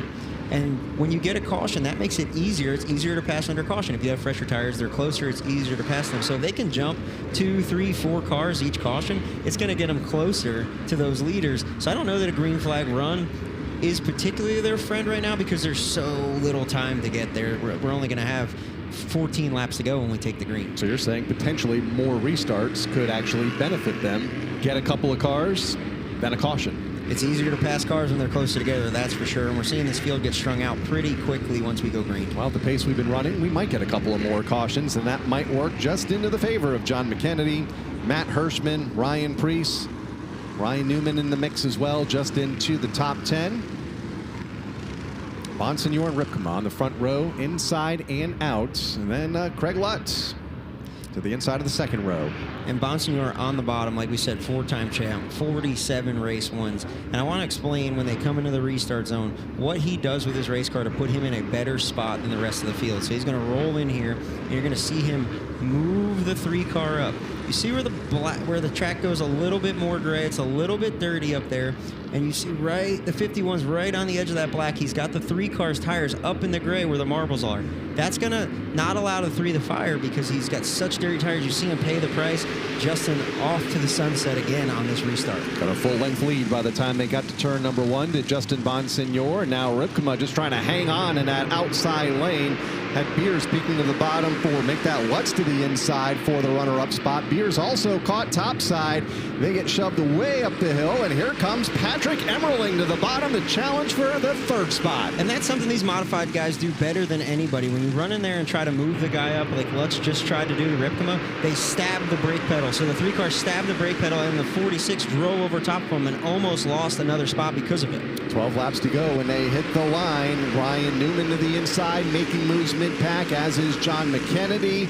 Although they didn't gain the spots that they were hoping to gain, including Matt Hirschman, who remains in the 9th position as they race up the back straightaway, and that's allowing the race leaders to get away about 1.5 seconds, 2 seconds now, the difference between Bonsignor, the leader, and this ongoing battle, and a little contact there just into the top 10 between Newman in the 4 and McKennedy in the 79. Here's Emmerling to the inside of Lutz for the 3rd spot. And the only hope for Emmerling is that his left rear is a little bit fresher than the 51s. But the 51 is checked. The 51 and the 3 have checked out, and he's running out of laps with 10 to go. Beers now to the inside on Lutz for 4th. Austin Beers, defending champ in that 64, taking the spot away in turn number 4. Move the 46 of Lutz back a spot. And Justin Bonsignor just ran the fastest lap of the race at an 18.015. The lap before that, Ripkema was able to match that, but not that lap. Bonsignor is pulling away. And has been able to build a 1/2 second lead back to Ripkema in the 2nd position. This time by adds a 10th to it. For Justin Bonsignor, the 4-time champion, car 51, looking for a new Smyrna win. Been close a couple of times. Race leader now has dominated much of the second half of tonight's 200-lap event. Interval between the top 2 remains at about 1/2 second. Back to Ripkema in the runner-up position. Then it's Emmerling about 1/2 straightaway back in 3rd. Austin Beers and Craig Lutz 4th and 5th. Newman coming to life just out of the top 5, but well behind the battle for the win here tonight as we close in on 5 to go, and another fast lap for Justin Bonsignor. Last time by, he is laying them down here in the late stages of this race. These guys are on the wheel. John McKennedy clears the 46. He's driven into the top 5 now. Another guy that's coming is Ryan Preece. But are they too far back? That's the question. The answer is yes right now with only 5 laps to go. It'll be 4 at the line and 0.8 seconds between the top 2. So Justin Bonsignor, with all those fast laps consecutively, has been able to build on the lead. It was 0.4, was a 1/2 second, now is 0.8 this time by 0.9, and it may not matter because we're going to go under the caution for an incident up in turn number 4. Looks like Michael Christopher Jr. parked up there against the wall. It is the 31. That is not what Justin wanted to see, but his car is so fast right now. Christopher will drive away. Just got back on the lead lap with the free pass under one of the recent caution flags.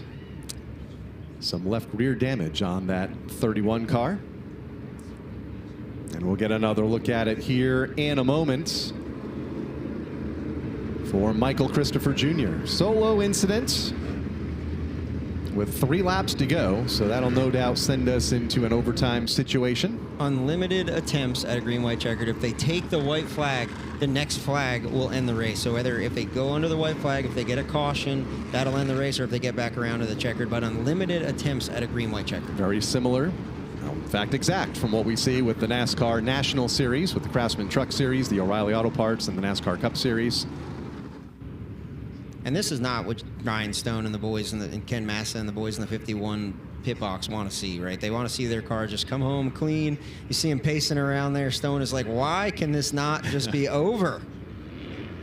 Had built a nice 1.1 second lead in a matter of just a couple of green flag laps. Was able to get away from Tyler and the rest of the field for Justin Bonsignor. And we'll have to do it again. But look, if there's a guy I want in my car leading the race late in the race, it's Justin Bonsignor. He's won 47 of these for a reason, looking for 48. I asked him today, I said, you going to go after Stefanik's record with 74? He's like, I always thought I did, but, you know, I got kids, and I don't know that I want to do this that long now. I want to spend some more time with them. But if he keeps winning at the rate he's at, man, he might have to do it. Has led only 2 laps here coming into tonight over the first 4 runnings of this event. Now finds himself at the front of the field more than anybody here this evening. And remember, the last time that Tyler Ripkema and Justin Bonsignor raced for a win, it was that thrilling finish at Loudon last year where the 3-car came away. He came away with the win, but no right front on his car. Spotters on the roof, overlooking this half-mile oval, including Justin's. Might have his hands full here in the next and final mile of this event. I'm telling you, my palms are sweating just sitting here, and I'm not even doing anything. I'm so excited for these guys. I love these races, and after 200 laps, we're going to have a green, white, checkered finish to finish this thing off. Don't forget, race number 2 for the NASCAR Wheel and Modified Tour next month, March 27th at the Martinsville Speedway in Virginia. They ran there at the tail end of last season, was the championship race for this tour. And they'll run there a bit earlier this year to kick off a busy weekend of racing at Martinsville. And we're off to the icebreaker at the Thompson Speedway Motorsports Park on April 12th. Oxford Plains back on the schedule this year for the first time since 1991, the first weekend of May.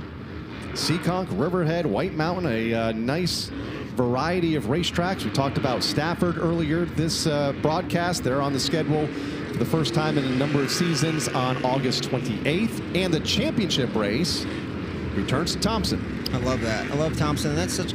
Talking to a lot of these guys, and we have 18 verbal commitments for the tour this year, more than we've had in years.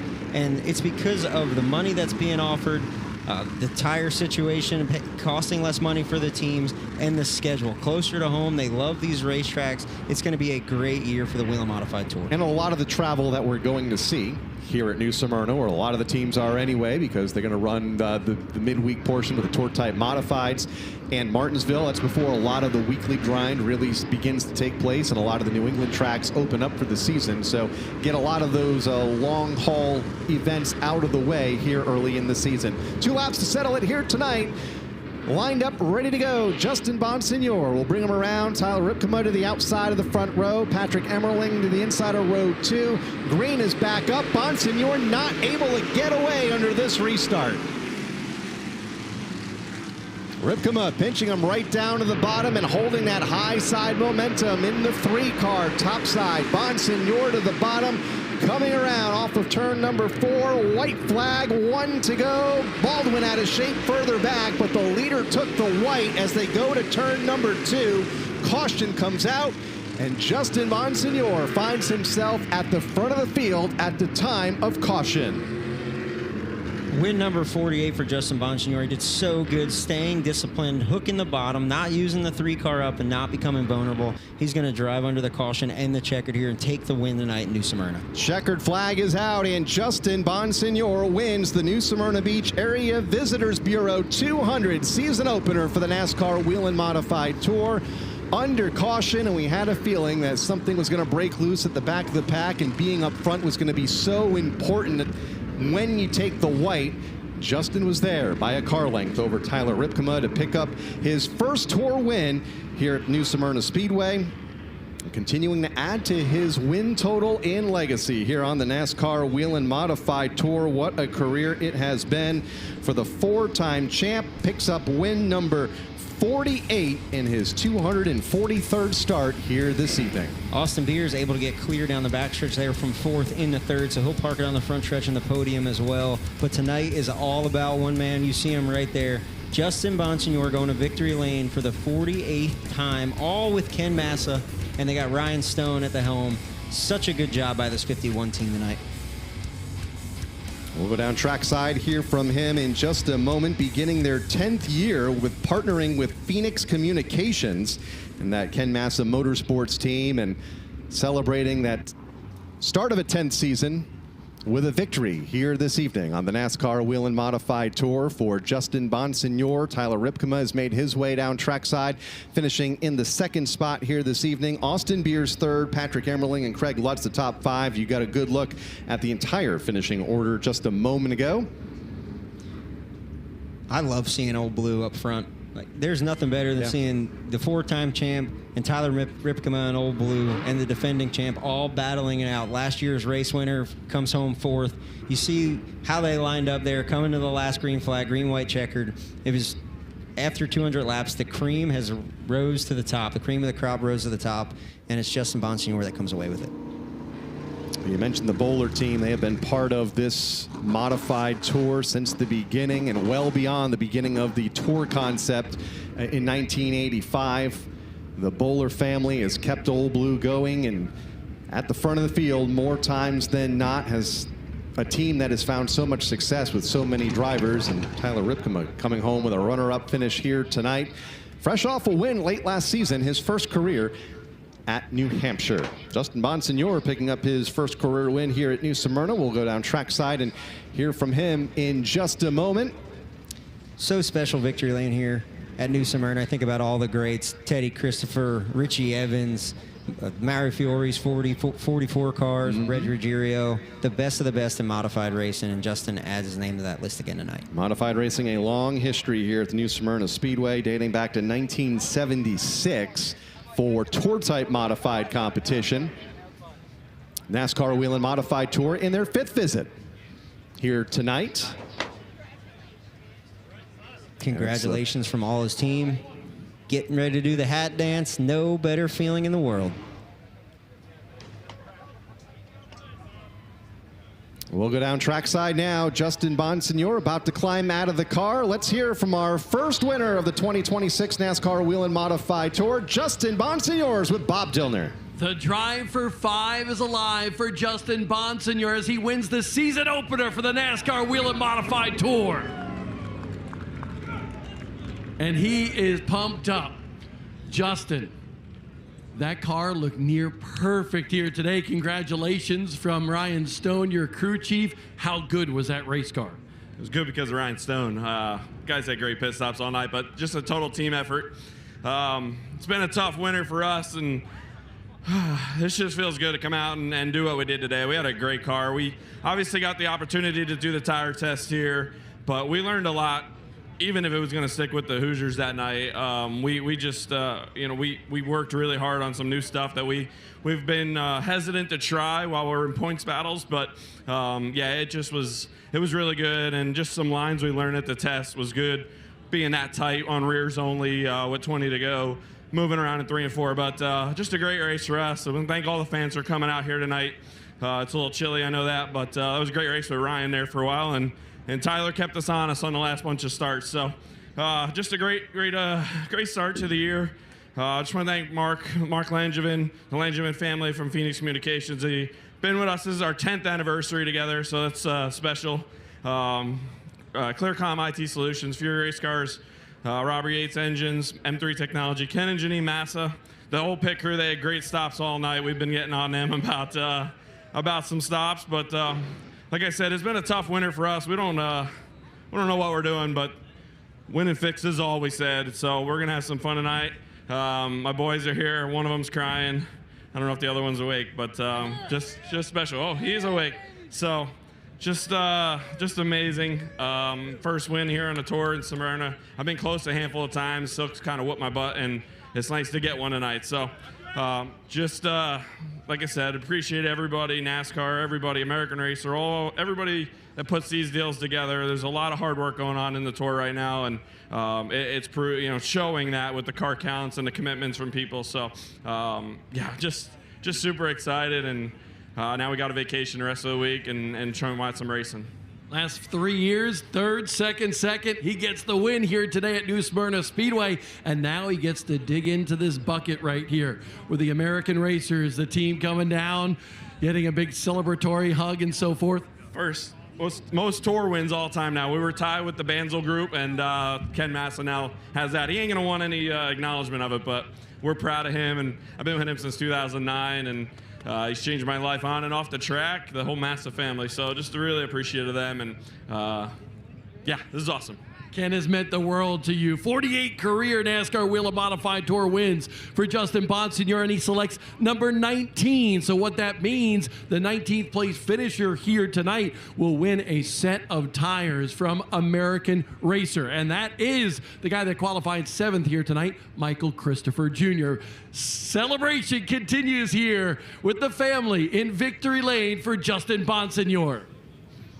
And unofficially finishing in the 19th position, Michael Christopher Jr. Will pick up that set of American Racers. And I don't want to breeze over what Justin said there. Ken Massa is now the winningest car owner in modified history. That is huge. He's such a nonchalant guy. He doesn't want any credit, but what they've been able to do together for so long is so cool. You don't ever see race teams stay together and stay this strong. Really, really cool accolade for him. Let's go back down trackside. Tyler Ripkema finishing in the 2nd spot. He's with Bob. And before we get to this interview, I want to show you the back end of the old blue car. Banged up, battered, and bruised right here. That car is a little bit punished, but Tyler Ripkema with a good run here, runner-up finish. And describe that last restart for me, because you and Justin Bonsignore drove it deep into turn number 1. Yeah, it was the last 3 restarts firing off on the outside, and it's so tough late in a run like this to get some good drive off the top and hang with him. And man, we were just good at the end there and tried to hang with him and got a good restart that last one there. But it's tough. To finish 2nd, though, it's a great way to start the season out points-wise. Looking forward, it's a great way all around. I can't thank, pan over to the roof there. I had an angel riding on top with me today that we lost earlier this week. So that was awesome for the family and everything like that are most likely watching tonight. Absolutely, and we'll continue thinking and praying for them. Tyler Ripkema, great run here tonight. We'll walk over to Austin Beers as well, the defending series champion. And Austin, you had a good run here tonight, but that car just didn't look like it was where you needed it to be at the end of the race. Yeah, this is one race I'm happy with a third. We were struggling there. I was just a little too tight. We took rears and rears, so we didn't have a right front there at the end, and I think it hurt us, but I feel like if we did get that right front, we would have been mired in traffic. But I can't thank KLM Motorsports, Swift Springs, Brembo Brakes, everybody on this race car that helps us enough. To start the season off with a third. This is my best finish here at New Smyrna on the tour, so I can't complain.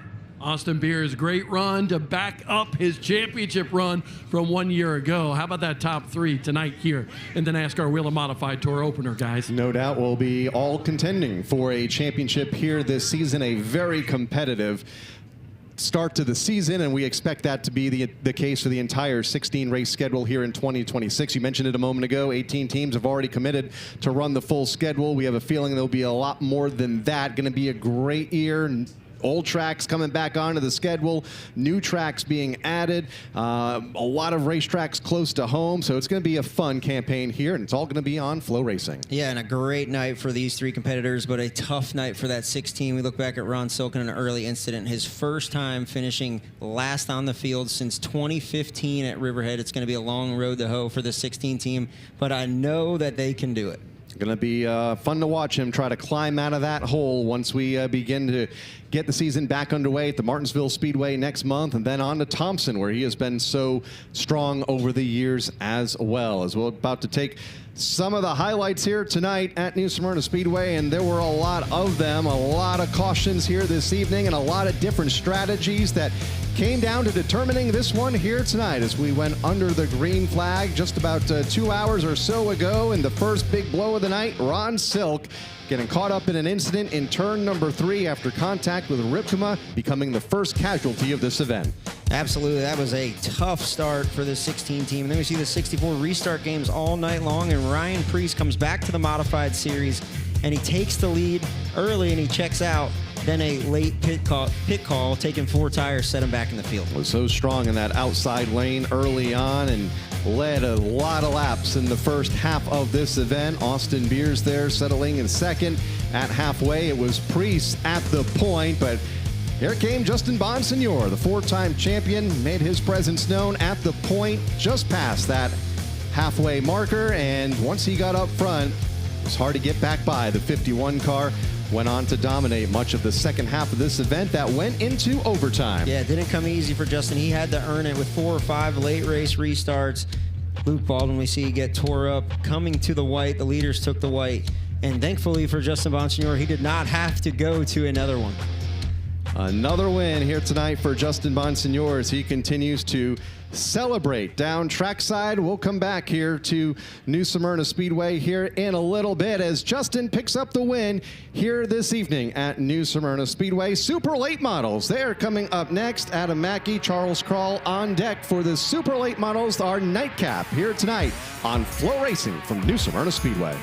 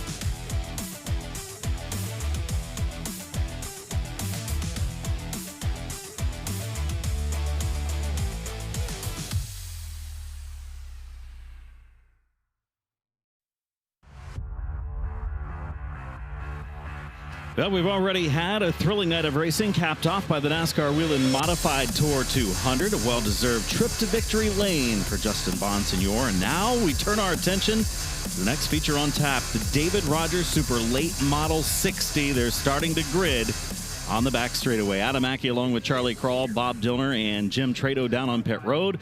Last night, the Super Late Models kicked off the 60th running of the World Series, and they did so in pretty exciting fashion. Good race from start to finish and their 60-lap event, and they're back to race on night number 2. Here's the start of the event, and up front it was Corey Hall and Derek Kraus bringing the field to green.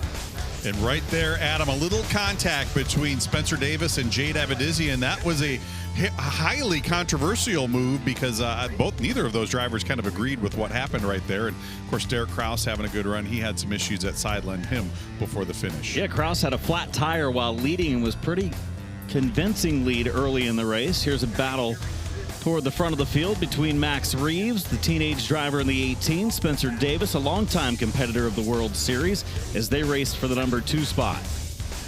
Max Reeves in the 18 car, very aggressive all night long. Feeling some heat right there from Kyle Steckley. Steckley in his first start with Donnie Wilson Motorsports. Steckley started the event in 9th, didn't qualify all that well, but in his first start, raced through the field, ended up finishing 4th. And at the finish, it was Gabe Summers, the Wisconsin driver. He's made a number of starts. He at one time finished 2nd place in the Super Late Model World Series standings. He claims the win, and he's going to be one of the favorites all week long as we look at the points after night number 1. Summers, Davis, Reeves, Steckley, Hind, the top 5 in last night's Super Late Model feature. Of course, Ryan Preece had a pretty good run last night. Not scheduled to run a lot more in that Super Late Model, but also doing some double duty earlier tonight in that Tour Mod race. Here's highlights from qualifying earlier tonight, Adam. Had a chance to qualify the Super Late Models earlier. We did not see Casey Roderick one night ago. He's here fine-tuning that car for his Appalachian Sucker Punch ASA Stars National Tour. And out of the strong field of Super Late Models in qualifying, he brought home 5th earlier today. Matt Craig in the 54 car, one of the top contenders in any Super Late Model race across the Southeast. He timed in 4th quickest in that sharp-looking number 54 car. Matt Craig expected to be a full-timer with the ASA Stars National Tour. We'll see him on Tuesday night in that 200. 3rd quick in qualifying earlier was the driver who missed the invert last night. Started back in the 9th position tonight. He made the invert by qualifying in a podium spot. Kyle Steckley, Canadian driver in car number 22, fast for his laps of qualifying earlier. Dawson Sutton not here last night. He was busy testing the NASCAR Craftsman Truck Series team up at Rockingham Speedway. Picking up right where he left off, though, last time he was behind the wheel of this 26 car for the Rackley War Racing team, timing in 2nd quick. Really brought it off sideways in turn 4 in quick time. A teammate to Dawson Sutton with the Rackley War team, the 25 of William Sawalich, making his return to Super Late Model Racing here tonight. Sawalich getting it fine-tuned as well for that 200-lap race on Tuesday. He's been a lot of Super Late Model competition over the years, last few years for the young driver here at the World Series. Fans still in the stands awaiting the Super Late Models to come trackside for the 60-lap feature to wrap up night number 2 of the World Series. Another brisk evening here tonight, Adam. Not maybe as cold as it was last night, but everybody down here still kind of wrapped up in long sleeves and hats. Well, you see the 96 of Spencer Davis, the 24 of Jade Avedizian on the racetrack. They were in a heated battle last night, Bob. They were indeed, and I spoke to Spencer Davis about that just as he was getting into that race car. And there was some critical tone from Spencer Davis last night towards Jade Avedizian, but at the same time, he said he went back and he looked at it, and he and Jade had a conversation today, and he believes they've come to an understanding. So he said he hopes she doesn't, hold anything against him for what happened last night. So I think that's really interesting to note that, and that's kind of how Speed Weeks works here at New Smyrna Speedway. If something happens one night, well, you got some time to reflect on it. Come back to the racetrack, have that conversation with the driver, and hopefully settle things before you go back out on the racetrack. But that conversation did happen between Jade and Spencer today. Yeah, and his comments post-race were critical, thinking that she got into his right side. She just, quite frankly, ran out of room. She was up beside Spencer. He didn't know that she was as far up beside him as she was. They made the contact. She got in the wall. Fortunately, she was able to finish with a damaged race car, and Davis was able to bring home and salvage a good second-place run. And this is how it always is. Two drivers who have an incident one night going to end up starting pretty close to each other the following night. So we'll see how these two race each other later on tonight. But I will totally agree with you on that call there, Adam. There was no intent on Jade's part, and I don't think Spencer kind of understood how much room she had to the right side of her car as the field starts to gather up there on the backstretch. Of course, Jade Abedissian moving up from pro late model racing a year ago, now racing again for Wilson Motorsports, and she's been fast in super late model trim. Somebody else who has been fast in pro late model trim in the past and picked up a championship in pro late model competition back in 2020 at New Smyrna Speedway, Logan Mizuraka, and you're here watching tonight, expected to make some starts here at the New Smyrna Speedway in the future, but you look back on that great run back in 2020 you had in pro late model competition. Yeah, it was definitely a crazy year. We had a COVID year that year, and finally it was my actual first year in late models, and we found some really great success out there, and we're able to bring home the track championship and rookie of the year that year, and then just a few months later make our first ARCA start back when we had the awesome ARCA East race here at New Smyrna Speedway. So you've had the opportunity to race a lot of laps here. When you have an incident on the racetrack, as Jade and Spencer did last night, how easy is it for you to put that to the back of your mind and just focus on the task at hand here tonight? You just got to take it day by day with these kind of races. I mean, you're here for 7-8 nights and over again, so you kind of just got to move past it and just wait for the next day and don't hold grudges until the next day happens. All right, Logan, stick with us as we get set to go racing here. We'll take a look at tonight's starting lineup, and Logan's going to stick around in the booth and maybe give us a little more commentary here momentarily. Fast qualifier William Sawalich drew the 8 pill, putting 8th fast qualifier and last night's runner-up at the opener. Spencer Davis on the pole. Cole Raz out of Oregon starting outside of row number 1. Row 2, there is Jade Abedissian qualifying 6th, and Kyle Steckley outside of the second row. Matt Craig out of Kannapolis, North Carolina, alongside 2024 ASA Stars National Tour champion Casey Roderick back there in row 3. Dawson Sutton and William Sawalich, a pair of teammates back there in row 4. A couple of drivers that were in the top 5 at times. Hind last night did salvage a pretty good run at the end. The 69 starting inside of row 5. Derek Kraus, the flat tire, while leading. He starts in 10th tonight. Nicholas Noggle, Max Reeves make up row 6. Nick Noggle had a great night last night despite spinning early in the race. Raced his way all the way back to pick up a top 10, so keep an eye on him tonight. Derek Griffith of the 12G alongside George Phillips back there in row 7. Hudson Bolger alongside, look at this, Adam, last night's winner, Gabe Summers, all the way back outside row 8. Missed it a bit in qualifying earlier. Connor Jones inside of row 9. Brandon Lopez alongside. Then it's Isaac Kitzmiller and Anthony Bello in row 10. Last night's quick qualifier, Brad May all the way back in 21st alongside Kyle Benjamin, former World Series champion RJ Braun, and Hunter Wright back in row 12. Some other expected starters. Ty Fredrickson made the appearance here tonight to try to shake it down. He's going to be a full-timer on the Stars Tour. I think they just qualified and practiced earlier. Will Robinson, Derek Kelly, Joey Brainerd, as well as Steve Weaver and Corey Hall, other scheduled starters, some of which may not be making the call. We did see Robinson join the tail of the field here, but it is another stout field of super late models. The David Rogers Super Late Model Division getting lined up. Last night was aggressive. Last night, a lot of side-by-side racing. There was a lot of passing throughout the 60 laps. Relatively unscathed as far as any cars with severe damage, unlike the Pro Late Model race. But this Super Late Models did put on a good show last night here at New Smyrna Speedway.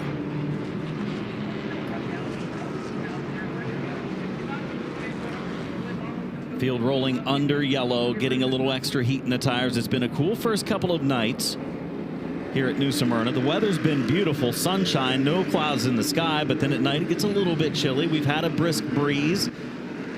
Place was absolutely packed with fans. You see the NASCAR Wheel and Modified Tour here tonight, and now the Super Late Models taking center stage for the final event of the evening. Send it back down to Bob Dillner. Guys, as we're getting ready to go here tonight at New Smyrna Speedway, I just bumped into Matt Craig and his dad, Jeff, prior to climbing in the race car. And I said, hey, how was last night? He said, we were just off just a little bit.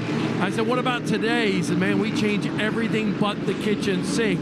And they feel like they have a good race car. He's lining up on the inside of row number 3. Look out for Matt Craig. He could be going after that first victory here today. Jim? Bob, there was an on-the-money statement race last night by Gabe Summers. The Wisconsin native won his very first race here at New Smyrna Speedway during World Series of Asphalt Stock Car Racing. He became the 100th different super late model driver to win a World Series race. And dun dun dun, the 50th different win for a driver from the Badger State of Wisconsin. So a big night for Gabe Summers. Dave Meyer, the crew chief, they made a change in the offseason. A lot of the same crew guys, so it's a big win for them.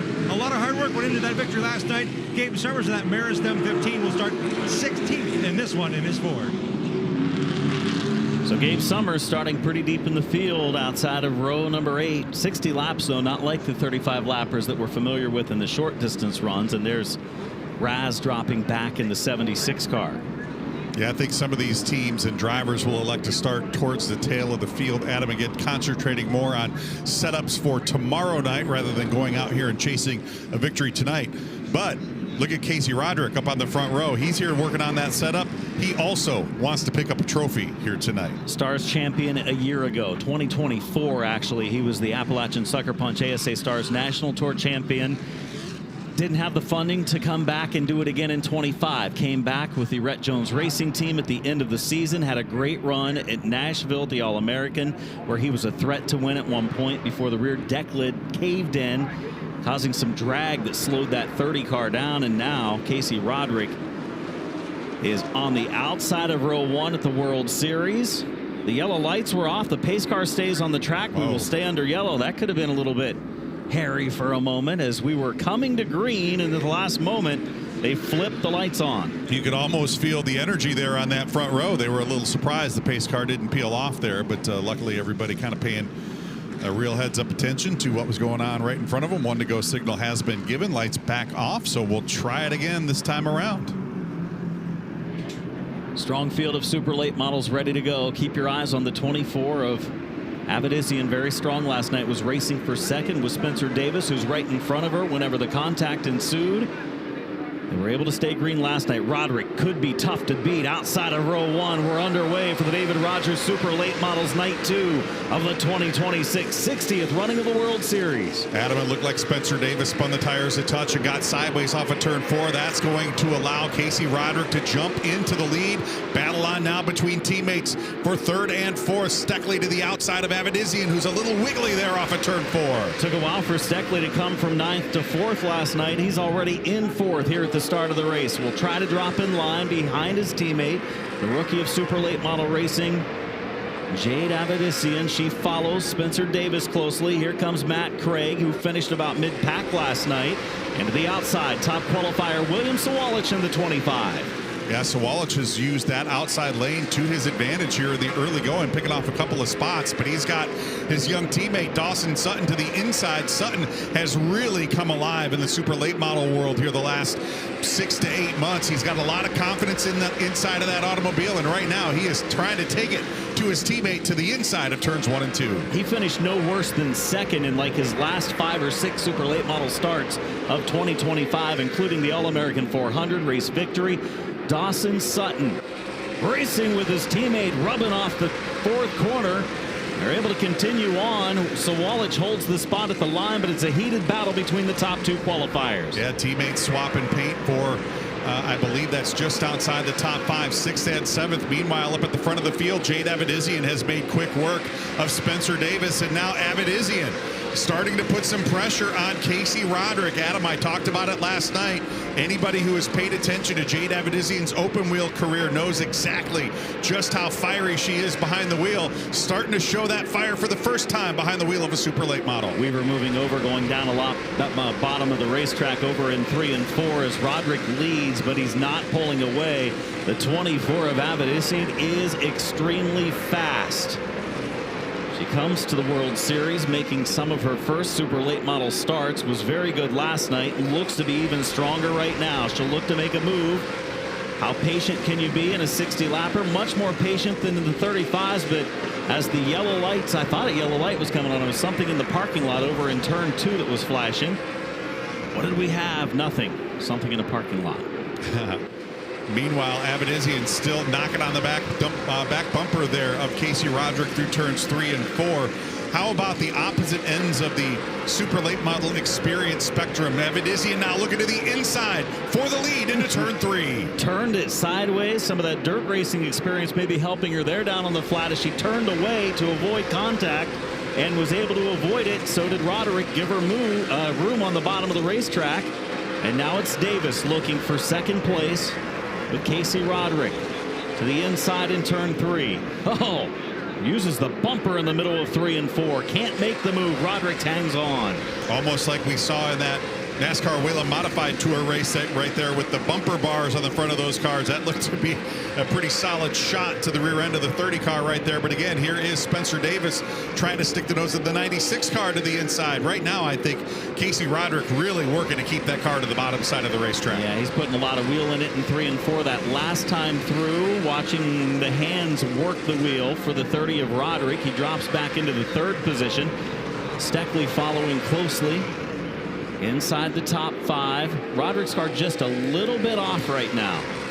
Obviously made the invert, qualified 7th, and this is where they can fine-tune this race car. Moving on over the next couple of days to get ready for the season opener for the Stars Tour on Tuesday. They do not race tomorrow night, the super late models. They come back, practice, qualify on Monday night, along with the regular feature action, and then Tuesday the autograph session and the feature, the Clyde Hart Memorial 6-Hour Academy 200. Jade Abadizian stretching that advantage out. She's got maybe 20 car lengths over Spencer Davis, who's got about 5 car lengths of his own on Casey Roderick. And then this battle right behind. Kyle Steckley feeling some heat from Dawson Sutton. A couple of youngsters behind the wheel of these 2 automobiles. Steckley, a former ASA winner at the Bullring Anderson Speedway, the tightest racetrack that season on the ASA Stars National Tour schedule. And right now, Dawson Sutton, one of the hottest super late model drivers in the country, rounding out the top 5. Sutton now sticking the nose to the inside, trying to get out of the mirror right there and maybe try to sneak to the inside. Couldn't make it work going into turns 3 and 4, but now able to draw alongside down the front straightaway. Adam off into turn 1. Sutton to the bottom of the racetrack. Car rotates well. Middle of 1 and 2. Pulls up alongside Steckley down in turn 3. Sutton sends it in to turn 3 and 4. Makes the move. Clears the 22 of Steckley. Takes the hard abrupt turn to the right and picks up the spot. Sutton continues his move to the front. The 26 looking good, Bob Dillner.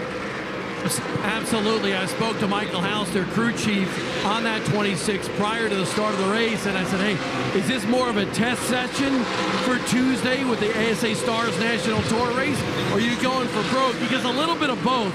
We really threw some things at this race car to try it out for Tuesday, and obviously Tuesday's a huge race for super late models here. They also had trouble. They had to replace the steering wheel on that race car when the push to talk button actually went bad right before he pulled out. Busy week for them as we watch now. Matt Craig in the 54, Michael Hind in the 69. We've completed now 20 laps this time at the line for Jade Abadizian, looking for the big super late model win here at the World Series after a top 10 run last night.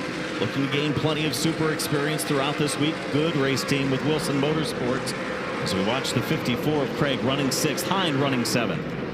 Matt Craig, one of those guys that is sneaky fast. He might not be one of the flashiest drivers in the pit area. He and his team get their business done on the racetrack. He is always fast, and right now battling just outside the top 5 with a guy who's got a lot of laps here at New Smyrna Speedway, Michael Hind.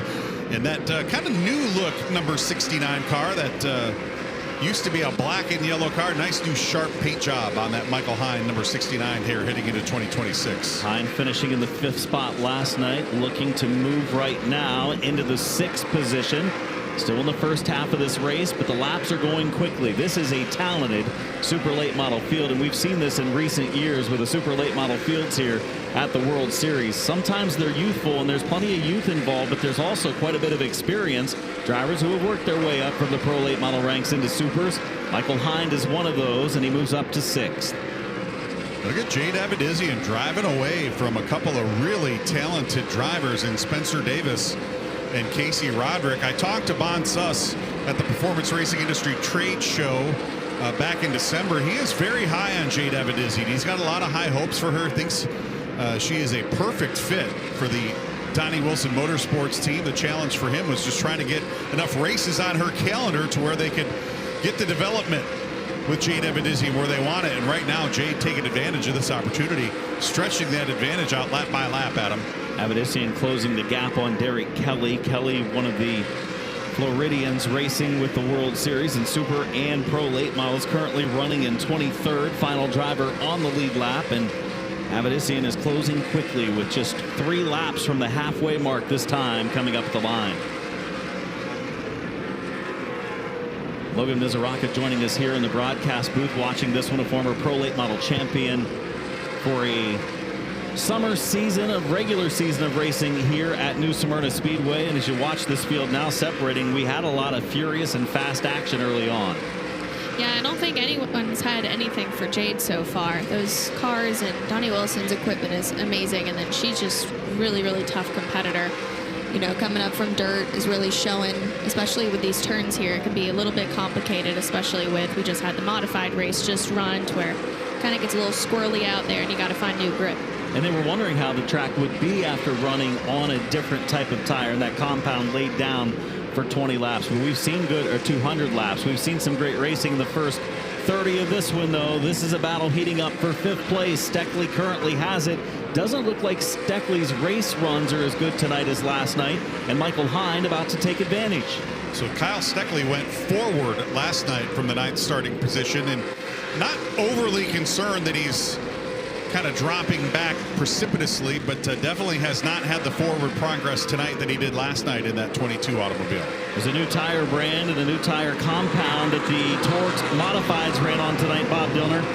And that is really something that these teams were kind of looking at. And I spoke to several crew chiefs before their cars got out on the racetrack, and they really didn't know what to expect because they have never run after the modifieds when they ran on an American Racer tire. So this is what's really important, especially as we go towards the latter part of the week, is really to figure out what that is going to do. But it was a big thing and discussion before the guys got in the car, how it would actually make these cars handle around this very high banked half-mile oval. Some seem to be handling well. One of those that are handling well, this 26 car of Dawson Sutton from the 7th starting position.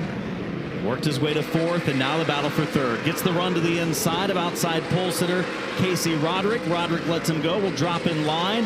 And not only is the car fast, Charlie, love the new scheme for Dawson Sutton's 26. Yeah, that black on that car really jumps off of there, doesn't it? And, you know, I've been thinking about what happened to flip that light switch with Dawson Sutton. He's always been fast, but, you know, there was a point last year that, you know, like I said, the light switch just flipped, and I think it has to do with the fact that that Willie Allen-led Rackley War Racing team has formed that partnership with Kevin Harvick, and having some input from a guy like Harvick week in and week out has given Dawson Sutton that added confidence to go out here and battle for the lead and leading laps and battling for wins. And again, it was just like somebody flipped that light switch, and all of a sudden this kid went from a top 5 contender to a winning contender. Yeah, he was a pro late model champion with a few wins back in 24 at Nashville Fairgrounds Speedway, his home track, and then last year started to run more super races.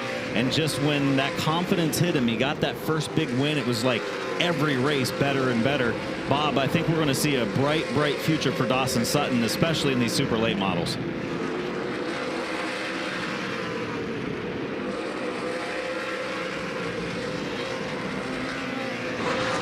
Dawson Sutton, you guys talking about him and what was that, light switch that was flipped.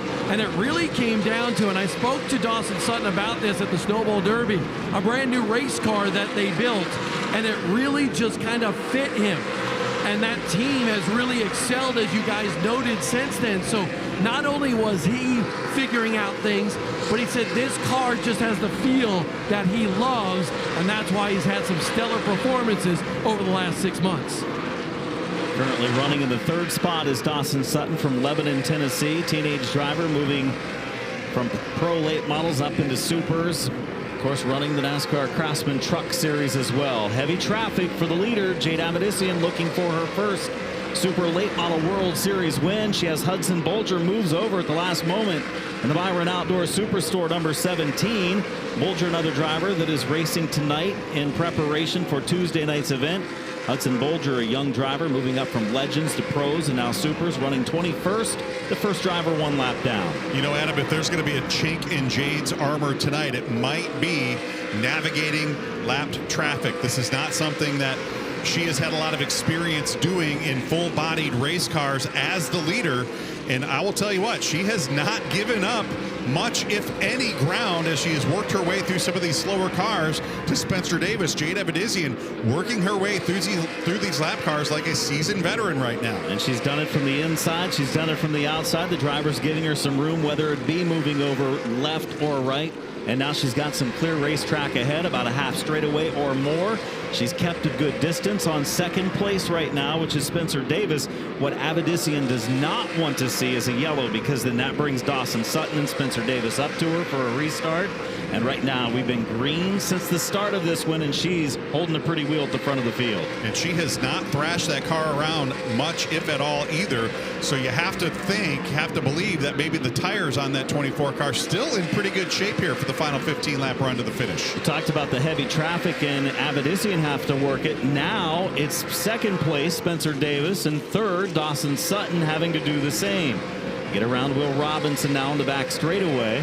But their deficit is closing on 2 seconds behind the leader, Jade Avedissian. And she's looking in that rearview mirror and getting these updates from her spotter. This is exactly what she wants and needs right now as we wind down towards the conclusion. She needs Dawson Sutton to get in there and start racing with Spencer Davis and maybe allow her to build that advantage even more, as now Sutton looks to the inside of Spencer Davis off into turn 3. We've been green for 46 laps, and you can see how hard they are working the brakes. This is a heavy braking track, fast straightaway speed, and then roll it down in these kind of tight corners for a half mile. It's the 96 of Spencer Davis under fire from Dawson Sutton. Sutton keeping that car right on the yellow line. Spencer Davis starting to fight that car a little bit. Dawson clears him just barely off of turn 4. 12 laps remain. 7th place to 2nd place for Dawson Sutton. The Rackley War. Rackley Roofing, number 26, on the move.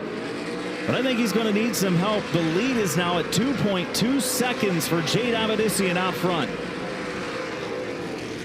Sutton now in 2nd position. There is a look at Jade Avedissian. No pressure at all from behind. She's got a couple of cars immediately out the front windshield.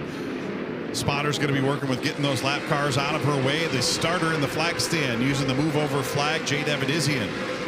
Counting down just 10 more times around for the driver of the 24 car. It's a frantic pace, and without any yellows, even top-notch competitors like the young Isaac Kitzmiller in the 7. Kitzmiller running 16th, going down a lap, coming off an ARCA East championship, and Jade Avedissian laying down some wicked fast laps, Jim Trado. Keep in mind, guys, this number 24 car has been pretty good here. Brent Cruz raced with this team, but last year is Gavin Boschel winning the ASA race and the World Series of Asphalt Stock Car Racing Super Lit title with this number 24 team, with this crew chief Dennis Dean, with Donnie Wilson Racing. So this is a huge moment, a huge boost of confidence for Jade. But this team and their setup was lights out last year. It's certainly paying off for Jade Avedissian, about to win here at New Smyrna Speedway.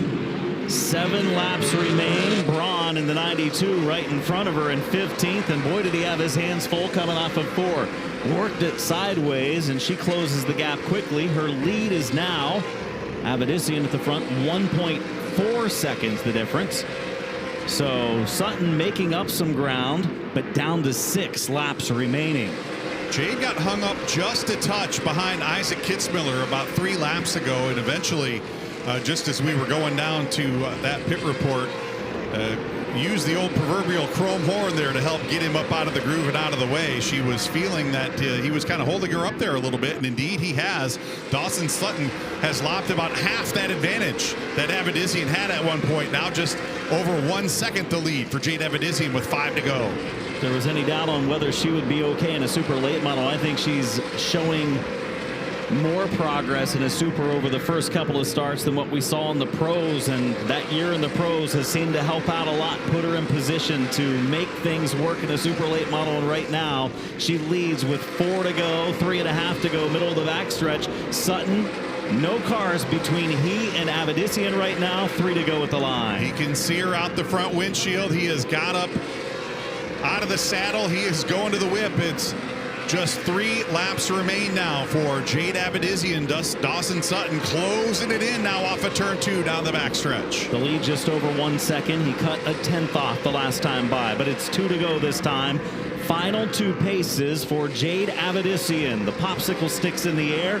That time at the line cut another 10th or 2 off of the lead, but she's pacing it well. If she makes no mistakes, I think she's going to be able to hold on coming to the white flag.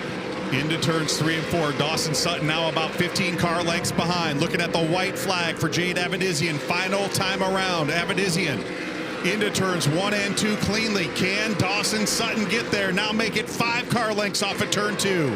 The pressure is on for Avedissian, but the lead, the breathing room is there. Coming through 3, going to 4. Off of the final corner. Big super late model World Series win for Jade Avedissian. Dawson Sutton will come across the line in second. Spencer Davis crossing in third. Casey Roderick and Michael Hind flashing across to wind out the top 5. But how about that? What a performance tonight for this young lady, Jade Avedissian, making some herstory of her own here at New Smyrna Speedway. Look at the rundown. What a field of super late models tonight, and there'll be even more joining the list when we come around to Monday for practice and pole qualifying, and then the 200-lap 6-hour Academy Clyde Hart Memorial 200 on Tuesday night. All of the stars of the Appalachian Sucker Punch ASA Stars National Tour will be racing. What a run for Avedissian. Throws her name into the hat for a potential competitor that could find podium, maybe get into victory lane with a big win on Tuesday night. But Dawson Sutton, what a run he had through the field from 7th to 2nd, and was closing the gap at a huge rate late in the race. You have to wonder if he maybe started a little closer to the field, front of the field, if he would have had something there for those final couple of laps. But in any case, a terrific performance by this young lady, Jade Avedissian, pulling down into victory lane. Let's send it to victory lane. An impressive victory for Jade Avedissian. Indeed it is, and she's collecting her thoughts inside that race car right now. She's taking off the helmet and getting ready to climb out as a winner during the World Series during super late model competition. Jade did so well in the open wheel ranks, both in Power I as well as USAC. Now, how about it? Jade Avedissian, winner in super late model racing at the World Series at New Smyrna. What a performance here tonight by Jade. Congratulations from her team. Here they come.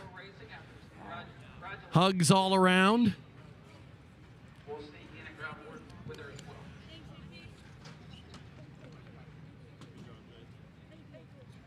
Jade all smiles here in victory lane. This is a big moment for you. What does it feel like? Yeah, it feels great. Definitely a lot of confidence. So just hats off to this whole Wilson team. You know, they had to be up here at like 7:30 this morning just to get it back together from last night. So I wouldn't be here if it wasn't for them.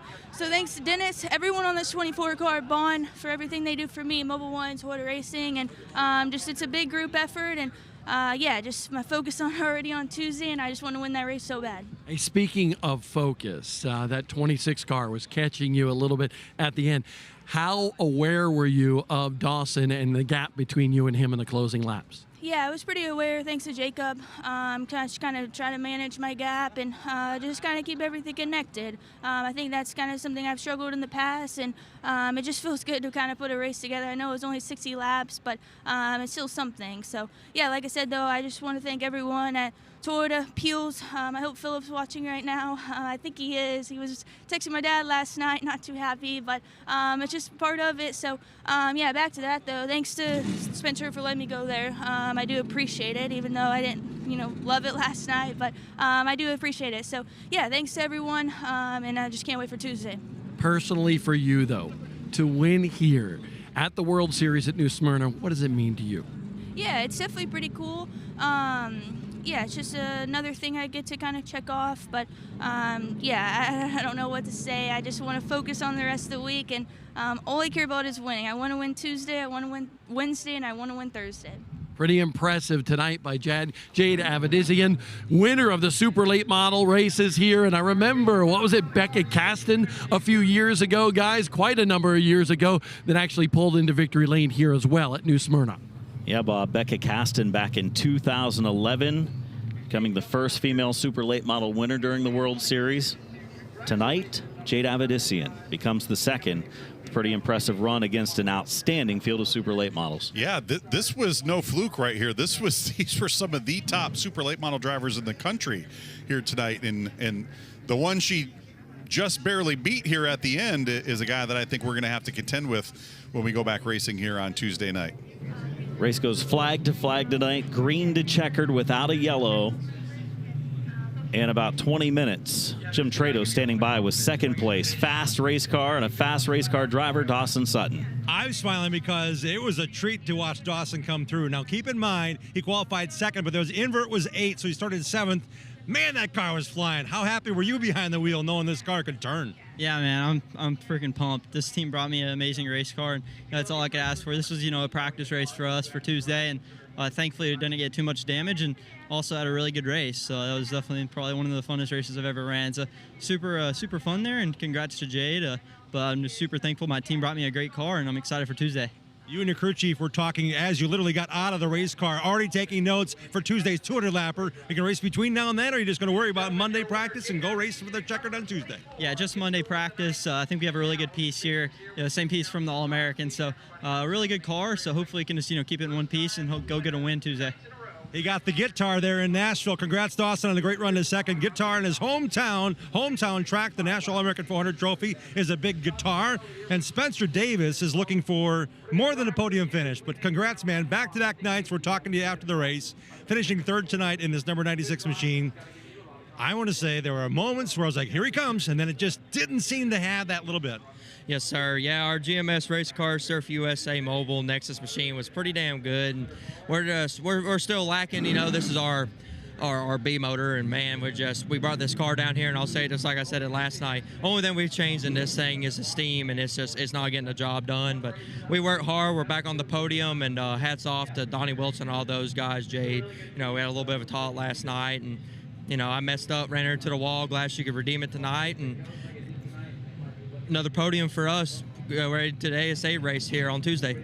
One question for you about the weather. How much did that factor in? It was colder tonight than last night. Was the grip there? Was it worrisome? Green to checkered? Maybe it wasn't a worry at all. You tell me. Yeah, luckily there's no ice on the roads, or else there'd be an issue with a lot of North Carolina race car drivers. But no, it definitely played a factor into it there at the start. We missed our pressures a little bit, expecting a green to checkered race. So 30 got around us right there, and we got by, and we had nothing for the 24, and the 26 came to us, man, like out of nowhere. So they were class of the field, and we hung on and made the best of it. Low on horses, finishing third. I'd say Spencer's got a good piece under his belt for the entire Speed Weeks here, guys, finishing third tonight. Two really good runs for Spencer Davis to start the World Series week of the David Rogers Super Late Model Division. Jade Avedissian, the second female winner at the World Series in history's first since 2011. Back to wrap it up after this on FloRacing.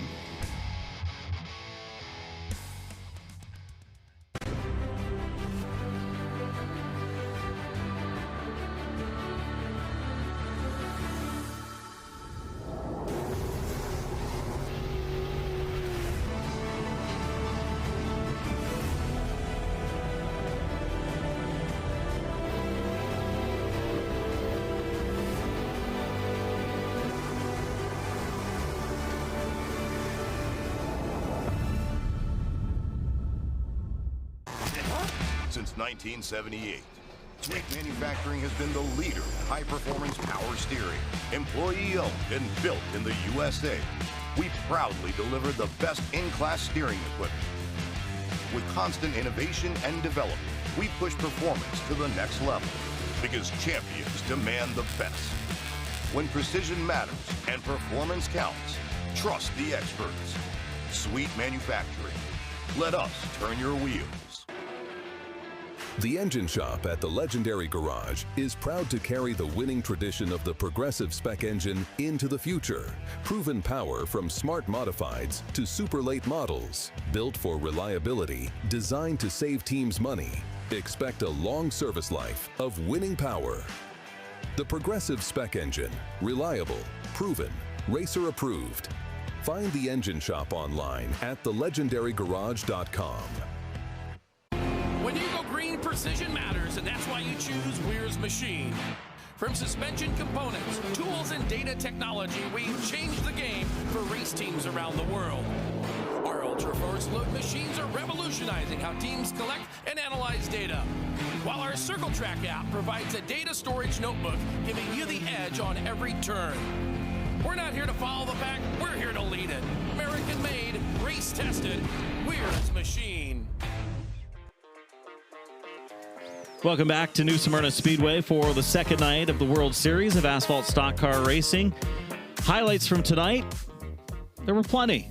Super late models and the NASCAR Whelen Modified Tour putting on the show tonight. Celebration continues for Jade Avedissian in Victory Lane. Here's a look at the race recap for the super late models. It was Casey Roderick on the outside of the front row leading the early laps. Roderick got the jump when Spencer Davis got a little sideways coming to the green, but he did not hold the lead for very long. Jade Avedissian on the charge, taking it to the front. Roderick then was trying to fend off Spencer Davis. It didn't last too long. Davis moving up into second where he finished last night. Steckley was pretty good there in the 22 car early on tonight as well. Avedissian just stretching out that advantage over both Spencer Davis. Then it eventually, that car right there, the black and blue Rackley War, number 26 of Dawson Sutton. Sutton on the charge. 7th place to 2nd place without the help of a yellow flag, and he was closing the gap quickly. Sutton brings home 2nd place to Jade Avedissian, who claimed her first World Series super late model win in impressive fashion against a very, very talented field tonight. And Bob and Jim down in the pits got to bring all the coverage of the 200 for the NASCAR Whelen Modified Tour, and that 60-lap super late model race was a thriller. Yeah, it was a lot of fun here tonight. Jim and I wore out our sneakers on pit road, and the super late models. I wasn't here last night, just got here today, but now 2 consecutive nights of super late model racing to kind of set up what we're going to see on Tuesday. What are your thoughts after 2? The Clyde Hart Memorial is a 200-lap race. These 60-lap sprint races, they're longer than they're usually doing. Like 35-lappers have been like the weekly program super late races. What we saw last night was if you find it, you're great. If you don't find it, you're hurting. Even in this long run without a yellow flag tonight, I saw some cars getting lapped. I'm like, wow, that's a good piece. That's a really good car. The competition level has ratcheted up here once again. And what a great run by Jade Avedissian. It's going to go down as one of those moments where she's going to say, I belong here. I've learned my space. I earned my space. Like she did in midgets. Heck, I first saw her in the Tulsa shootout. I'm like, she's a gasser. I'm going to follow her along. We're going to see more of Jade this year. She'll be racing Tuesday night as well. Modifieds are back on the card, but this was the only night the NASCAR Whelen Modified Tour was here. Man, what a show. What a great run. It was, and it was very interesting because there was so much strategy with a brand new tire with the American Racer brand for the NASCAR Whelen Modified Tour. And I think that we learned a lot here tonight. I think we're going to see some great racing with the NASCAR Whelen Modified Tour this year. And Justin Bonsignore's performance, just incredible. They were never worried in that pit stall. Ryan Stone was like Stone, right? He was just like, it's perfect. It's good. We're good. Don't worry about it. No matter what happens, we're going to be good. We're going to contend. And they didn't just contend. They picked up, Justin Bonsignore did his 48th win in the NASCAR Whelen Modified Tour. Guys, only the second night complete. We still got 7 more to go, and that means a lot of great racing here for the World Series at New Smyrna. Bob, you know I'm excited for it. I'm ready for the next night. Tomorrow night, Super Sunday here at the World Series, and we've got 4 feature events online. We thank all of our fans for your support, and we hope you enjoyed today's broadcast.